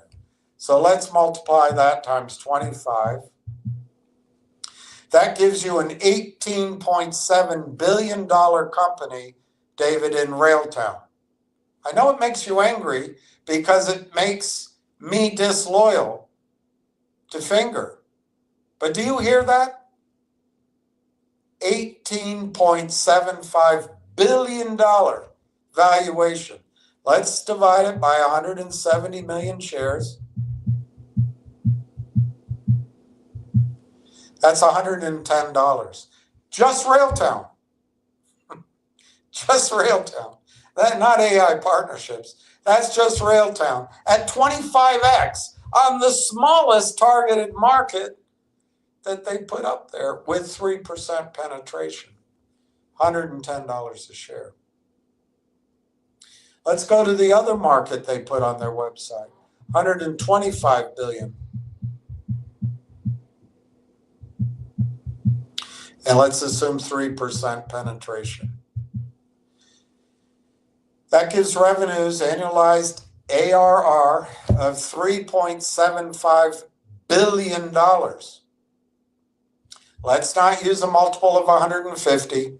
Let's not use a multiple of 100x. Let's not use a multiple of 50x. Let's not even use a multiple of 25x. Let's use a multiple of 12.5x to try to discount this. That gives a market value for Railtown 3% of the addressable market they put on their website, and I'll show it to you in a minute. That gives a market target for Railtown of $46.875 billion. Is it being disloyal to point that out to you? Disagreeable? Let's use 170 million shares. We don't know these numbers. We don't know any of this until the lawyers are finished. You know what that number gives, David? Without a short squeeze. You know what that number gives? Do you want to know? It gives $275 a share. $275 a share. That's just Railtown. That's not AI partners. Now, to go to the final number, Corey Brandolini, in his year ago twice, he had 2 videos a year old, back when they started marketing. He forecasts, maybe I wrote down his exact words.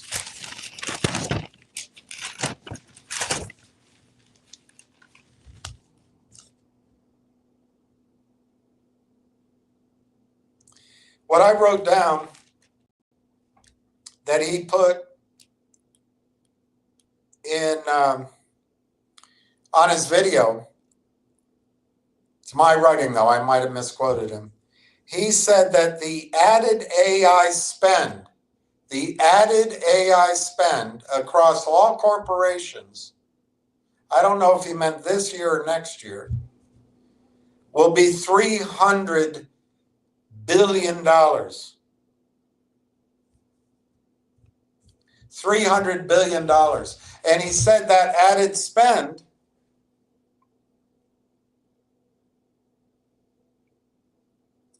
will not cost the corporations money net, because the spend will bring money back in. Productivity and sales. 300 billion. So let's use, David, let's use 300 billion. And we'll multiply it by the 3% in this report of market capture. That's $9 billion in annualized revenue, Railtown only.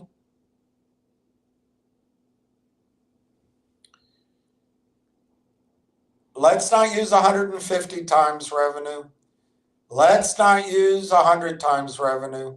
Let's not use 50 times revenue. Let's not use 25 times revenue. Let's not use 10 and a half times revenue. Let's just use 12 and a half, sorry. Let's just use 10. Let's just multiply that by 10.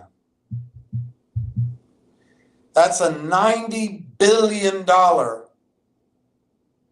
market cap valuation in an acquisition, for example. $90 billion, David. Let's divide it by 170 million shares. You want that number? That's at 10x. I didn't use a high number. Tried to discount it. It's $529 a share, David. Am I being disloyal to Martin? Am I being disloyal to him? To point out to you that a company which has the best product in the biggest market in the hottest Wall Street space right now could be worth $500 a share? Is that being disloyal without a squeeze?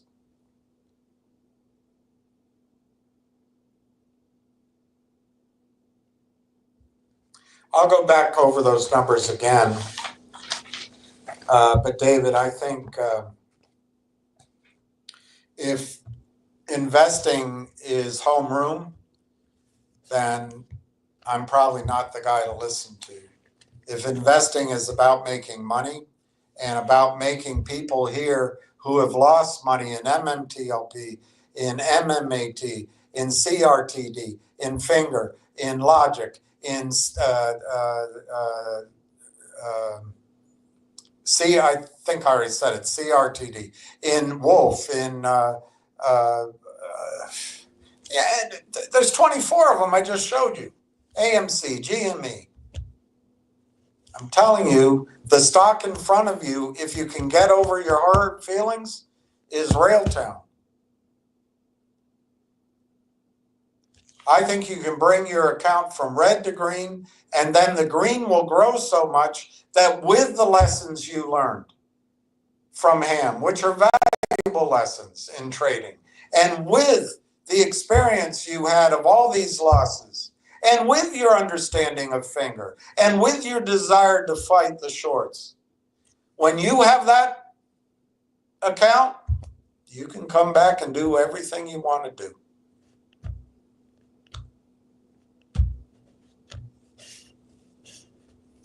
Let's keep going. I remember when you said Finger would never go below 3. I never said that. So I have no issue with changing your mind. But shitting all over the stocks we believe in as a family has gone to shit. Finger just bounced off at 233. Look, I just don't know how to respond to that. I think if you're asking me to invest by what the family says, I think the family's judgment sucks. So I guess that's it. Finger may or may not have bounced. You say it just bounced off of 233? What are you smoking there, David? Finger closed at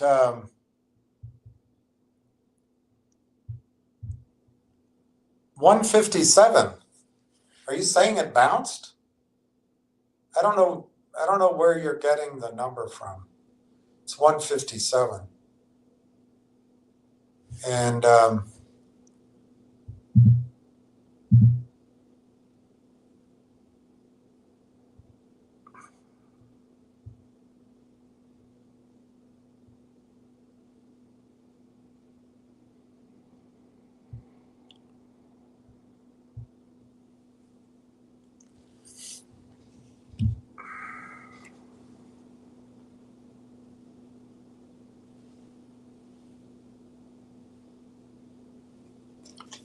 I don't see a bounce there, Dave. I don't see a bounce. Do you?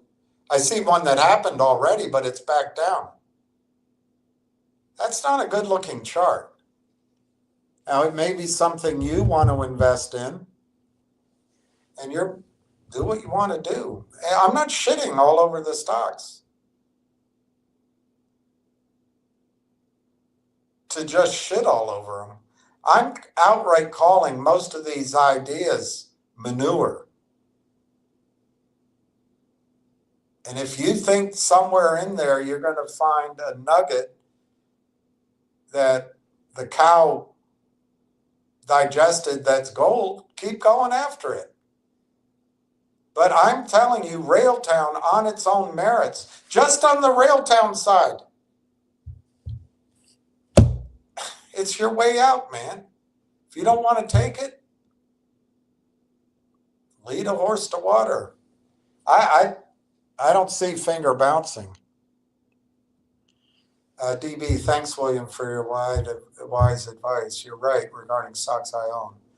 Finger, G-Bucks, Logic, oh God. And should have sold before losing a lot. Now, all right, I'm going to write that. I think I have you down with that, but in case I don't.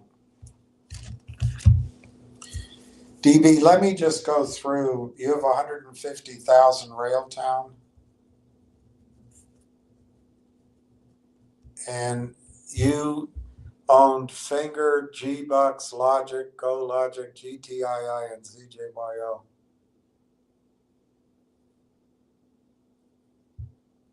I don't think you could lose very much in Go Logic. Well, depends on when you bought it, I guess. Logic, you could lose. It could be significant. I don't know with G-Bucks or ZJYL or GTII. I don't know what your total losses are, so I don't know what would make. I can't come up with a guesstimate. But let me tell you, with Railtown, I mean,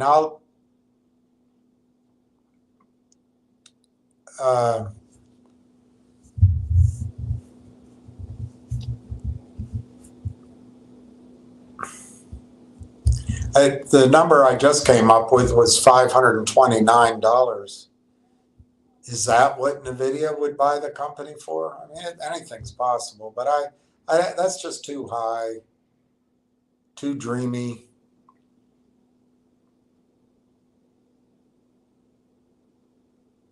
Let's just take 10% of that.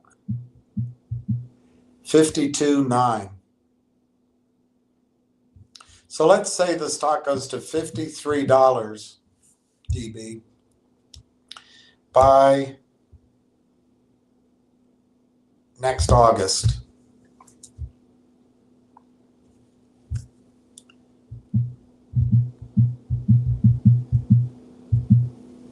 You'll have $8 million. And let's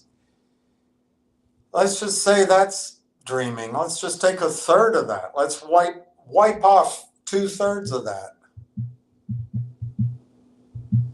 You'll have $2.5 million. Does that bring your account back to the green? I think it will. Let me just be even a little more extreme. I made my call that now in writing, but I've been saying it. It hasn't happened yet, but the stock's doubled approximately, depending on where you got in. But I think it'll be $5. Where do I think Railtown will be by the end of the year?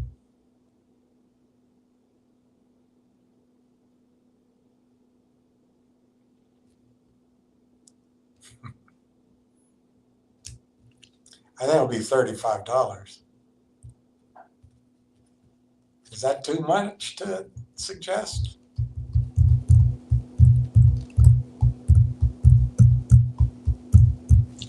It's where I think it'll be by the end of the year, $35. But let's use a lower number.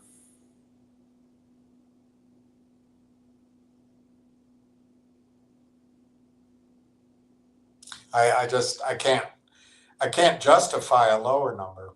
That's my problem. I think it'll be $35. Let's use $35. So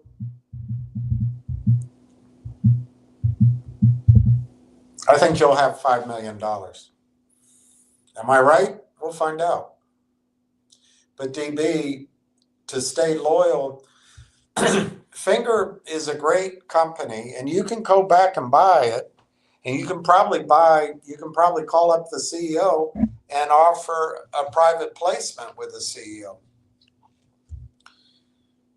But to miss out on the Railtown story, which on a macro level, AI 2.0 is everything that's going on in the world other than war. It's AI 2.0. On Wall Street, all the focus and the buzz is on the excellent AI 2.0 companies. I think Railtown qualifies as excellent. On the investment side, from retail to institutional, after Labor Day, money is going to be flowing into AI stocks.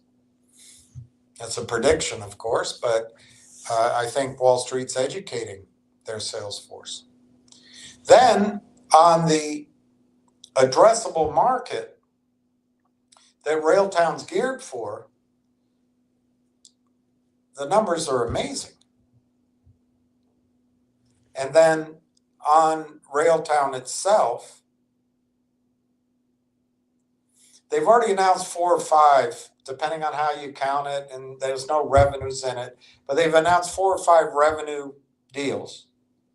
That seems to be traction, doesn't it? And they've announced they're acquiring AI partnerships. And it's been 6 months since they've been able to talk about revenue. They have a battle-tested, first-to-market product that John Ruffalo and his partners, when they looked at 165 companies, this company walked in the door, they said, hey, buy us. We'd like to join you.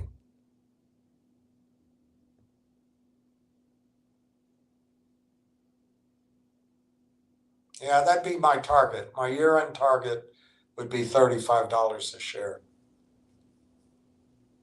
I think it'll make up. It'll make up for a lot of losses. But, DB, you can see that by selling these stories, however disloyal it makes you feel, or I guess I'm being disloyal, if you own enough Railtown, you can meaningfully, even if a fraction of this target is correct, you can meaningfully change your financial account. I think it's misplaced loyalty to hang on a stock that's zigzag, zigzag, zigzag, zigzag for 5 years. Railtown, up.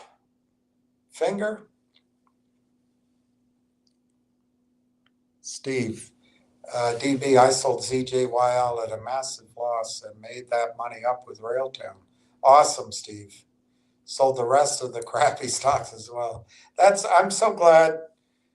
That's the courage, Steve, and the hard work that you deserve credit for, because you were able to get, and now you feel strong, don't you? You were able to get into Railtown at a lower price, and now the shenanigans are pulling it back from, it went as high as almost 70 cents, but you feel strong, don't you? If you had purchased it at 65, I don't think Tony said buy it at 65, but by waiting before he finally did his due diligence, it was 65. When it pulled back to 50, now he's clapping his hands, good risk reward. Well, if you'd waited for that even at 50 cents right now, you'd be feeling a little nervous. So I really give you great credit, Steve, for what you did and acting. You acted. And that's sometimes it's the hardest thing is to act. And but it's that action that it now that you look back, Steve, you had a small window. Maybe you had maybe it was, I don't remember, was it a week, 3 weeks? But whatever that window was, it's gone. And you acted, and bravo, bravo. Steve, David, he's not crapping on Ham. Ham just doesn't deliver all these massive pipe dreams over over sewer, over several stocks. Okay, I don't blame you, backdoor. I still believe all the bulls are in CJYL. Do you think they'll send it to Neptune? No, I don't. I think they tried, but they could.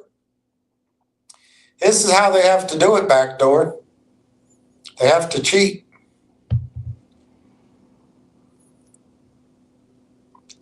You said cheat, cheat. They said you cheat, cheat on me. I don't know.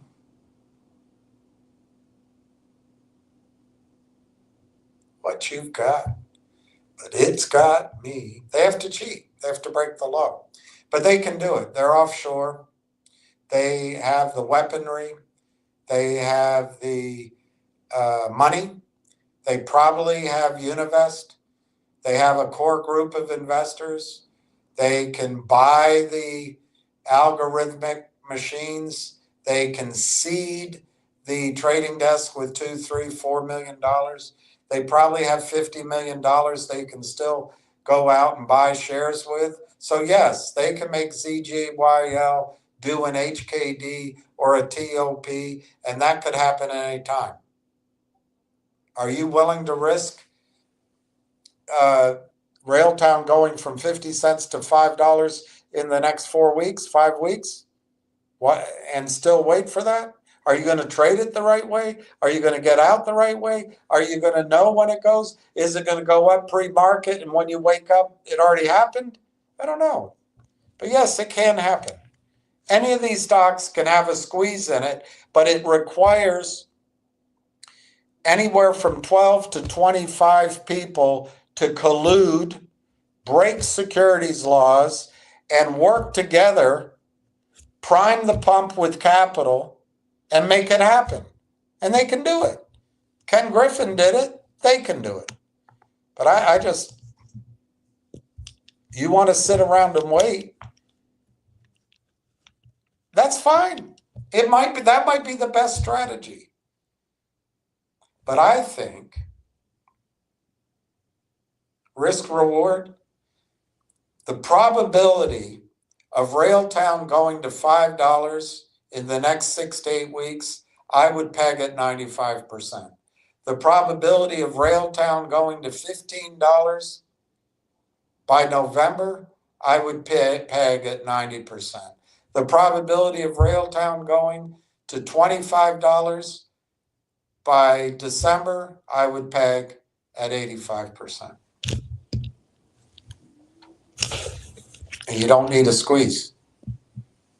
You don't need a bunch of guys juicing.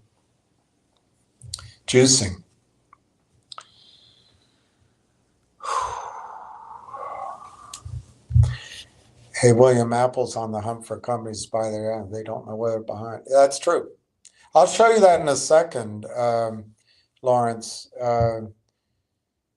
But that $45 billion number I just quoted, if either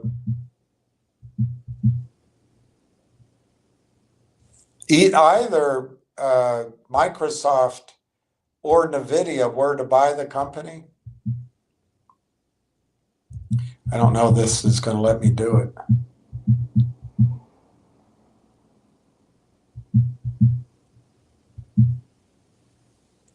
So I'd have to divide that. Anyway, if either one, I think I just moved the decimal over one. If either NVIDIA or Microsoft were to buy Railtown, if they spent 1% of their market cap, issued new stock for 1% of their market cap, they could pay $40 billion for the company. I'm not, we're not anywhere near there. But I am giving these bigger numbers out because some of this stuff is really bad reasoning. We can't go over because we've got to be loyal. Oh, that means all those talks with Martin were a waste of time? I can't help that thinking. I'd much rather turn, if I had an account worth 10 grand, I'd much rather turn it into 50 grand by sometime, let's say mid-September, and then come back. I can reestablish my 10 grand in Finger if I really wanted to do that. I don't think you're going to want to, maybe. And then I have 40 grand in Railtown, 10 grand in Finger, and I'm ahead. But maybe Finger's going to run before then. But anyway, we'll get to that. I like your point, Lawrence. Christopher Falvey, it's spicy now, folks. The pumpers are turning on each other. Well, I'm not a pumper. And I think your comment's really useful for people here trying to learn why they should be in Railtown. Christopher, I commend you on the excellence of your comment. David, hey Steve, he's on ham in my opinion, but when we were all in on other squeeze plays, we all took a chance. There's no need to shit on each other because Ham has done a lot of work and also put up a lot of money. Well, darn it. I haven't shit on Ham. But you keep saying it. I haven't shit on Ham.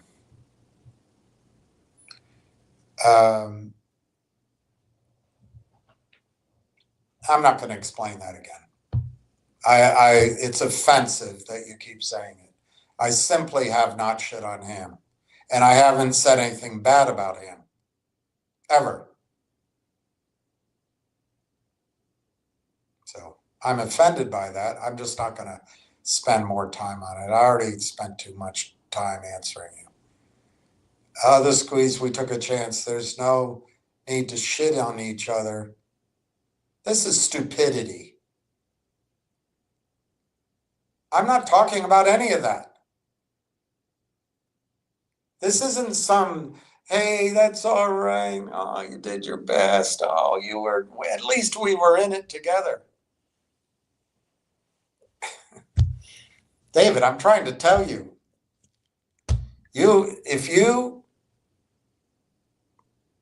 I think you should put all of these stocks into Railtown over the next 4 to 8 weeks. But if you just put a significant amount, you can recover your losses. That's all I'm saying. That's all I'm saying. I'm trying to say it as forcefully as I can. But you put it in the context that I'm shitting on him. And no need to shit on each other. What relevance does that have? Do you think those boys in Burroughs Park think that way? Do you think the shorts think that way? Do you think the people picking your pocket think that way? Hell no.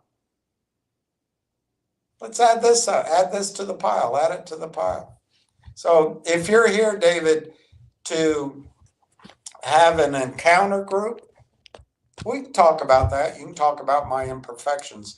I'm here trying to get people to make money. Hey, Steve, he is on ham in my opinion.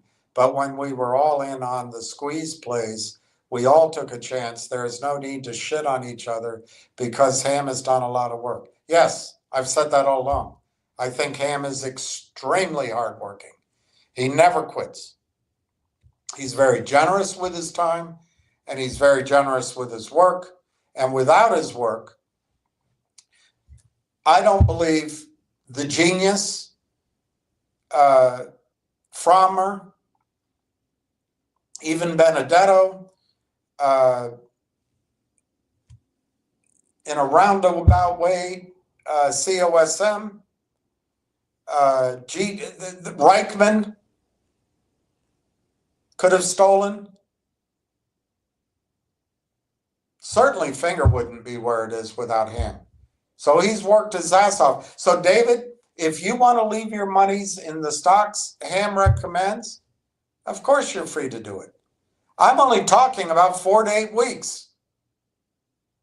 That's all I'm talking about. Hell, just do it until your kids go back to school in September, after Labor Day. Wait 1 week after Labor Day and see where your account is. That's all I'm saying. Ham put up a lot of money also. Well, I think you have to, I think I have to suggest that Ham's not told you what Ham's done. And I'm not privy to that either. So you have to ask him how much money he's put up, how much money he's lost. You have to ask him that. I think it's been very difficult on Ham. I think the one thing I noticed about him, I've never noticed him to be greedy with money or with his time. I tell you what, if this is shitting on Ham, I'd hate to call it, I'd hate you to call it when I start discussing the Genius Brands guy or David Reichman. Okay, here's already rationalization. If you want to be a loser, we're losers. Nothing is a sure thing. I own Railtown. Just don't think the negative is necessary. Oh my God.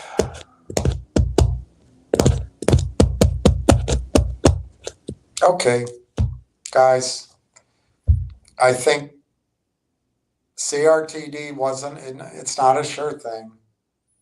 Losing your money in it, hey, nothing to be negative about.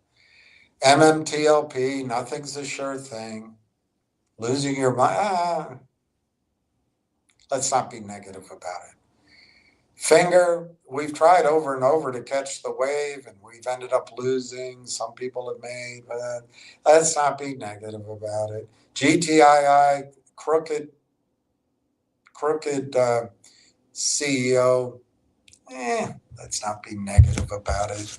Nothing's a sure thing. Wolf, nothing's a sure thing. Let's not be negative. Logic, nothing's a, by the way, Ham never recommended Logic. You should know that. You should know that. Logic,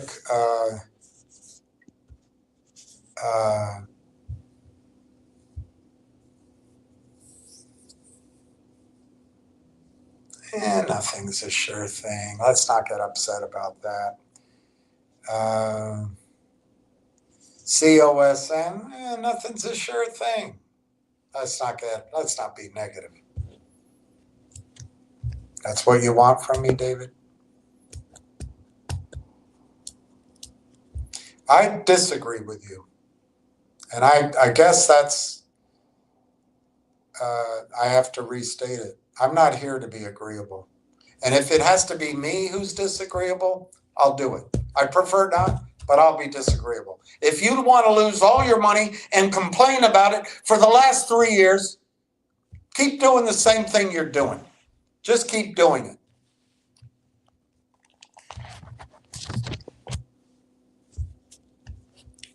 I think you're putting a spin on my actions that are not correct, but you're welcome to your opinion. Northeast Iowa. Holy shite, 10 million. Way to go, Railtown investors. William, how many investors? It is, I think, 186. Yeah, 186. 186 investors, Railtown.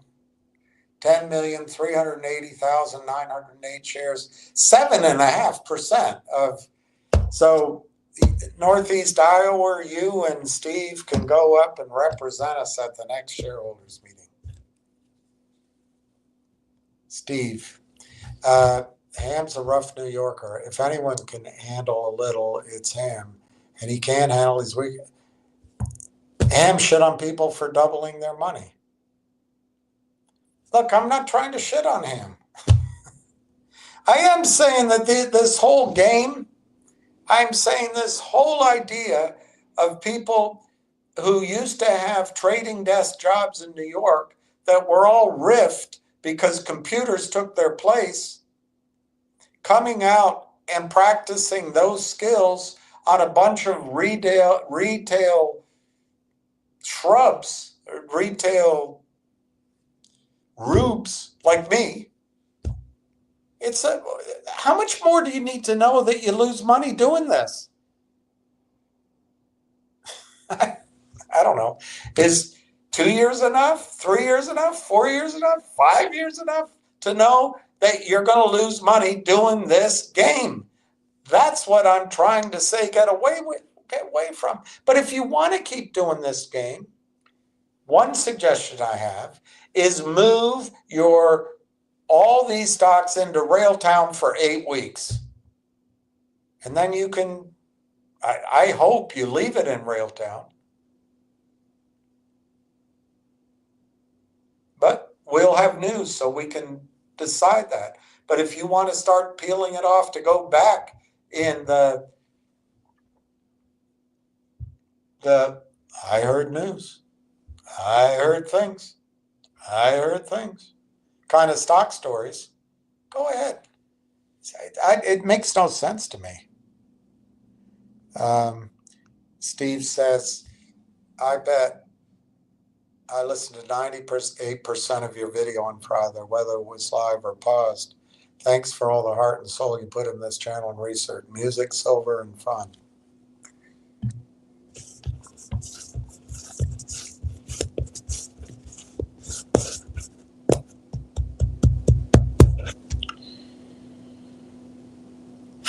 It's not fun for me. It's not fun for me.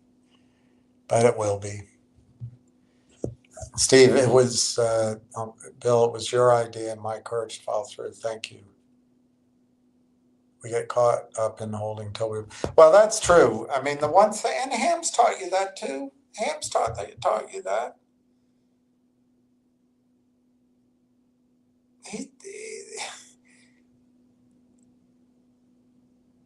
When you're trading, I don't want you trading anymore, by the way. I really don't want you doing this day trading. You're not equipped for it. The computers will beat you every time. The shills will beat you. The shorts will beat you. I don't think you should be day trading, weekly trading. I don't think you should do any of that. But when you do it, and I have, each day you look at your account, whatever happened before is over with. And and Ham has told you this, if you're stuck thinking about, well, I'm going to go get that in the courtroom, or I'm going to go to none of it matters anymore if you're trying to make money. What matters is as long as your grub stake, you still have that, you can still try to build with that, but you have to acknowledge the lessons you learned. But thank you very much, Steve. DB, if Frail goes over $25, I'll be definitely in the green. I'm pretty close to retiring, my friend. I'd fly to DC, take you out to dinner. That's a problem. I don't know where you live. I'll go wherever you are. But you're welcome to DC. There's a lot of great places. to eat, and it's a great town. It's been a long time since I've, stepped out a lot, but it's a great town to share.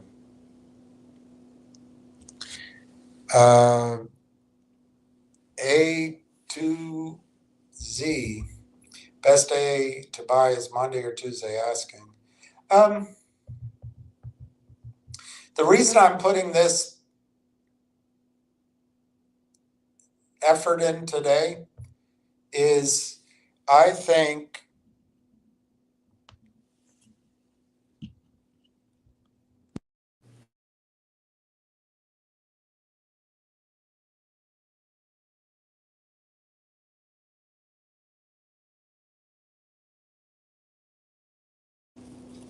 let me see if it's the right speaker or not, right microphone. I need to charge over here. Let me see.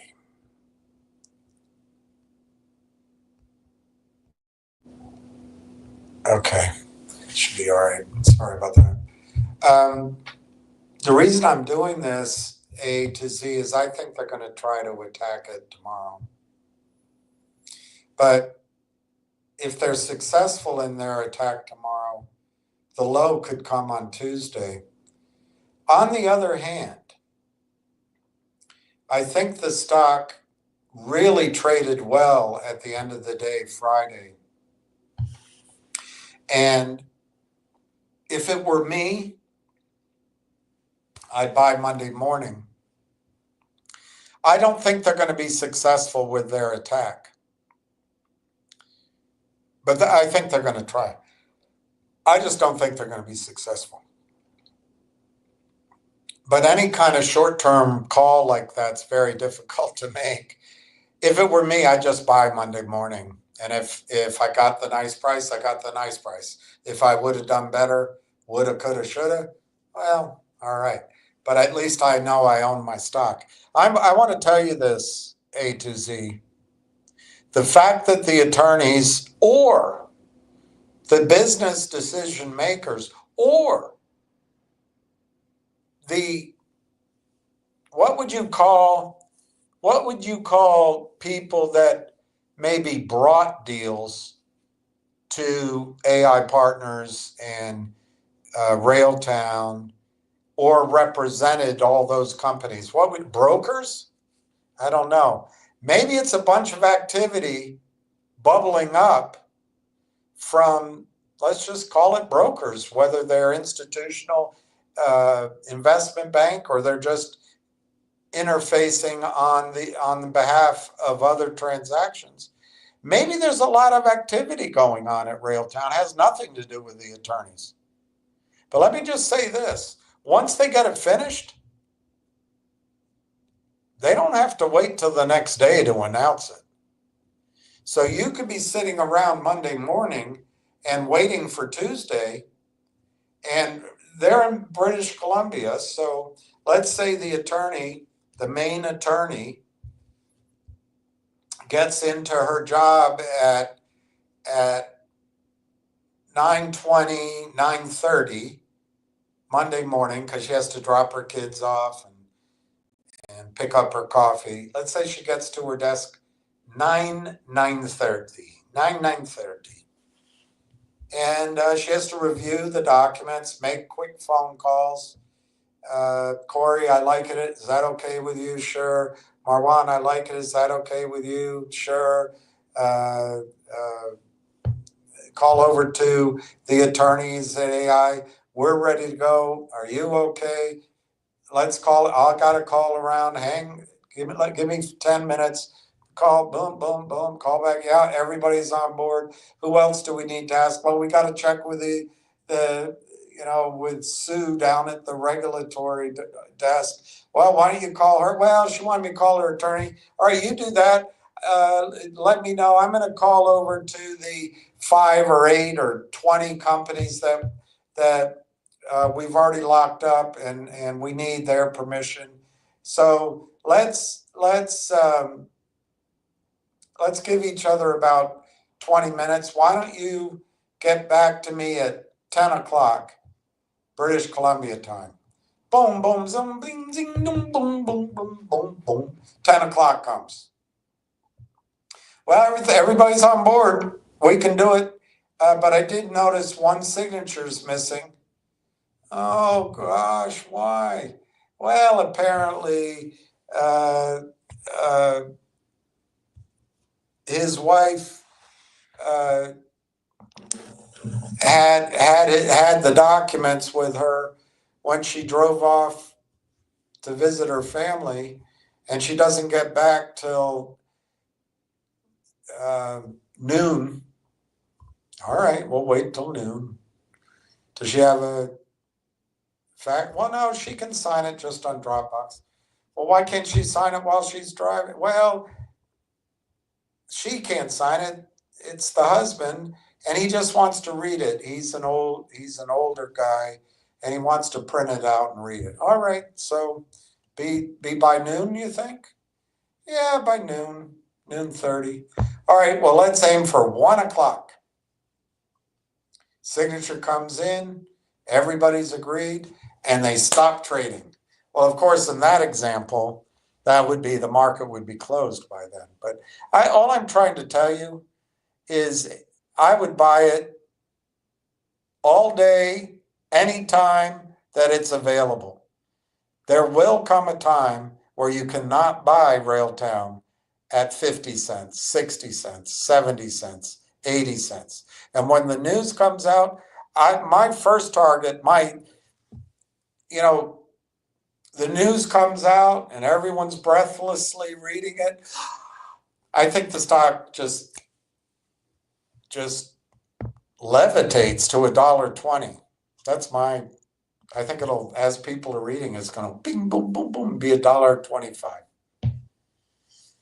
And then from there, who knows where it goes. So I personally wouldn't play that game. I would just buy it. My recommendation is to buy it, own it.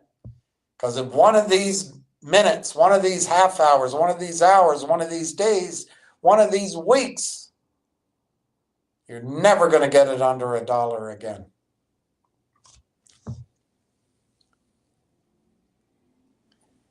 What do you think about American Eagle? Well, if you're talking about buying silver, I think you got to buy all you can. Personally, I'm not, what do you call it? I don't have the liquidity I used to. So each person's got to make their own decision. But for me, the place to be right now, at the risk of missing out in a breakout in silver, is Railtown. That's how I would do it. The only thing I don't like is the 160 companies. That's messy no matter what. I don't know. If it's presented the way I do, maybe it sounds messy. I don't think so. They don't have to buy all those companies. They're just buying AI partnership. They're buying the talent of Dr. Tom Core. I think it's Mark Nobrega and John Ruffalo and a whole team. Those are the guys that are going to manage that. So I don't find it messy at all. And then I actually think it's the most exciting part of the story if they are able to imitate the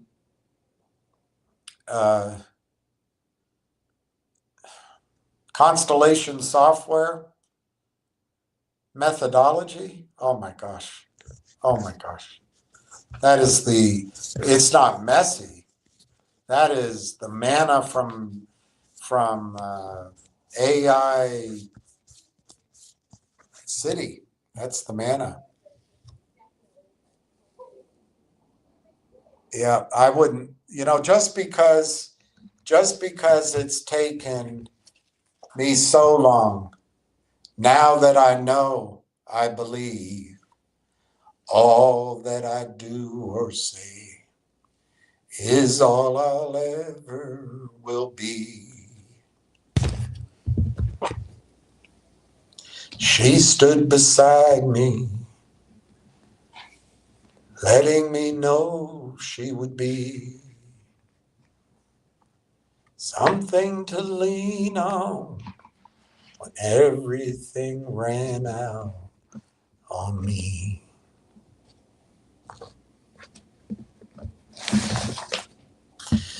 Yeah, all right, let me show, I want to go to some of the other stuff I got going.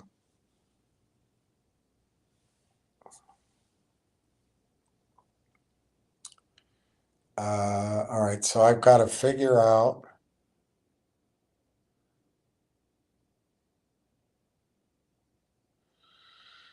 oh, gee whiz, it's so hard to tell. It's hard to tell, it's hard to tell, it's hard to tell. When all your love's in vain.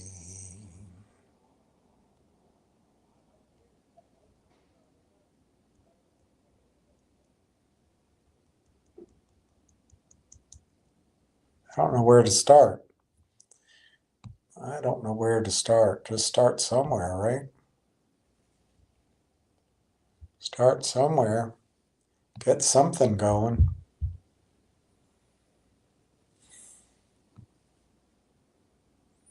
Man, I got so much I worked on to show you guys.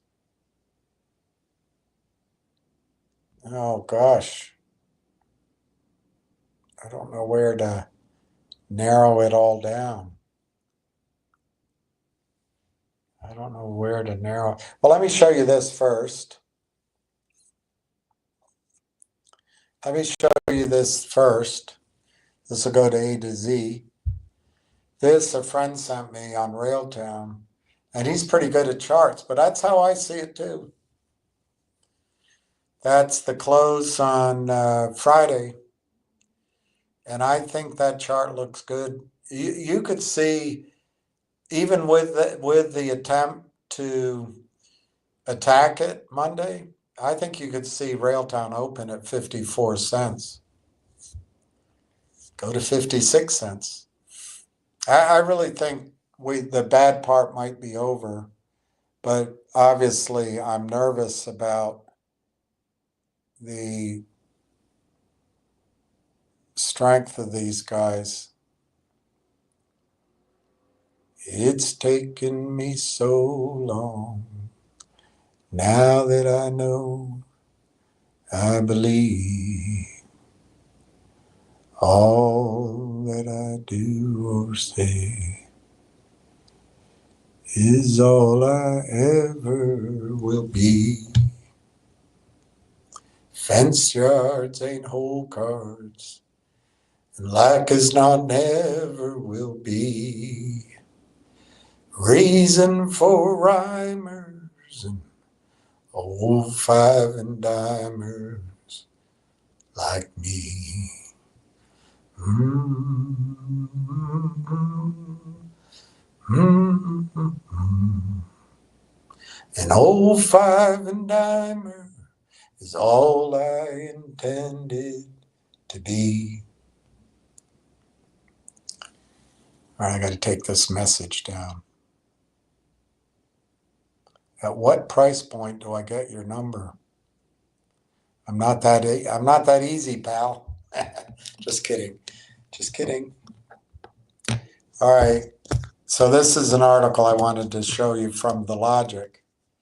Canada's Business Tech Newsroom. Inside Canadian Tech's not so quiet shift to the right. This is 3755. Do you see that guy circled? You see that guy circled in yellow? Looking at you with a bit of a query on his mug? That's Mark Ruffalo. You see his chart there? It says Mavericks. All right, so that's, I think he's quoted here. In a WhatsApp group named Build Canada, some of the country's most prominent technology leaders, including Shopify executives Toby Lutke, Daniel Debow, and Kaz Netjayatian. He must be He must be Armenian. And as well as investor John Ruffalo, are developing a vision for what they think the country should do next. The group started as a forum for innovation sector leaders concerned about Canada's trajectory to discuss ways to improve the country. Tech industry figures hope to collaborate and create policy ideas for the next federal government. Anyway, let's not get all buried in it.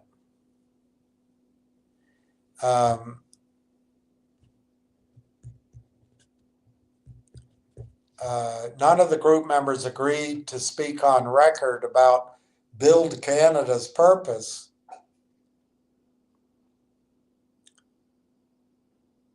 But one source stressed, anyway, point is, remember the name, Build Canada. Oh, Canada. I don't think I've ever seen more energy and optimism. Just remember the name, Build Canada. Build Canada. Just remember that. Can you remember that? All right, let me see what's next. So that was, whoa, you sure have a lot of files. So that's 5758.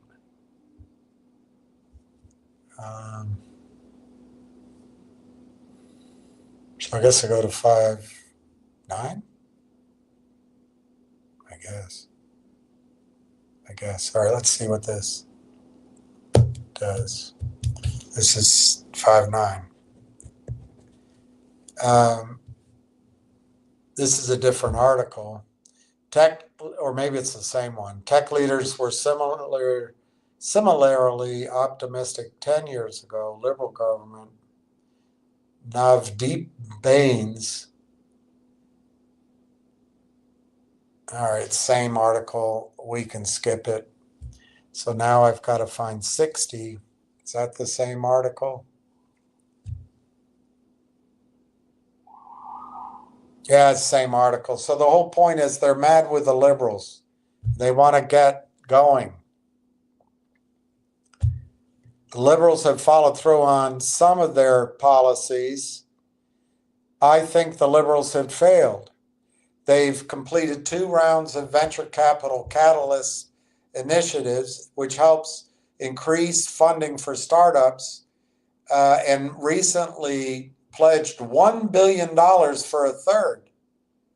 Ottawa has also backed a collective, patent collective, $90 million to elevate IP. Point is, they're raising money. Many tech founders have been frustrated for the long wait of liberals to update scientific research, etc. And look down here, experimental development, SR and ED tax incentives. That's one of the products that Railtown has. The point is, Canada is working toward these things. All right, now let's go to this. So that was 60 and 61. And here's John Ruffalo.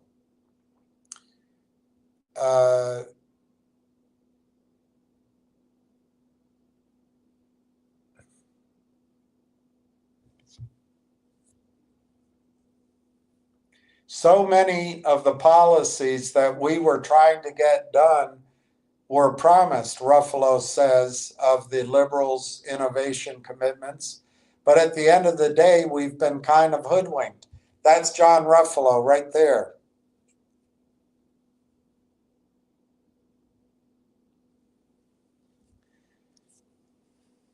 Now, let's go on with this article. Last June, Ruffalo gathered 86 business leaders. That's Ruffalo. Who would you think can get this deal done, Ruffalo or Tony De Niro?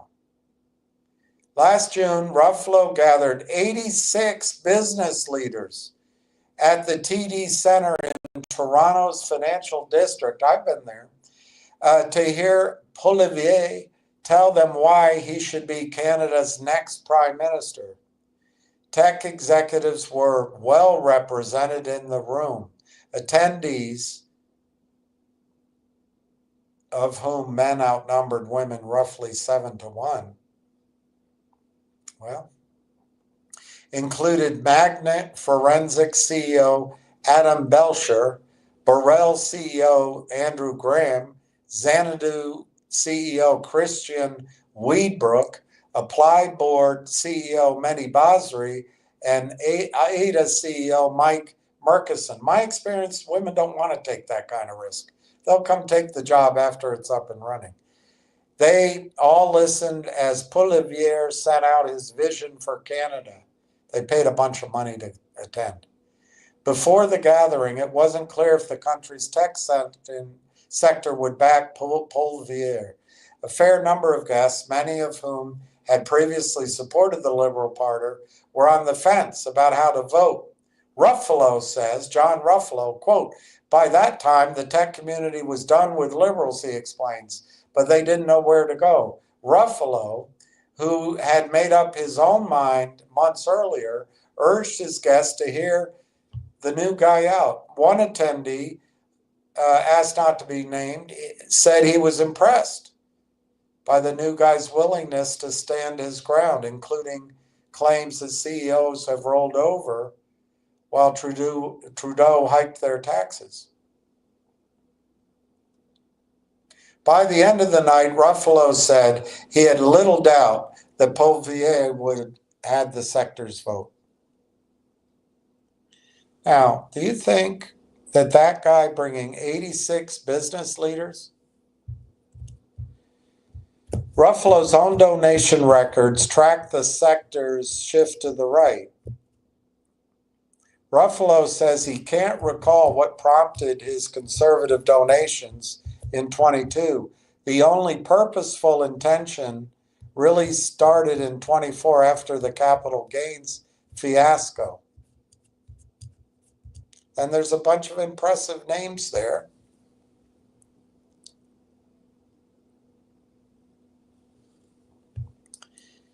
Support for the Conservatives follows change in fortunes for tech companies and their investors. Canada's technology sector had enjoyed a historic 2-year run leading up to 22 with near 0% interest rates, driving a record $14 billion in venture capital into the tech companies. So you're getting into a stock with capital coming in. What capital is flowing in to any of these other stocks that you're saying I'm being disloyal to? There's $14 billion coming. I didn't say into Railtown, but $14 billion last year came into the space. What's coming into the space of all these orphans that you want me to be loyal to? In 2022, things changed rapidly. Rising interest rates, soaring inflation, an increasingly tense geopolitical environment prompted the biggest annual drop in U.S. stock market since the 2008 financial crisis, with tech stocks driving many of the losses. So we're benefiting from that. Startups struggle to raise money as investors conserve cash to weather the storm. The number of active businesses dropped despite Canada's population soaring. Housing affordability worsened, as did access to healthcare. Productivity plunged across Canada. People blamed Castro and his government for the economic troubles. The volte-face was in response to the spring budget, where the government announced capital gains.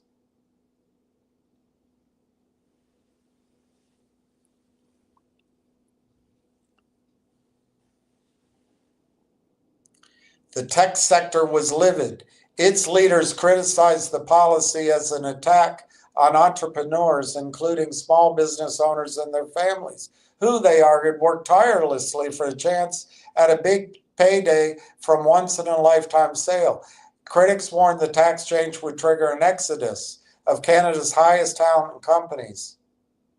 The decision to move on the capital gains is a signal that entrepreneurship and risk taking is not valued, said Kim Furlong, CEO of the Canadian Venture Capital and Private Equity Association. In May, Lutke compared the policy to that of taxing cigarettes to discourage smoking.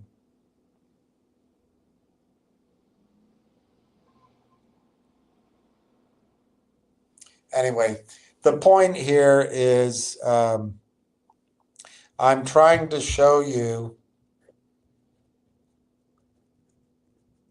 this is the kind of people, 86 business leaders that Ruffalo had to his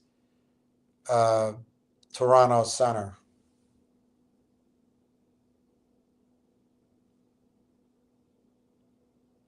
Darn it.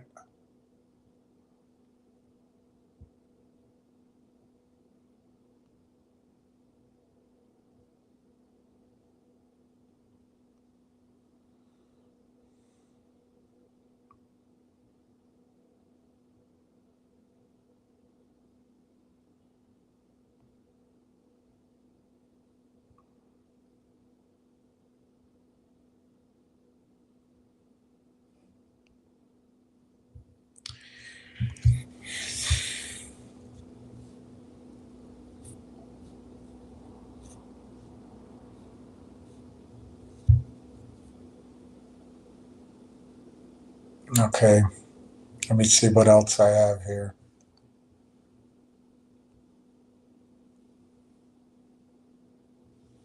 It's hard.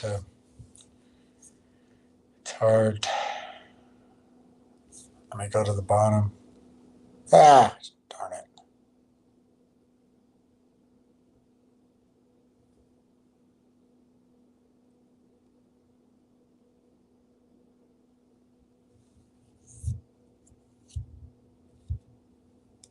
So are you going to listen to this guy? Maverick private equity founder John Ruffalo? Or are you going to listen to this guy? No, not that guy. This guy. Tony De Niro. When you hear a Railtown stock promoter attempt to manipulate people, you going to listen to Tony? Or are you going to listen to this guy? Who do you think can get the deal done? Tony or this guy? Can you see better with number one or number two? Are you more comfortable with number one, platinum, or number two? How about number three or number one? Who do you think can get this done? All right, let me see.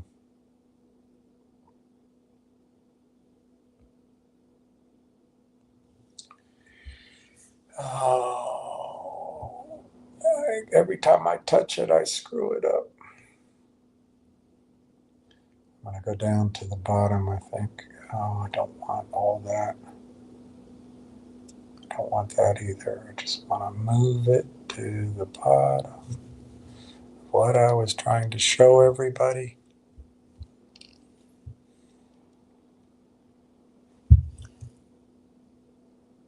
All right, let's see what all these do.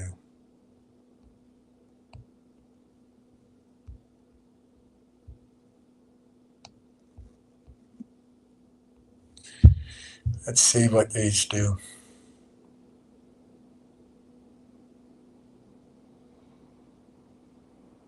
They all came up. All right. So 3651 is the, no, 3649. I don't see 3650 though. So I got, oh, there it is. Okay. So let's just see what these say. All right. So I asked Google about deals. So let's just go through some of them. This isn't happening in finger space. This isn't happening in ZYGL space. This isn't happening in a stock that needs to get leverage to get 15% returns in Energy Vault. This isn't the backdrop of any of those stocks. Is it disloyal to point that out? The backdrop behind Railtown is the funding activity going on in AI companies. All right, recent significant AI deals include OpenAI securing another funding round of $8.3 billion, SoftBank's potential investment, and Amazon's licensing deal with the New York Times. Additionally, ServiceNow acquired MoveWorks for $2.85 billion. What's MoveWorks? $2.85 billion.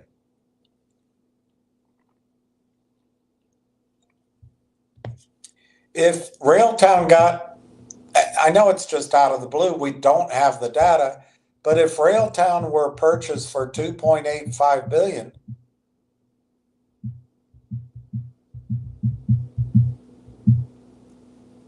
oh, that's terrible. That was a terrible calculation.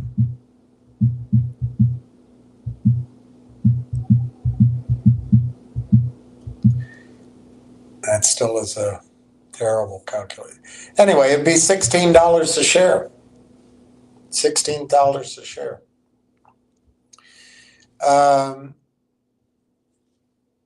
And NVIDIA-backed CoreWeave purchased weights and biases for $1.7 billion. Well, if Railtown were purchased for $1.7 billion out of the box, I think it's pretty obvious. I'm using 170 million, by the way. I'm not using a lower number. It's $10 a share. With 170, there's only 140 million shares outstanding. So anyway, OpenAI funding raised $8.3 billion as a larger $40 billion in funding that values the company at $300 billion. $300 billion. Is Railtown as good? We don't have the information, but I don't see why it couldn't be. SoftBank investment in OpenAI. SoftBank reportedly in negotiation for a major investment in OpenAI, potentially blah, blah. Amazon, New York Times licensing deal. ServiceNow acquisition of MoveWorks. We already went through that. And then CoreWeave. Other notable deals. Thinking Machines Lab secured $2 billion seed round.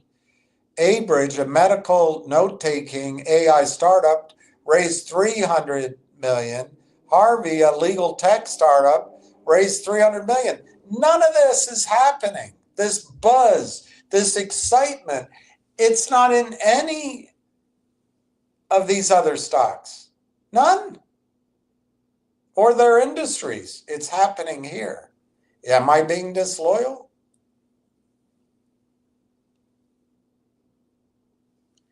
Other trends. AI startups seeing increased M&A activity. Who's M&Aing any of these other stocks that you want me to be loyal to?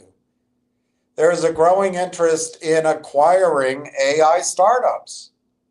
And Railtown's unique. It's new to the industry, but they've been building it up for 6 years. Battle tested, ready to go, first in class,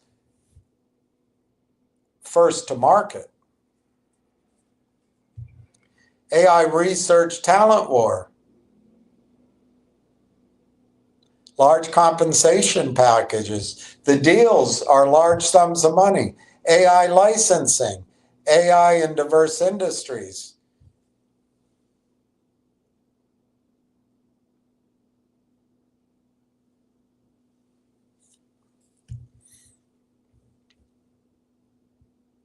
Deal making involving venture-backed startups is up slightly year to year overall. And part of that uptick is thanks to artificial intelligence. I'm not saying telecom in China doesn't have a future. It's just not on the vision boards of Wall Street right now. In Q1, 81 deals. Quarter one, 81 deals involving AI startups. In Q1, 81 deals involving AI startups. We're in a quiet period, but does that mean that fingers got in a space where 81 Chinese companies are being acquired right now? Guys, the fish are hopping in AI. In Q1, 81 deals involving AI startups were consummated. That number is nearly a 33% increase from both Q1 and Q4, both of which saw 61. There's the chart. Global venture-backed M&A involving AI startups. Do you know of a chart that would back up the 24 stocks that David wants me to be loyal to?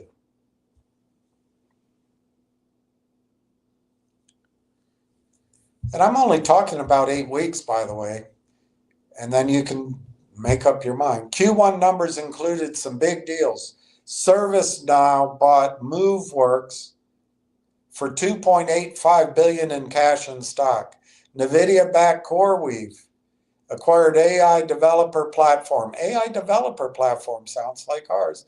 Weights and Biases for a whopping $1.7 billion. In February, Metaphysics, which specializes in AI-generated photorealistic content for entertainment, bought AI and content company Brahma for $1.4 billion, bringing the total number of M&A deals worth $1 billion or more to 3.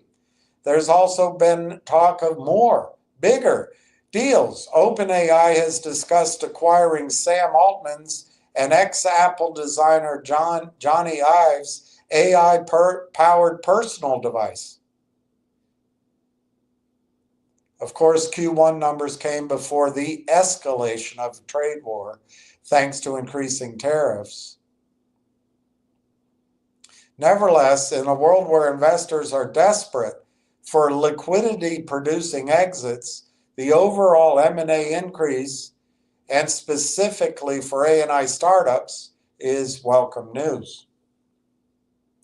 Is this going on with any other of these? Is this the background in any of these other stocks? Other things that caught our eye.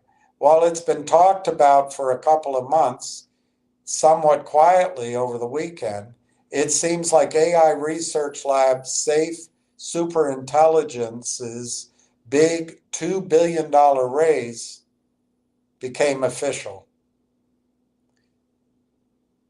It actually may be official as the company is somewhat secretive. It was reported Saturday that SSI had raised $2 billion in a round led by Green Oaks Capital Partners at a $32 billion valuation. $32 billion. Is anything happening around those other stocks this exciting? The raise is the second large one for the startup, co-founded by OpenAI's former chief science, Ilya Sutskever, in 7 months. The startup, which is looking to develop safe artificial intelligence systems, raised a $1 billion round from a litany of big-name investors, include Andreessen Horowitz and Sequoia Capital. The round valued the company at $5 billion. Let's just look at $5 billion valuation with 170 million shares outstanding, not 140. $29 a share. The company isn't generating revenue.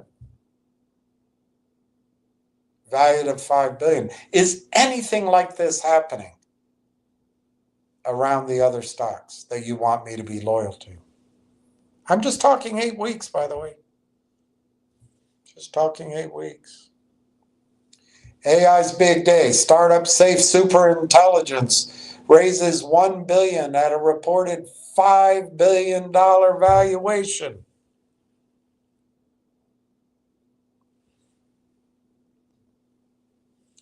Artificial Intelligence Research Lab Safe Superintelligence raised $1 billion from a litany of big-name investors, including Andreessen Horowitz and Sequoia Capital.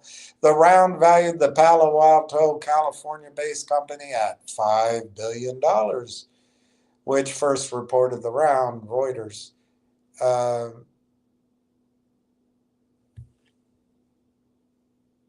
And then the other company we already talked about. The 3-month-old startup will look at computing power and new talent. Japan-based startup Sakana AI locked up $100 million in a round led by Khosla Ventures, Lux Capital, and New Enterprise Associates. The round also included an investment from NVIDIA, which has been intensely active. NVIDIA has been intensely active in the AI space, investing in startups. Wow. Sakana is looking to train low-cost generative AI models with small data sets, a very different approach from OpenAI, a lot like Railtown. The company previously raised $50 million round. Doesn't say the valuation there. Microsoft, NVIDIA lead in investing in AI startups, but others are close behind. Microsoft, NVIDIA lead in investing in AI startups, but others close behind. Are they investing in any of these other stocks that Dave wants me to be loyal to?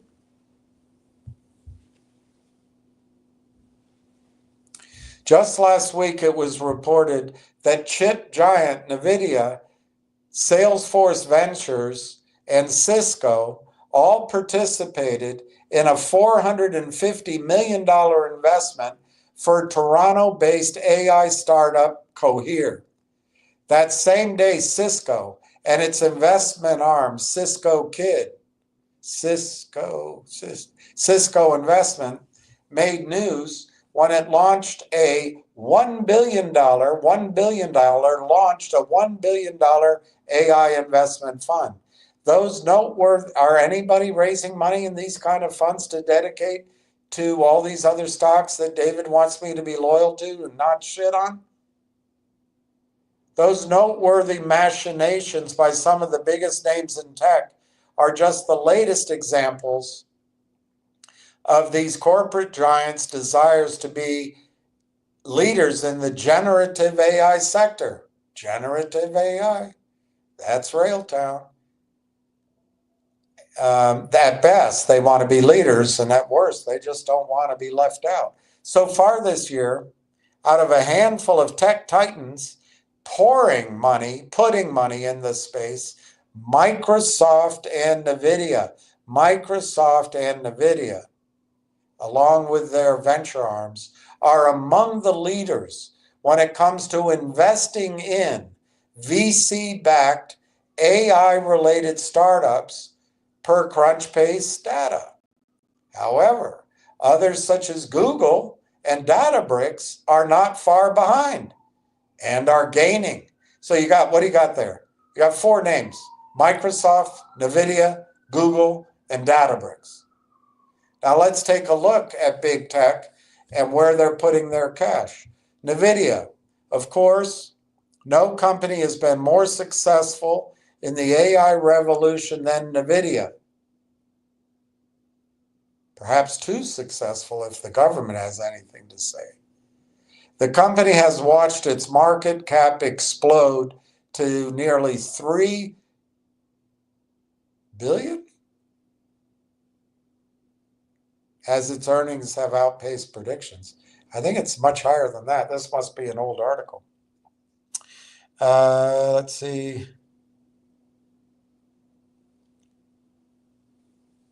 NVIDIA, the company has spent some, I think it's supposed to say 3 trillion.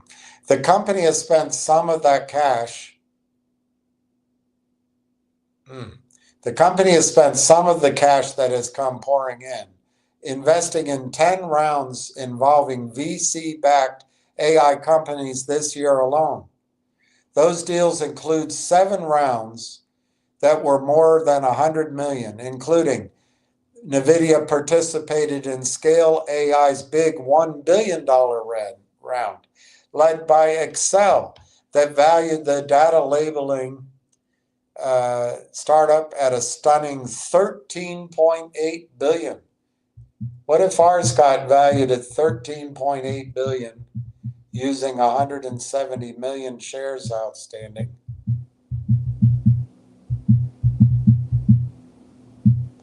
$81 it would be for us. The new financing also included investments from Meta and Amazon. Any of this hubbub buzz around any of these other stocks? Taking part in Sunnyvale, California's based Figures, reportedly huge $675 million round at a pre-money valuation of roughly $2 billion. That's where we are. You're buying Railtown, in my opinion, at a pre-money valuation. So anyway, NVIDIA took part in a $2 billion pre-money valuation of Figures. The company is developing AI-enhanced robots to perform dangerous jobs. NVIDIA participated in Paris-based Mistral AI's $650 million round, a mix of debt and equity, at a $6 billion valuation. NVIDIA's venture arm, N Ventures, also joined the deal-making party. It has taken part in 4 deals this year, the biggest being a lead in the 85 million Series C for A-powered farming robotics company, Carbon Robotics. Last year, NVIDIA completed 22 funding deals in AI itself, along with another 10 by NV Ventures.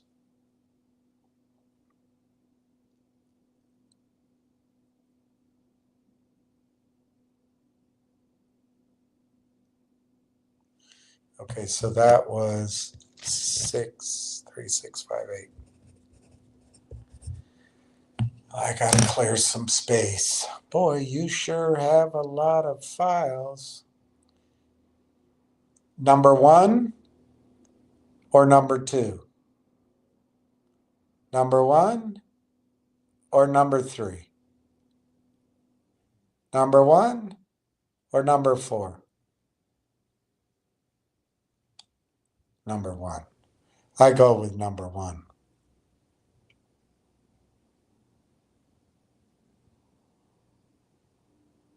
I don't mean those to pop up, but I'm a klutz.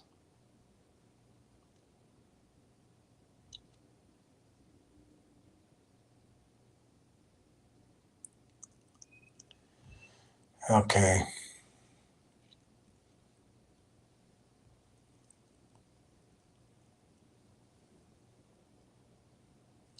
Don't do that, please. I don't want that. I don't want my boat to be rocking. Oh, please, don't you rock my boat. I don't want my boat to be rocking.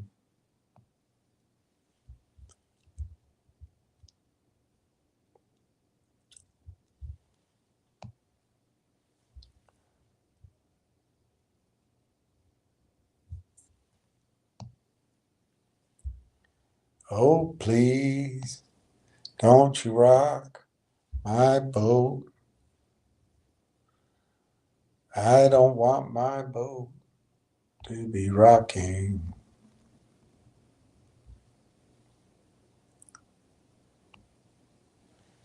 All right, so that was 3658.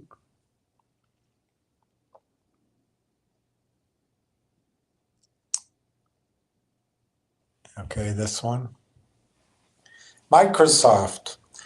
Of course, it was early last year that Microsoft launched the loudest shot in the AI arms race, agreeing to a multi-year, multi-billion-dollar investment in OpenAI, the startup behind the artificial intelligence tools ChatGPT and DALL-E, for a reported $10 billion.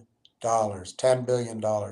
Microsoft has not stopped making significant waves in AI investing since.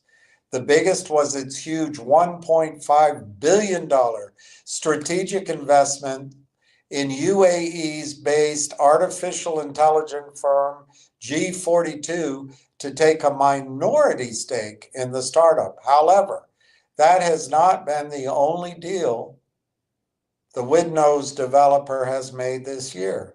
The company has made a quartet of deals per Crunchbase. While it's always very active venture arm, M12 has made 7. 3 of the 4 deals it took part in have been large, at least $675 million, including a $1.05 billion round for London-based self-car driving startup Wave, as well as the aforementioned figure round. All of that is not even to mention Microsoft's deal in March with Inflection AI to pay the startup $650 million to license its AI software and hire most of its staff. The deal, seemingly framed in a way to get around hurdles, showed the tech titans' insatiable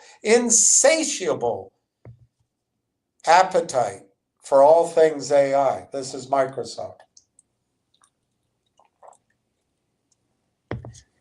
The biggest deal M12 has taken part in, meanwhile, is the $80 million round for Palo Alto's California-based Foundry, which is developing a public cloud purpose built for Merrill Lynch workloads? I don't know what ML is.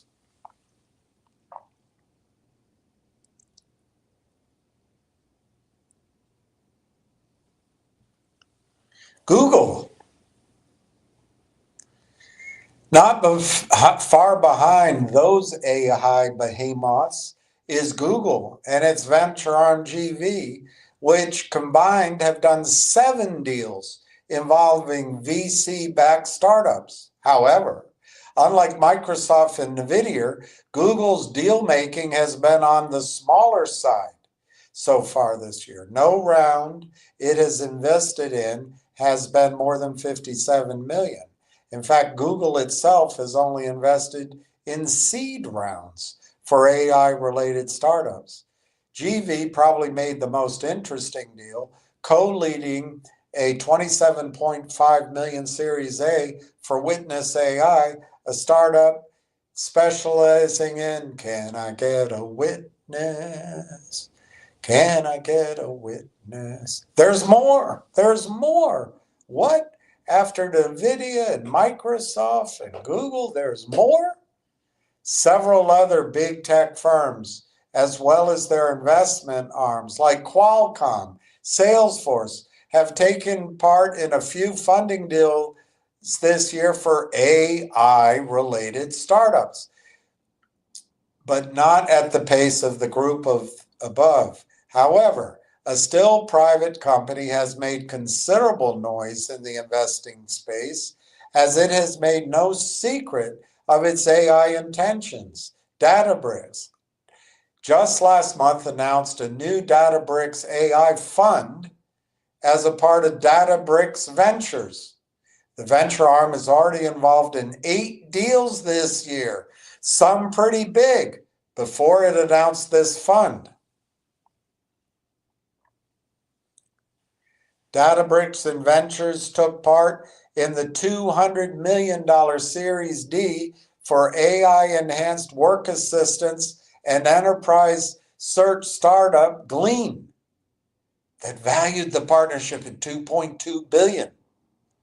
It was also involved in the AI search partnership Perplexity's AI's $74 million Series B, led by IVP, which also included the likes of NVIDIA and Jeff Bezos. A possible warning, let's see what they say.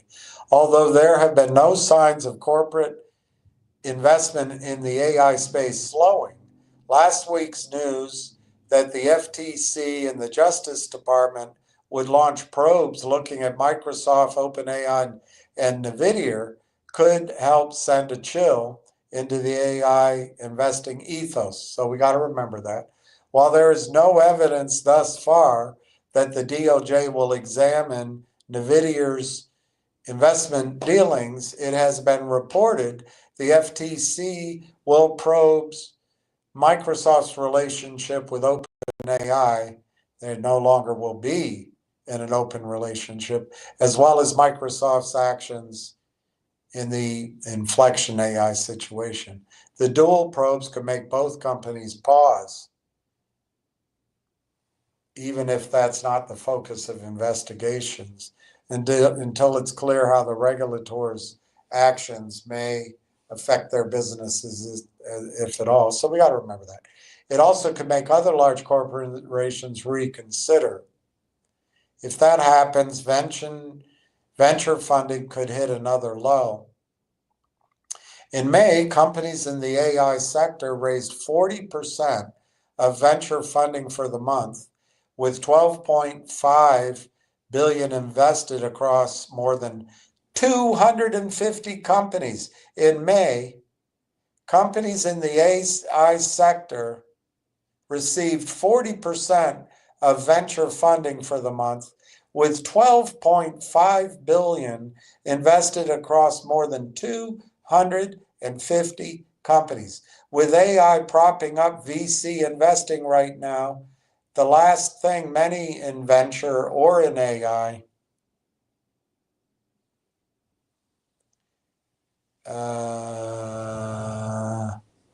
industry would be to see big tech go away.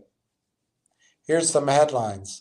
AI investing boom is not new to tech giants. Scale AI raises $1 billion. Valuation hits $13.8 billion.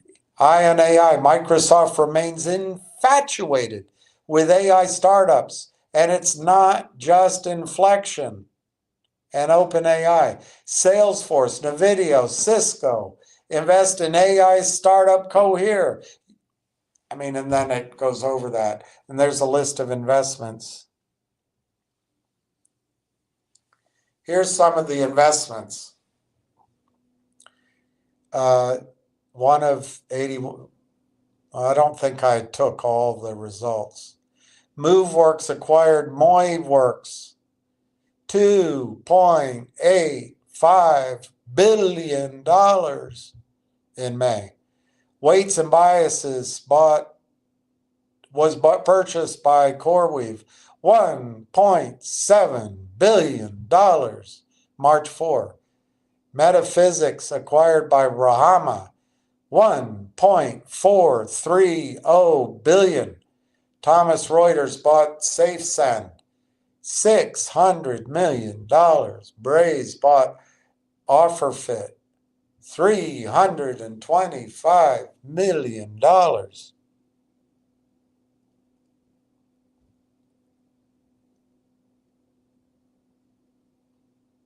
Is any of this happening in our other space? Should I remain loyal to the other space? Or should I be telling you guys this is where the action is? Or should we be over, or if we just do another share count, I'm sure it's going to squeeze. Should we be over there or here? There? Should we be here? How is number one? Or is it better with number two? Is it better with number one or better with number two? I didn't mean to use that one. Or better with number two. I'm going to take this one down because I didn't mean to use it. So I won't do it again. So is it better with number 1 or better with number 2? Better with number 1 or better with number 3? I think it's better with number 1. Don't you?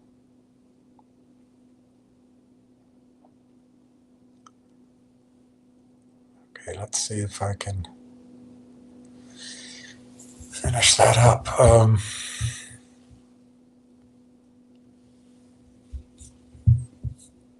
Wow. You sure have a lot of files. Ah, stupid. Do it 2 times in a row.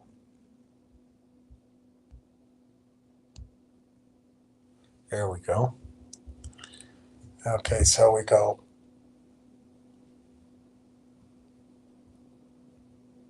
this many. So that's 8. I should be able to get 8. Should be able to get 8 in there.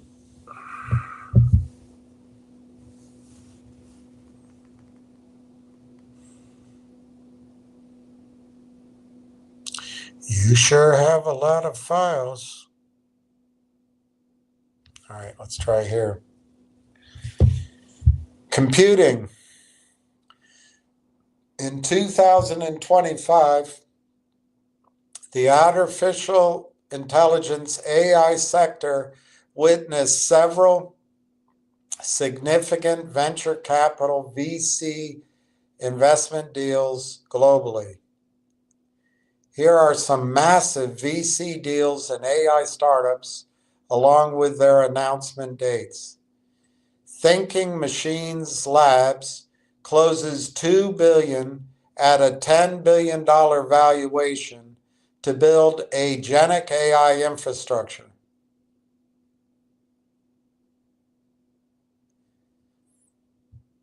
Investors: DST Global, Sequoia Capital, General Catalyst, and others.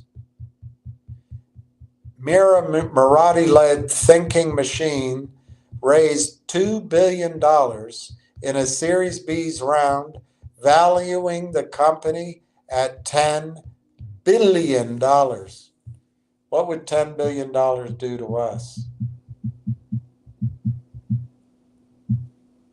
With 170 million shares outstanding. 58 smackers. 58 smackers. Is there anything this exciting going on with the other stocks? Glean raises $150 million at a $7.2 billion valuation to accelerate enterprise AI agents. Sounds like our guys. What would $7.2 billion do to our company? Divided by 170 million shares. 42 smackers.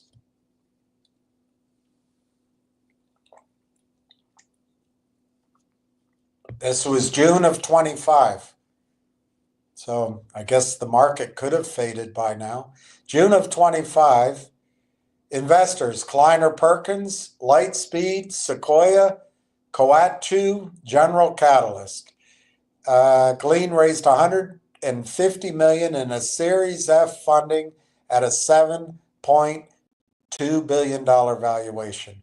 The funding will be used to expand its enterprise AI agents that understand organizational knowledge and deliver context-aware answers across Slack, Gmail, Microsoft tools, helping boost productivity at scale.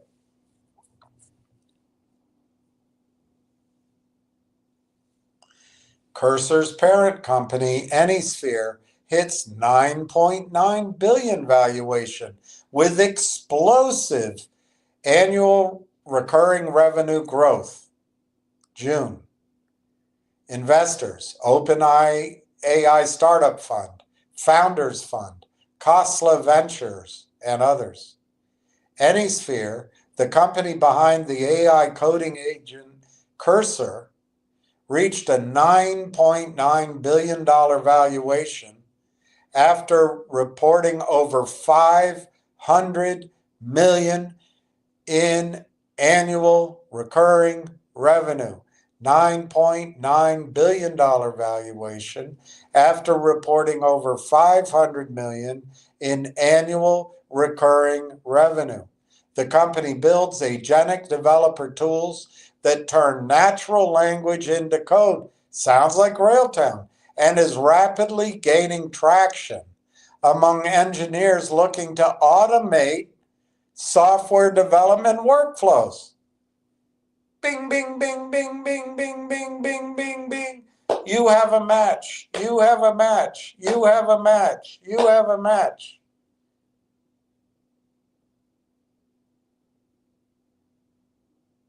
That's not exciting to anybody? That's not exciting? That's exactly what Railtown does. Only better, I think. AI InsurTech platform raises $75 million to streamline claims and underwriting. They didn't name the company, it's so secret. Investors, Menlo Ventures, Gradient Ventures, and others. A new AI-powered insurance technology company raised $75 million to enhance claims processing and underwriting. The platform integrates large language models to reduce fraud, improve risk assessments, and shorten policy insurance times.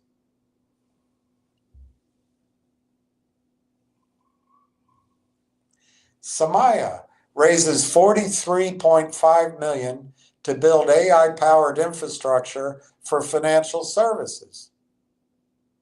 Investors, Kawachu, Founders Fund, and others. Samaya, a generative AI startup in the financial services space.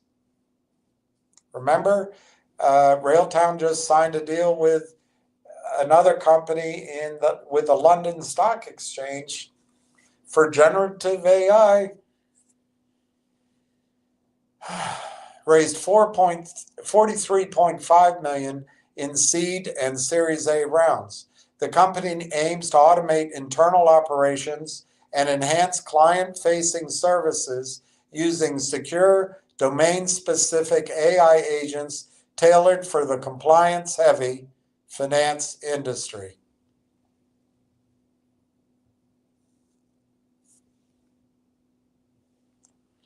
Cast AI raises $108 million at an $850 million valuation. What would that do? That'd be a low number, $850 million. I'll divide that by 140 million shares. That'd be $6 a share to us. $6 a share to us. Investors, Vintage Investment Partners, Coda Capital, Creendom, Encore Rated Ventures, and others. Lithuanian startup Cast AI raised $108 million in Series C funding, bringing its valuation to $850 million. The platform uses AI to help companies cut cloud costs by automating workload management across AWS, Azure, and Google Cloud. Sounds like something our guys do. I'm missing one. I don't know why I'm missing one. So that's 69. Oh well, we'll go to the, I'm missing 70.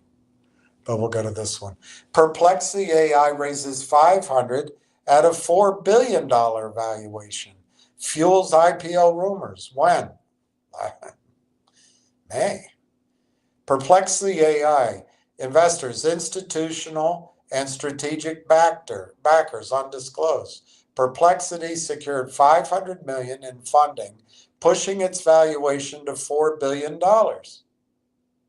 The AI-powered search startup is gaining traction for its real-time, citation-rich responses. That's what our guys do, prompting speculation of an IPO. Let's use $4 billion and 140 million shares. It's $28 a share.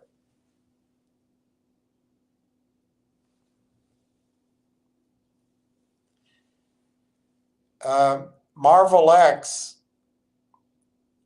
did something. Marvel X raised $6 million to automate customer engagement in the insurance industry. Its agentic AI platform mimics human workflows, enabling insurance to resolve customer claims, support requests, and policies faster and more effectively.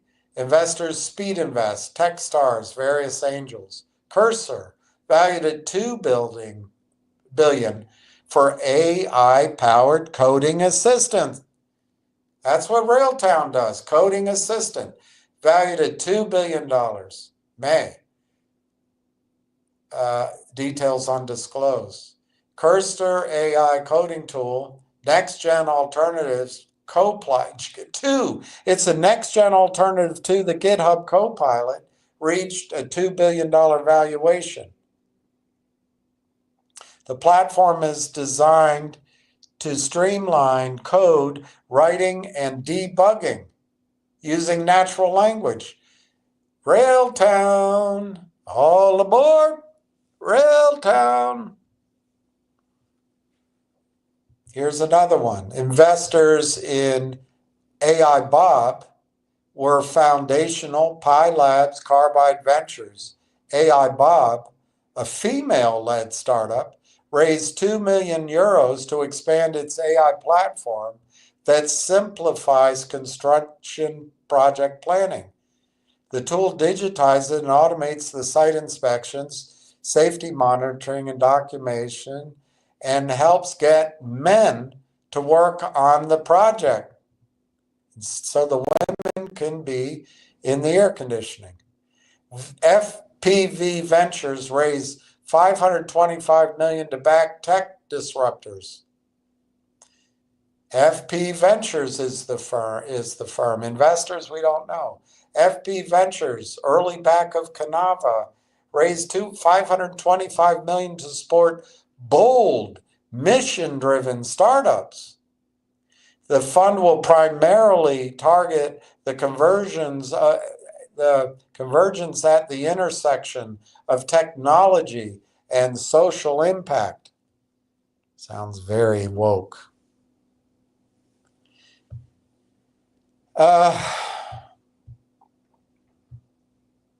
Andreessen Horowitz is looking to raise $20 billion. $20 billion. Andreessen is looking to raise $20 billion to invest in U.S.-based AI startups as global investor interest in the American AI ecosystem surges.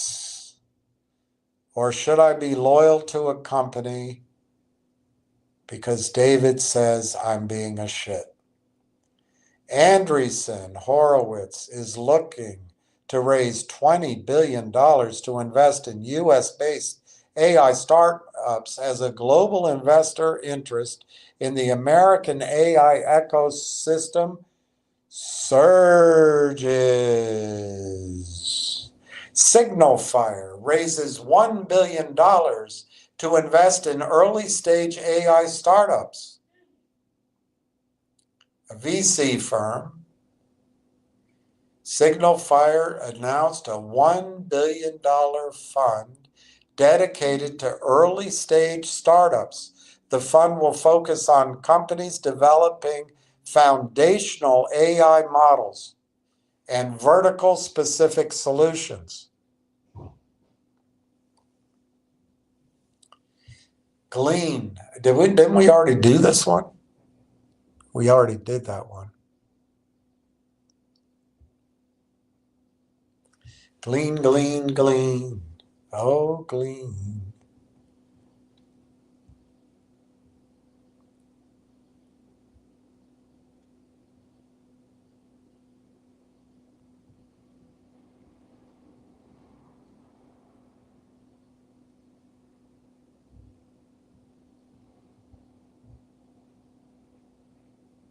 So how does number 1 look? Number 2? Number 1? Number 2? 3, I mean. Let's do it again. Is number 1 better or number 2? Number 1 or number 3? I think I'll go with number 1.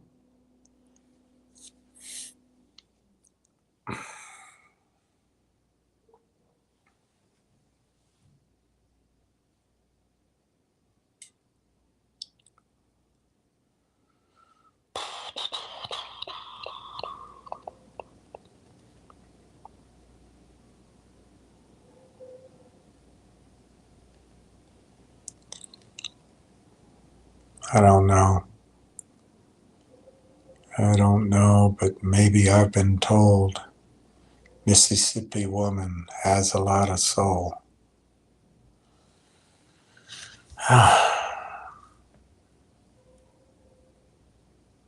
Okay. Let's press on. Let's press on. Tokyo-based startup CADDI secured a new round of funding from Atomico to expand its AI-powered supply chain optimization platform. The funding will help Caddy scale globally. Pittsburgh's AI life sciences boom drives record VC investment. This was in March. Investors include multiple venture firms. Life sciences AI companies in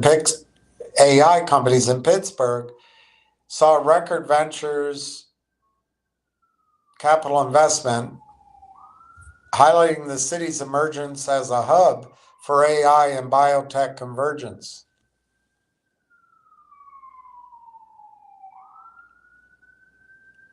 I once had 2 tickets to Pittsburgh.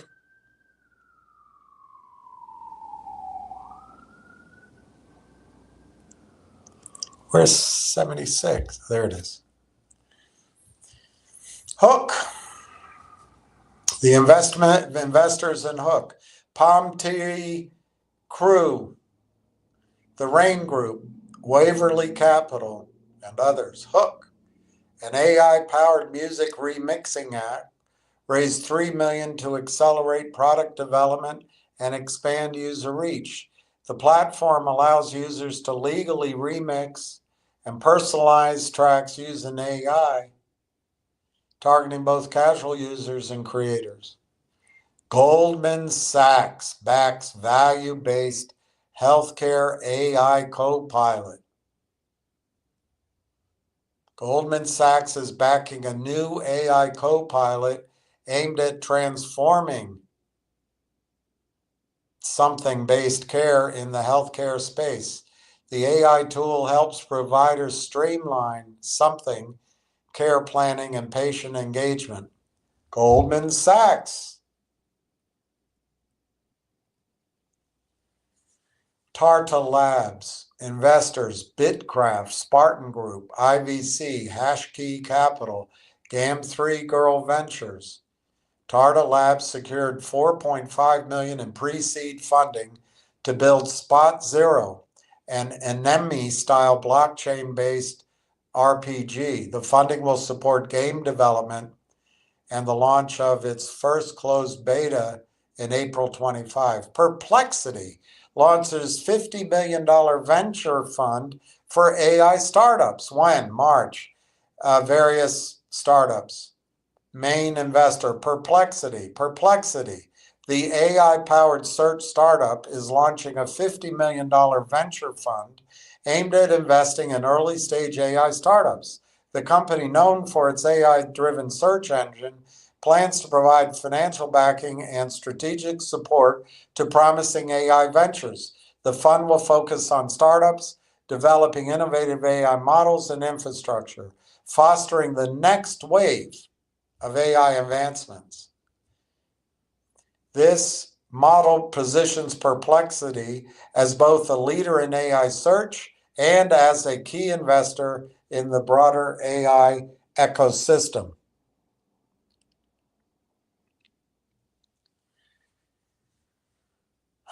Some other company I can't read, it got cut off.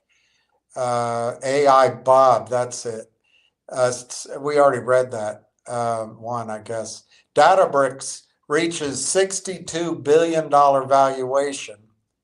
$62 billion valuation in record VC round.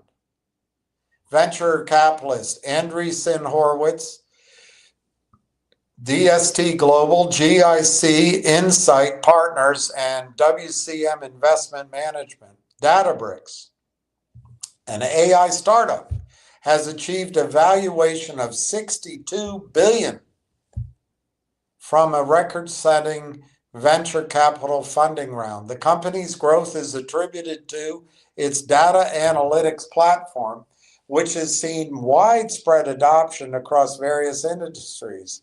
This significant valuation underscores the increasing demand for AI-driven solutions in the market. Let's just use 62 billion. And 170 million shares. That's $364. I think we should be loyal. I mean, there's no guarantees with anything. We're playing this short squeeze plays together. We should stay loyal with the short squeeze plays. Why get into a stock where the wind is at its back, the tide is high,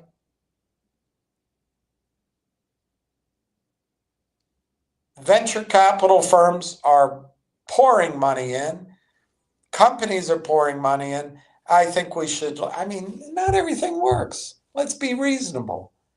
Not everything works.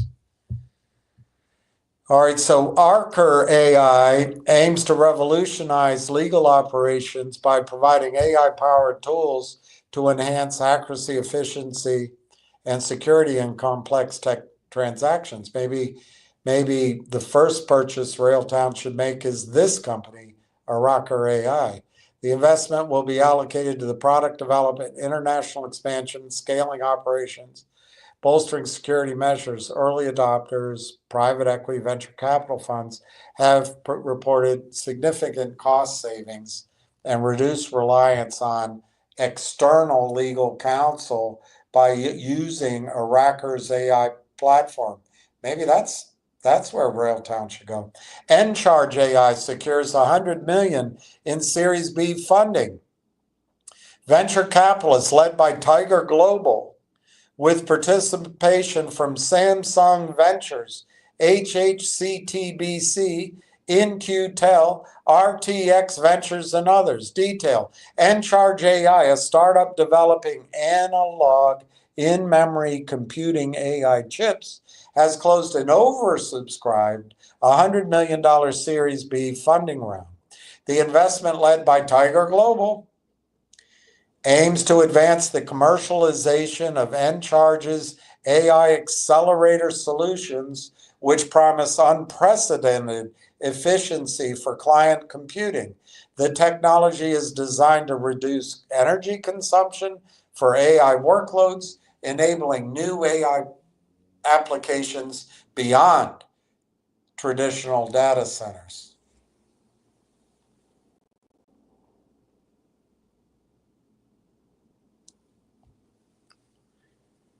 Another one I clipped off as an investor in something, co-led by Radical Ventures and Sofina Partners, aims to develop AI-driven research platforms which enable scientists to computationally identify and design new proteins.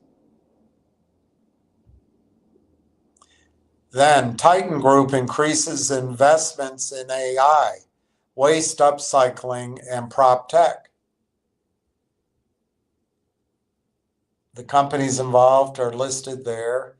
The capitalist investor is Titan Group. Titan Group has expanded its venture capital portfolio by investing in startups specializing in artificial intelligence, waste upcycling, and property technology. The investments included a bunch of companies. These strategic moves align with Titan's goals of enhancing digitalization, innovation, and sustainability within the industry.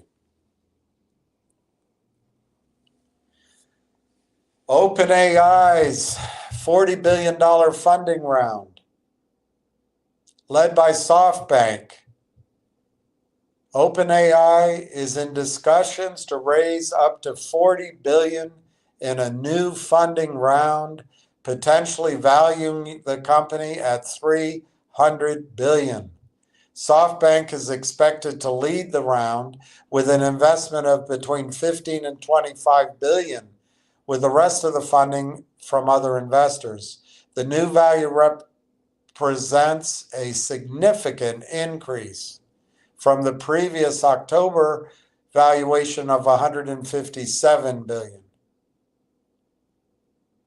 The raised funds will support OpenAI's $18 billion commitment to Stargate, a joint venture to build data centers in the United States and to cover its operational expenses. If successful, this round would make OpenAI the second most valuable startup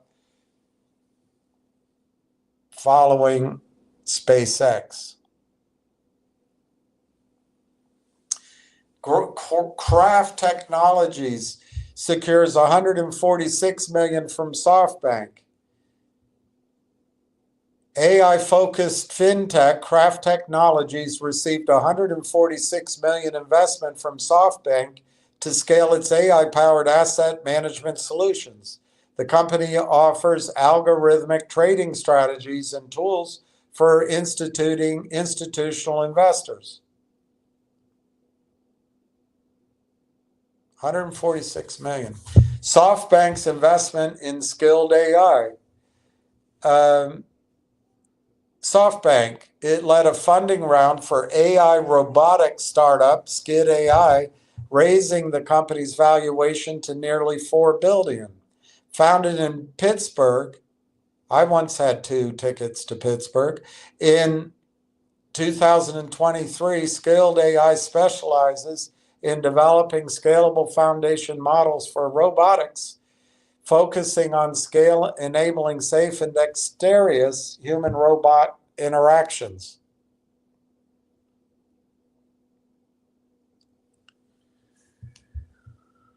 Reid Hoffman, launch of Manas AI. Reid Hoffman, Siddhartha Mukherjee, LinkedIn co-founder Reid Hoffman, in collaboration with cancer research arm Siddhartha Mukherjee, launched Manassas AI with initial funding of $24.6 million. The startup focuses on AI-driven drug discovery, initially targeting cancers such as breast cancer, prostate cancer, and lymphoma to accelerate treatment development. Databricks, $10 billion funding round, led by Thrive Capital, with participation from Andreessen Horowitz, DST Capital, GIC, Insight Partners, and WCM Investment Management. Databricks raised $10 billion at $62 billion valuation, marking the largest venture capital raise of 2024 and one of the largest on records. The company plans to use the new funds to develop new AI products, acquisitions, international expansion, and provide liquidity for current and former employees.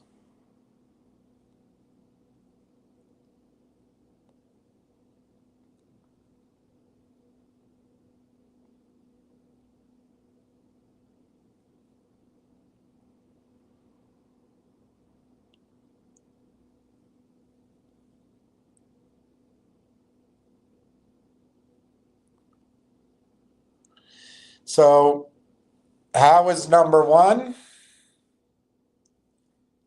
Is 2 better or number one? Is 3 better or number one?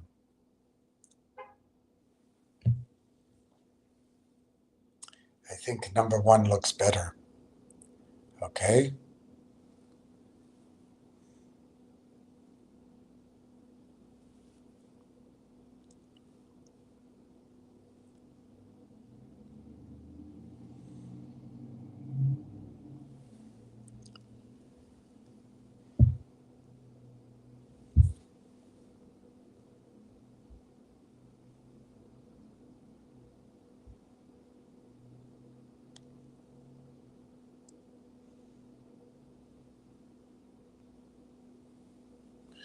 Let's see what all this is.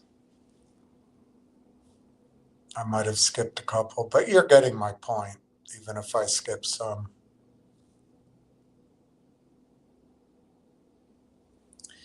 May have skipped some, but you're seeing my point. Significant investment pours into AI. Artificial AI has become a top priority for investors globally,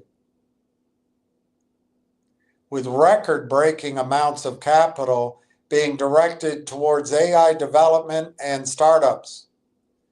Growing investment. Global AI investment exceeded $100 billion in 2024, a significant 80% increase from 2023.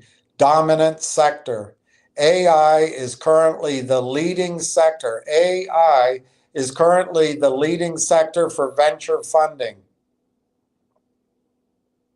AI is currently the leading sector for venture funding, capturing almost one-third of all global venture funding in 2024. In the United States, AI startups received almost two-thirds of all venture funding, which means most of the stocks you're looking at aren't even being looked at.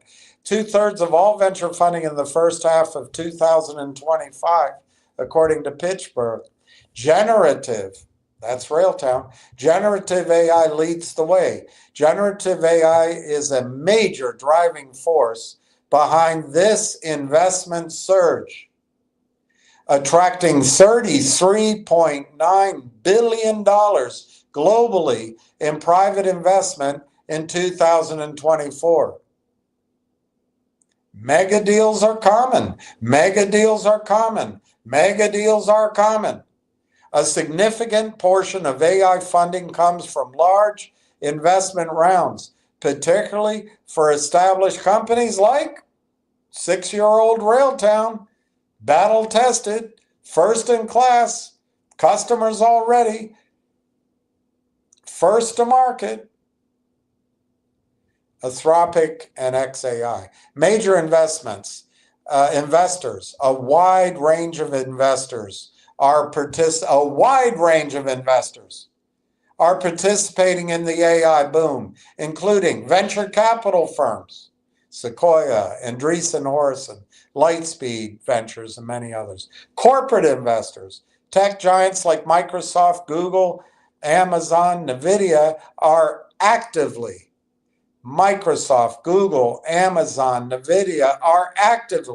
tech giants like Microsoft, Google, Amazon, NVIDIA are actively making investments in AI startups and infrastructure. Specialist funds. Firms like Lightning AI and Radical Ventures focus exclusively on AI and machine learning startups.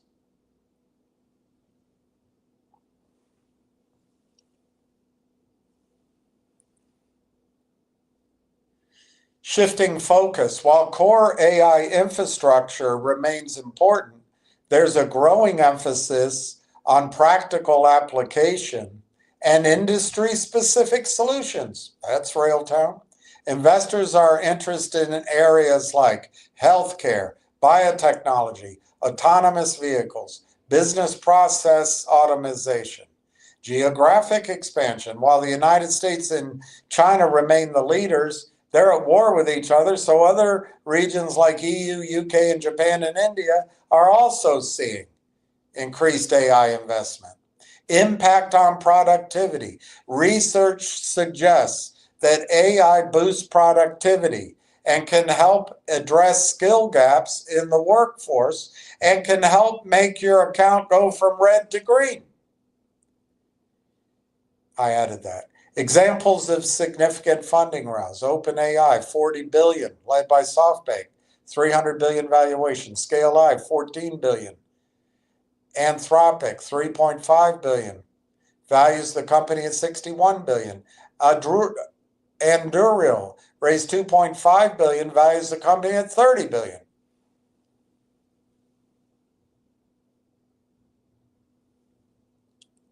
I'm somehow missing one, but it may feel like the doldrums of summer, but this pack week was nonetheless a pretty action-packed one for big funding rounds. The headliner was Mira Murati's Thinking Machines Lab, which reportedly snagged $2 billion in a deal and set a record for seed round size. Other AI players, including medical note-taking tool Abridge and legal tech startup Harvey, also closed larger financing. Thinking Machine Labs, $2 billion. AI. San Francisco Thinking Machines Lab, the artificial intelligence startup launched and led by OpenAI CTO Mira Murati, reportedly secured a $2 billion seed round at a $10 billion valuation, with Andreessen Horowitz as lead investor. This financing ranks as the largest U.S. seed round of all time. Number two, tied.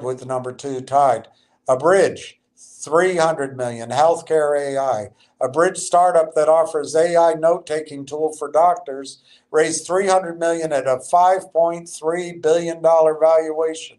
Andreessen Horowitz led the Series E financing for the 7-year-old Pittsburgh and San Fran-based company and was joined by Khosla Ventures. 2, Harvey, 300 million, legal tech, San Francisco. Harvey, a provider of AI-enabled tools for legal and professional services, landed 300 million at a $5 billion valuation in a financing co-led by Kleiner Perkins and Coatue.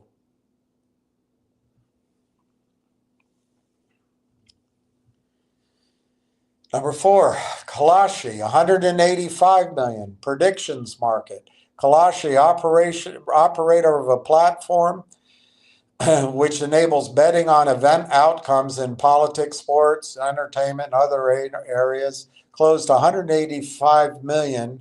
Paradigm led the financing, a $2 billion valuation. Number 5, digital asset, 135 million, blockchain. New York-based digital asset, a developer of privacy enabled blockchain. DRW Venture, TradeWeb, 440 million. Decagen, Agenic AI. Decagen, a provider of AI agents for customer services, raised 131 million in Series C funding at $1.5 billion valuation. Accel and Andreessen Horowitz led the financing. Number 7, Neuron, 96.5 million, biotech, South San Francisco.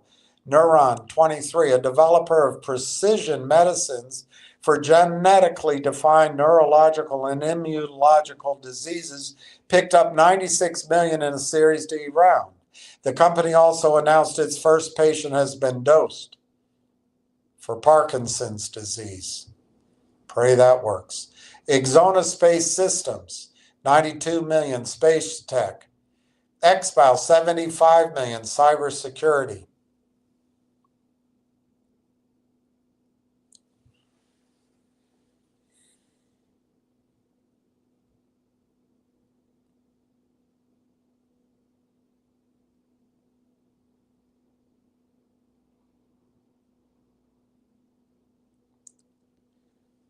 how's your vision with number one? How about number two? Number one, how about number two? Number three, Tony? Or number one?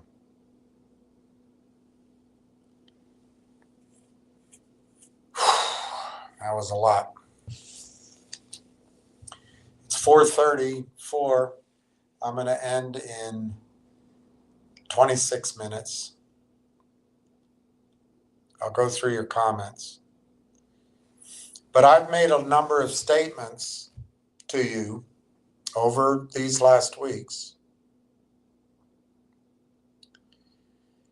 that Wall Street is going to pour hundreds of millions, if not billions, hundreds of billions into funds and into AI. I think I just showed you it's happening. It's, in my judgment, it's going to accelerate after Labor Day. And if you want to follow David's advice and process that somehow I'm turning on him, go sit in the corner and pout. If you want to take control of your financial account, listen to me. I'm not turning on him. I'm actually, even all these people that I dislike what they're doing, I'm not turning on any of them. What I'm saying is there is not hundreds of billions of dollars being raised by Wall Street to fund companies like any of those other. I just showed you 22 charts. There's no Wall Street funding ready to go. There is none.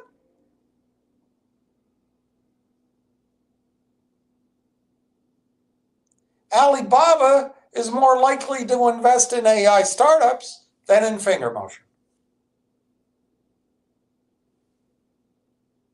Right now, look, I can't, guys, Ham has had your attention for 5 years. I hope he has it for the next 15. But even Ham would acknowledge when the market goes one way, that might be the place to go because that's where the money is. I tell you what. The other thing I said that there's going to be a lot of money raised on Wall Street to go into funds and other products for AI. I said that those funds and products have to buy into AI early so they can have it there. I just showed you. It took a lot there. I'll show you more maybe this tonight. Second thing.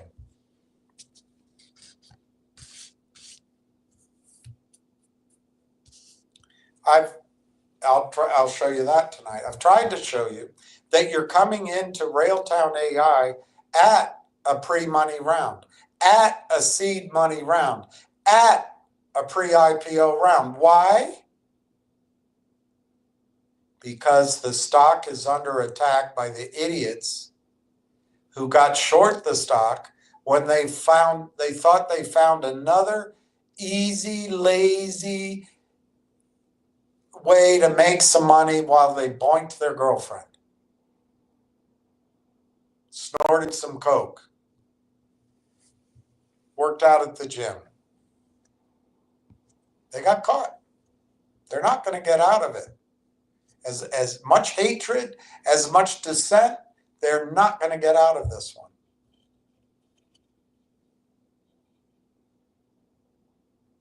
That's why you're able to buy at the pre-IPO round,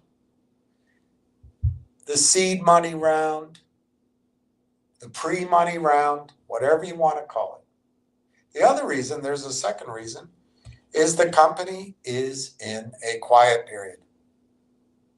Stock's trading, but we don't know about revenue. We don't know about number of shares. You got Tony with half a brain telling you, well, I've done my due diligence, and I was very negative at 22 cents, and I made a lot of accusations of a YouTube promoter, and I really was just bullshitting. But since then, the stock went to 70 cents. It's pulled back to 50 cents. And now I think the risk reward, is it just days away, he says now. Well, that kind of shorting and that kind of really amateur, inexperienced, bluntly stupid analysis has kept people from buying.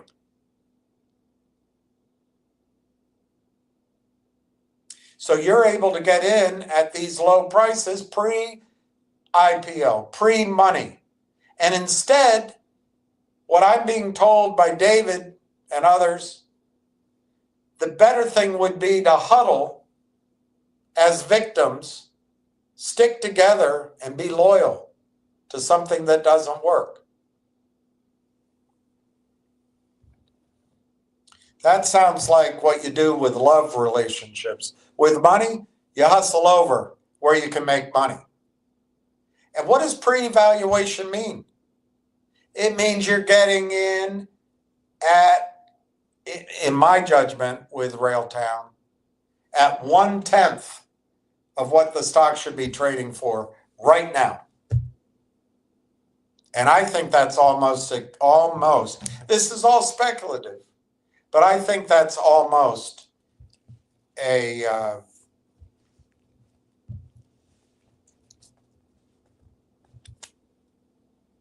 reasonable proposition. I mean, I'm being careful with my words because they'll say, oh, you can't say that, you can't say that. But it's as close to going to happen as anything in any low price stock. You're going to make 10x very quickly because of the mechanics. Take advantage of it. Take advantage of it. Make your account grow and then go listen to Ham and Frank and piss it all away. But at least for once, experience something. I think once it goes up, I just tried to show you, I've also said that. I think the value goes up and stays up and then goes up again. Tony made fun of me. I can't find it, but I'll find it. Not right now, I'm not going to. Tony made fun of me. A certain YouTube promoter is saying the stock can go to 5, 7, 8, or 11, and it'll be so good you won't want to sell. I don't know where he got the quote with, but I'll go with that quote. The news might be so good that you say, I don't want to sell. They want you to sell because they're the ones that are trapped, and I hope it does not squeeze. I hope it does not squeeze.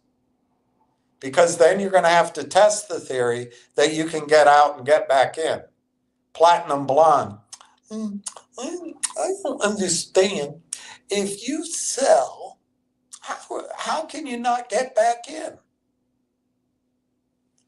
Sounds like something she said to one of her boyfriends.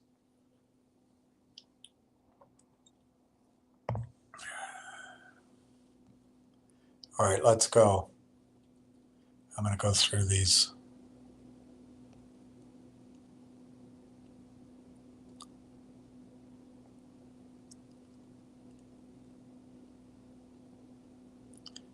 Yeah, Bob Marley.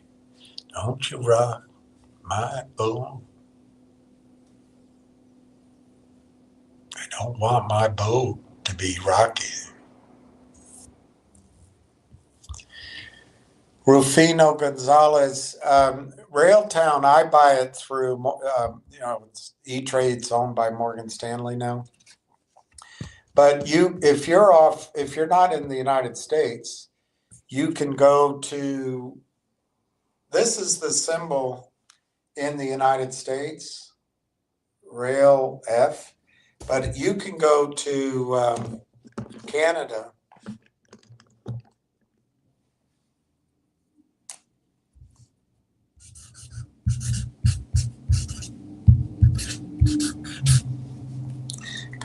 There's different symbols, but I think on Yahoo, it's RAIL.CN. There is an American company with the symbol rail. It's like $100 a share. It's a train company. That's not it. RAIL. So you can buy it in Canada, and maybe you don't need a brokerage account here. But I think every brokerage firm lets you, maybe not those ersatz fake brokerage firms like Robinhood.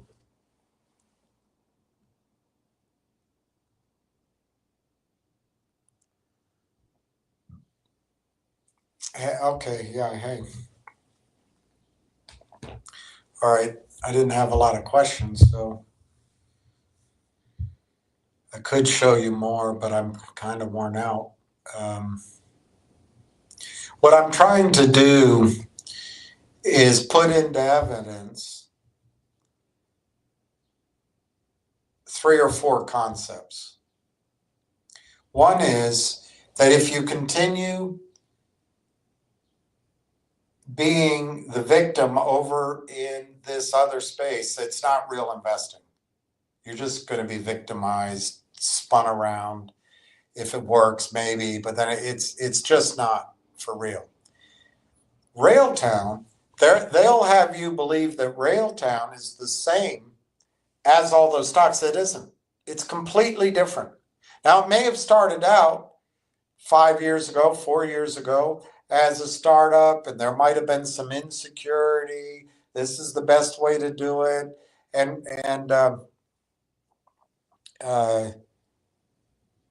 mean, remember this from 2018 to 2024, the M&A activity in the AI space, there was one great year, but it was much more reduced. And the average PE was 25 times, the low 12 and the high 54. That's from 90 AI deals. But it might have been that when these shorts came in, it was when what was that company, Deep State or something, Deep Seek? Might have been then. Who knows? They might have done a weak ass financing. I can't find it. They did issue some different warrants, but I don't really see any debt in the company, and I don't see any long-lived warrants or options. I don't know. It seems very clean, but I might have missed something. But they do have, which I hate to see because you guys are going to get all excited, but they have 41 million shares short. And if you look at the top up there, the daily percentage of short, 91%, 74%, 65%, 80%, I can barely read any of this, 76, anyway, you see it. That's why it's available. And that's why I'm saying you should be buying it. But David would say, oh, you're turning, you got to be fair. You're crazy. You're crazy if you don't take this chance. This is your chance to make back your losses and maybe much better. And it may be as simple as buying the stock.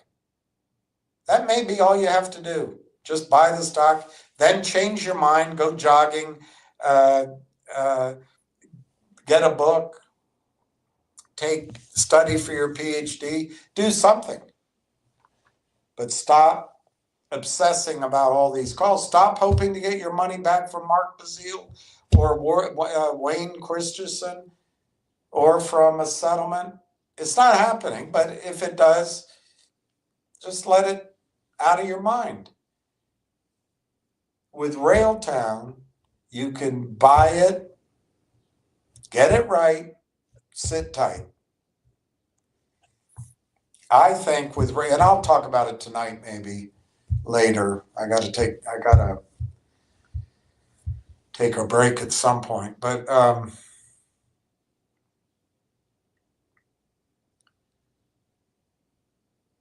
Railtown, I believe, is buy it now, 10x by September.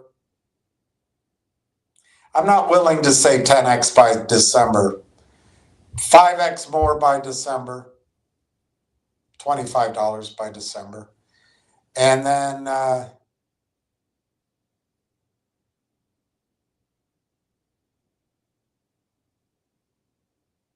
3x by Easter.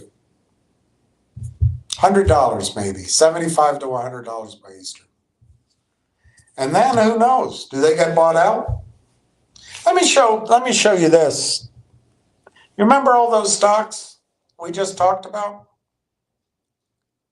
that were doing all the buying? There's some of them. NVIDIA, Meta, Alpha, Amazon, Microsoft. There's Apple over there. But look at the two biggest ones, Microsoft and NVIDIA. They mention that name over and over and over again. Microsoft and NVIDIA. Guess what? Guess what?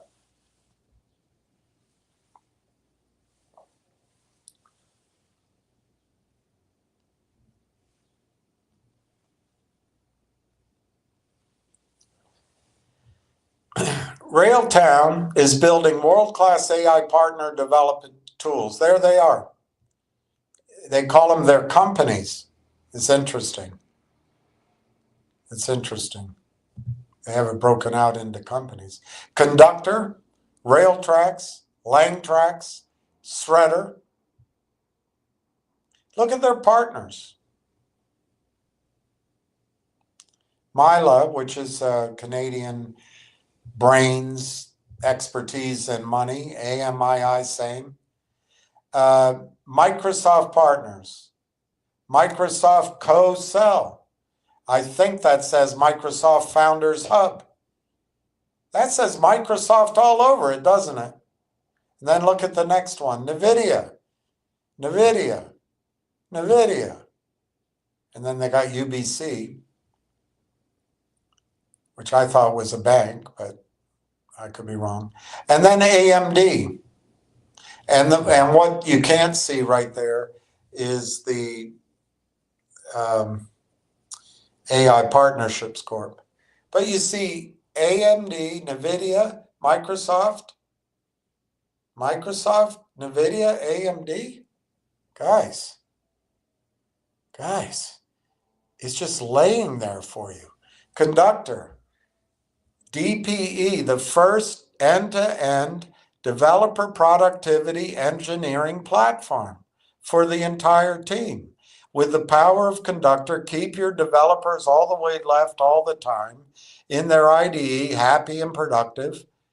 The IDE plugin, the Conductor plugin, pushes the root cause analysis right where the developer is working, alongside the code within the developer environment, providing details about the lines of code that are causing the error and steps to address the issue. Conductor will help the rest of your team stay all the way to the right, informed and engaged with automated documentation about technical debt, progress notes, stand-up notes, developer velocity, best practice, root cause discovery, and reporting.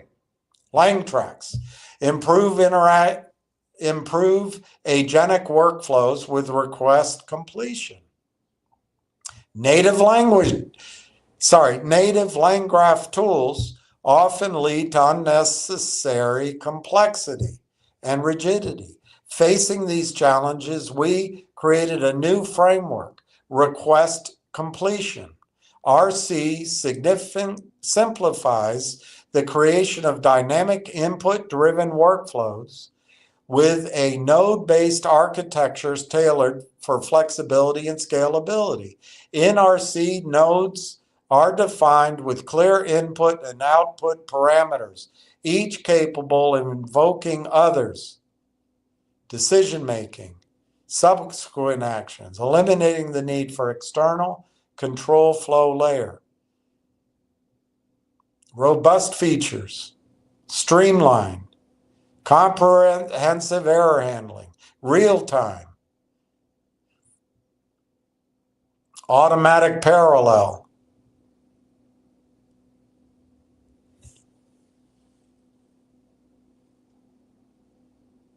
Rail tracks, build better RAG applications, connect external data to large language models no matter the source, using the retrieval engine for LLMs. Access to unstructured data from any source. Railtown's universal retrieval engine has pre-built connectors to ingest unstructured data from any source and load it into any destination. Railtown ingestion pipeline allows developers to send data by event or in batch format and allows the team to run multiple cleaning and transformation steps to the data before it is saved in a unified database structure, which will allow the team to interact and create RAG applications. Disrupting the SR and ED claim consulting markets. Stop giving away a huge chunk of your credits to consultants and save time.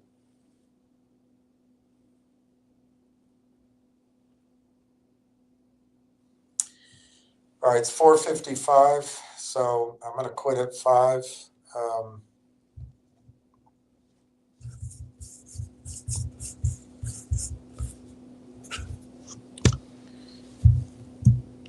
I mean, it boils down to this for me. It's not personal. I'm not turning on anyone. You've given all the other ideas, your money, your blood, your sweat, your tears. I think Railtown AI's announcement on February 11th, 2025 called for a final LOI within weeks. I don't think it's bad news that the delay has occurred. I think it's frustrating, but I don't think it's bad news. I think the stock would be 15 cents if it were bad news. Also, I think there would have been an announcement already. Rather, I think the deal, because of all the activity you're seeing, because of all the excitement, because of all the moving parts, it could be anything. It could be Canaccord Genuity. It could be anything.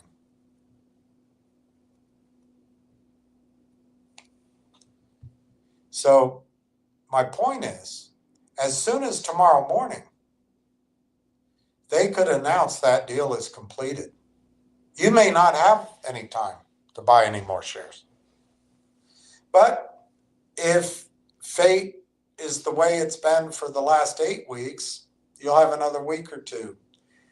I think you have to steel yourself that it could be September, but that's okay. It's not very long. It's not very long. Yesterday, my thought process, what I do, I pick the stock, I look at a chart, I think, but I don't think too long. I ask myself, what will the stock be October 1? And this is what I came up with. With Railtown, I think the stock will be $5 on October 1 or sooner. NRGV, I don't know the scheme that's behind making that go up. There could be it's a manipulation, whatever it is, and it could be good. But what I worry about is in order to get 15% IRR, they have to use leverage. And frankly, they're rolling up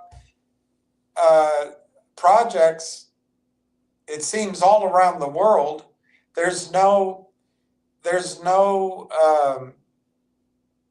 that's expensive, but there's no, I hate the word synergy, but it's like when you start a fire and you put all the embers, pull them out, the fire doesn't go. You need the best company. You got to have a lot of things working together, but who knows? Maybe you don't need that. And then I think it's highly competitive field. It's very mature field. And it's also a field that it's been blessed with tax credits and funding from the Biden government and California. And California's a basket case, and Trump's running things now. So anyway, I didn't think much more than that. I looked at the chart. I said that'll be 91 cents. Is that good analysis? I have no idea. It's my analysis when I sat down and I made the numbers. You should do your own. You can do it yourself. Mountain. I hear all these things. This is the one, this is gone. But I looked at it, it's China. It's something they do. They're doing something. It's like United. We're doing something in the air. Doing something. I don't know what. And the chart I looked at, I thought, I picked that off. I think that was the moving average, 816. I didn't spend a lot of time on it. I wanted my intuition. I wanted any part of my body that has access to some sort of guessing. That's what I wanted. Nicks, I know that a little bit better. I didn't haircut it much, but that's the number I came up with. I've already explained to you finger. So to me, Monday morning, none of those look as attractive as Railtown, particularly with the risk reward. So it's 5 o'clock. I'm going to go. Thank you, everybody, for signing in. I wish everybody peace. I particularly wish for peace for the world. These nuclear submarines and Medvedev. I hope. It seems like we're going to need Putin and Trump to remain level-headed. I hope the Ukrainian war can end with peace for everybody. And I pray for peace in Israel, Palestine, West Bank, Lebanon, Syria, all the other countries that Israel can't seem to get along with. Pray for peace in all of those. And I pray to peace for you. So I'm going to, I might come back on. I might not. See how I feel. But I got to step away. So anyway, ciao.